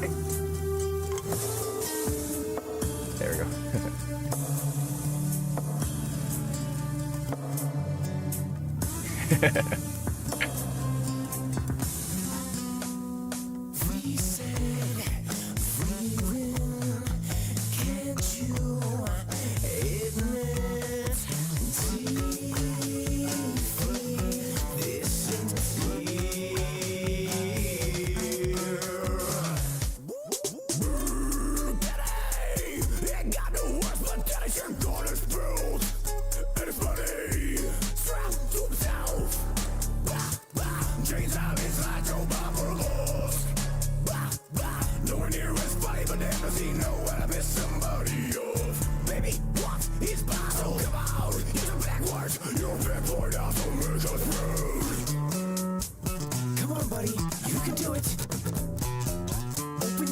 like this. If you have something to say, use your mouth. Isn't that cute? What if just a little bit further, would you look at that? Oh, shit. So that's where you're at, and you're on a power trip. Security, come over here, please. Take this man away. Let's say hi and seek till we find out what makes you tick. When you trick us like it's a treat, the way you weave is sweet, but it's still a trap.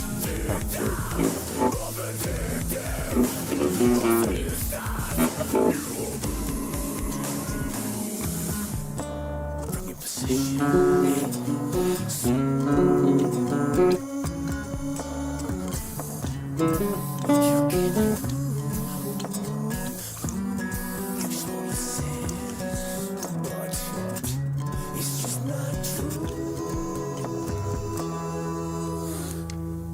So this was recorded with this guitar. This is a Cordoba stage guitar. It is completely hollowed out, and it's very thin. It's got the jack down here, and it's got onboard controls right here, like a traditional guitar. So it's and this has multiple pickups. It's got a, was it a piezo or piezo or whatever underneath the bridge, and then it's got a, well, they call it a microphone, but it's not really. It's a what is it? What are they called? It's like a big diaphragm that's like glued to the body, and it picks up vibration. And anyway, but there's circuitry inside here that takes those sounds and enhances them further. And this thing sounds amazing on recordings. It sounds amazing just playing it through an amp. And it's, I mean, like it sounds very full by itself too, and you will not find that in another thin line instrument. And it's amazing. And it's got that fucking mean ass tiger's eye top there, veneer. But yeah, piezo, microphonic. I don't know. Looks like a Taylor T5. I don't know what a Taylor T5 looks like. You talking about the cutaway? But yeah, it's the fretboard is a little bit wider than a traditional electric guitar, but I think it's, what is it, a 1 7/8 inch fretboard, like at the nut. So,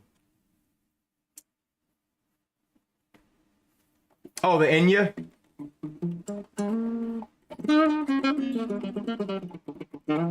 The whole thing sounds like that, or looks like that. Now, if you never had a nylon string guitar, they're a lot different. The maintenance is different. The string break-in period is weird. Like, it takes forever for the strings to kind of settle. And no matter what, like, the temperature changes, especially on the bottom or the top two strings here, they always go out of tune. Doesn't matter how good your shit is. Very temperature dependent. And there's quirks to nylon string guitars, but once you kind of adapt to it, and then it's a bit easier on your fingertips, and if you're doing like finger style stuff like that, it's a bit easier on both hands, like but I can definitely recommend it. Yeah, like if you want to do some cowboy chords, yeah,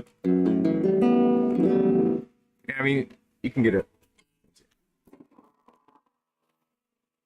Anyway, and I got these the bass portholes right here, so the user of the instrument can monitor if you're just playing unplugged, you can still hear the resonant frequencies of your instrument. And of course, it's a set neck.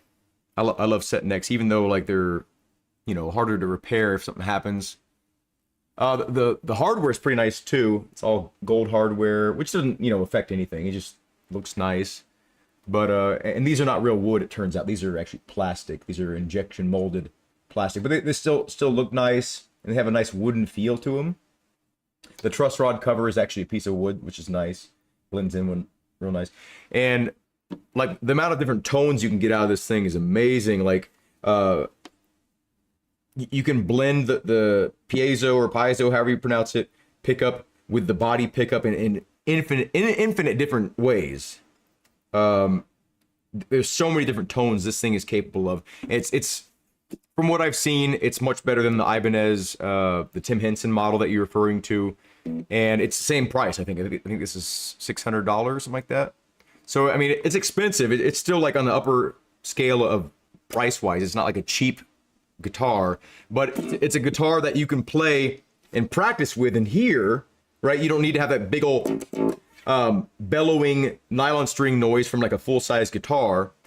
You can still hear it just perfectly fine, but when you plug it in, it sounds so magical. Add some compression in there. Man, does it sound good. What strings do I'm using a combination of 3 different string manufacturers, Labella, what's that other one? I know this low string is from Labella. This is tuned to A. I like to tune my instrument down tune my instruments to get a little bit more body out of the instrument, because a lot of my songs I don't record bass tracks for, and I find it gives them a fuller sound when you detune and write a song with like lower notes in general. But yeah.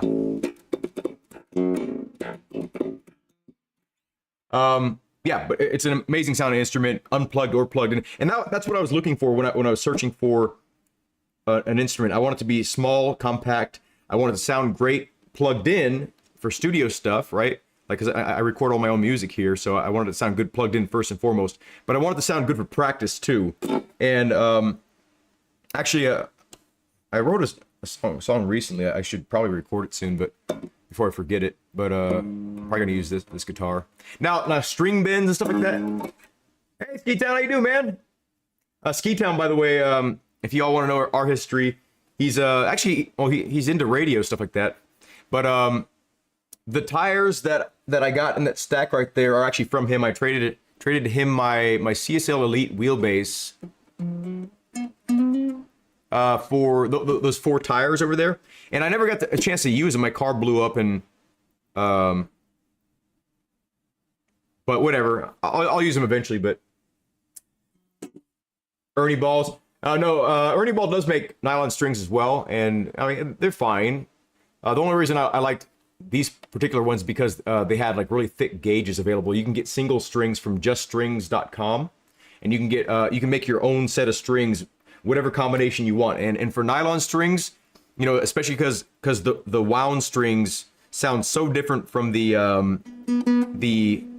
unwound nylon strings, and they're completely different construction too. Like with steel strings, it's a steel, like it's a core, right? And it could be like a hexagonal core, I think, or it could be a round core steel wire. But for the most part, all the strings are made out of the same stuff. But with nylon strings, these are nickel silver, they're nickel strings, silver plated for the bass strings, and then on the inside is a it's a nylon core, but they're individual strands of nylon rather than like one big strand, right? So and these the treble string are just straight up like solid nylon. So you can also get you know, rectified strings and stuff like that. Rectified strings have a bit of a different tone, but the concept behind rectified strings is that the overall uniformity of the string is better, so it's supposed to provide a more accurate note. I don't know if it actually makes a fucking difference, but the biggest difference I heard in the rectified strings is there was a lot more string noise when moving around on the fretboard if you're the type that kind of drags your fingers rather than lifting your fingers and going to where you're going. So if you do like a lot of slides and stuff like that, there's a lot more string noise, and they felt good. They felt much better on the fingers to me. The rectified strings, they have like a sort of a matte finish rather than like a sort of a smooth finish. Well, it's still smooth, but it's matte you can kind of feel the texture rather than just like not feeling, you know, an absence of texture with the regular nylon strings. But yeah, there's a lot of string noise, but they did feel pleasant to the finger. And if you don't do a lot of sliding around, you just do a lot of single position stuff or like capo stuff, they could sound really nice. And some of the string sets are pretty cheap for the rectified. There you go, man. Oh, you got the video up, Ski Tone? Let me that thumbs up. I'm gonna end this stream here. I literally talked for the past like hour about random shit. Hopefully some of you all enjoy this. I don't really live stream over here very much. I live stream mostly on TikTok. So if you want to see more live streams where I'm actually racing and doing like entertainment things rather than like, you know, picking something apart, follow me on TikTok at Douglas Thompson Official, or just type in Douglas Thompson. I'll be the first thing that pops up over there. I have like 250,000 subscribers, or 225,000 followers over there. And then if you're not familiar with my other YouTube channel, please follow me on at SleepyPants Sim Racing. Right, that's my second YouTube channel dedicated only to sim racing things. So if you like the sim racing content from me and you're not necessarily interested in the music, you know, real racing stuff, firearms, BMX, all the weird stuff I do outside of sim racing, you can get a very focused version of me at SleepyPants Sim Racing. And I'll spell it right here in the... Glad you caught me. Decided to need to cut your video a little shorter. Except though, I will check it out, man. I will definitely check it out. And everyone here, go check out Ski Town. He makes YouTube content on here as well. Let me write down the name of my other channel just for those of you that maybe don't know about it. But I'm gonna end the stream. Any further questions? Forever hold your silence. There we go. SleepyPants Sim Racing. Love you, Dad. Thumbs up. And at a point in time, you wish to play more, you can. You will. Oh yeah. Ski Town. I really don't play much. I noodle around now, but when I was younger, I used to play for like 12 hours, 14 hours a day. I've lost a lot of my skill, and I've had to just kind of like start clean slate, and I've definitely lost a lot of my dexterity and a lot of my speed, because I used to do like metal guitar stuff like that. And but I just changed my direction because I was kind of done with doing metal stuff. Even though I'm still very influenced, I still listen to metal stuff, you know. A good example, actually I don't want to play it because I'm gonna end up getting copyrighted. Oops, it's one of my other songs. Love you, that thumbs up. Was looking for the angry rant on the new EA drop today. Looks like it's getting better. More recent clips maybe. Steven, I am angry about the footage that was shown today. I do think it is better. You're correct. It's better than how I described it, Steven. I think you might have asked me this already, but how I described it is it looks better than I thought it would, but it looks exactly as I thought it would. If that makes sense. Does that? Or no, okay. It looks better than how did I say it before? It looks better than I thought it would. But I said something more that made sense more before. Or maybe it didn't, I don't know, but be easy. We'll try. Anyway, you got a cool acoustic that was signed by Pure Prairie League. They came to the other station and played Amy for me, my two coworkers. It was, what was that? I'm not really familiar with that group, but that's really cool, man. It's really cool. Special moments like that are, you know, 1 in a million, and you're gonna hold on to that memory for as long as you're breathing, man, and that's cool. And yeah, try to appreciate special moments and absorb them into your soul. Anyway, have a good night or a good day. Thank you all for watching, and I hope to see you in a future. How long is this now?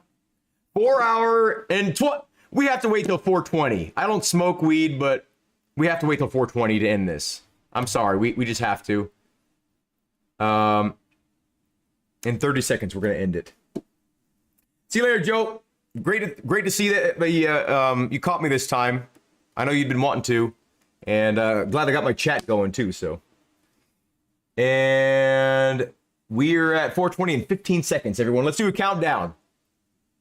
10, 9, 8, 7, 6, 4. Oh, I lost. 4, 3, 2, 1. 4:20. Okay, see y'all. I'm gonna get to finishing this track up. Thank you, Joe.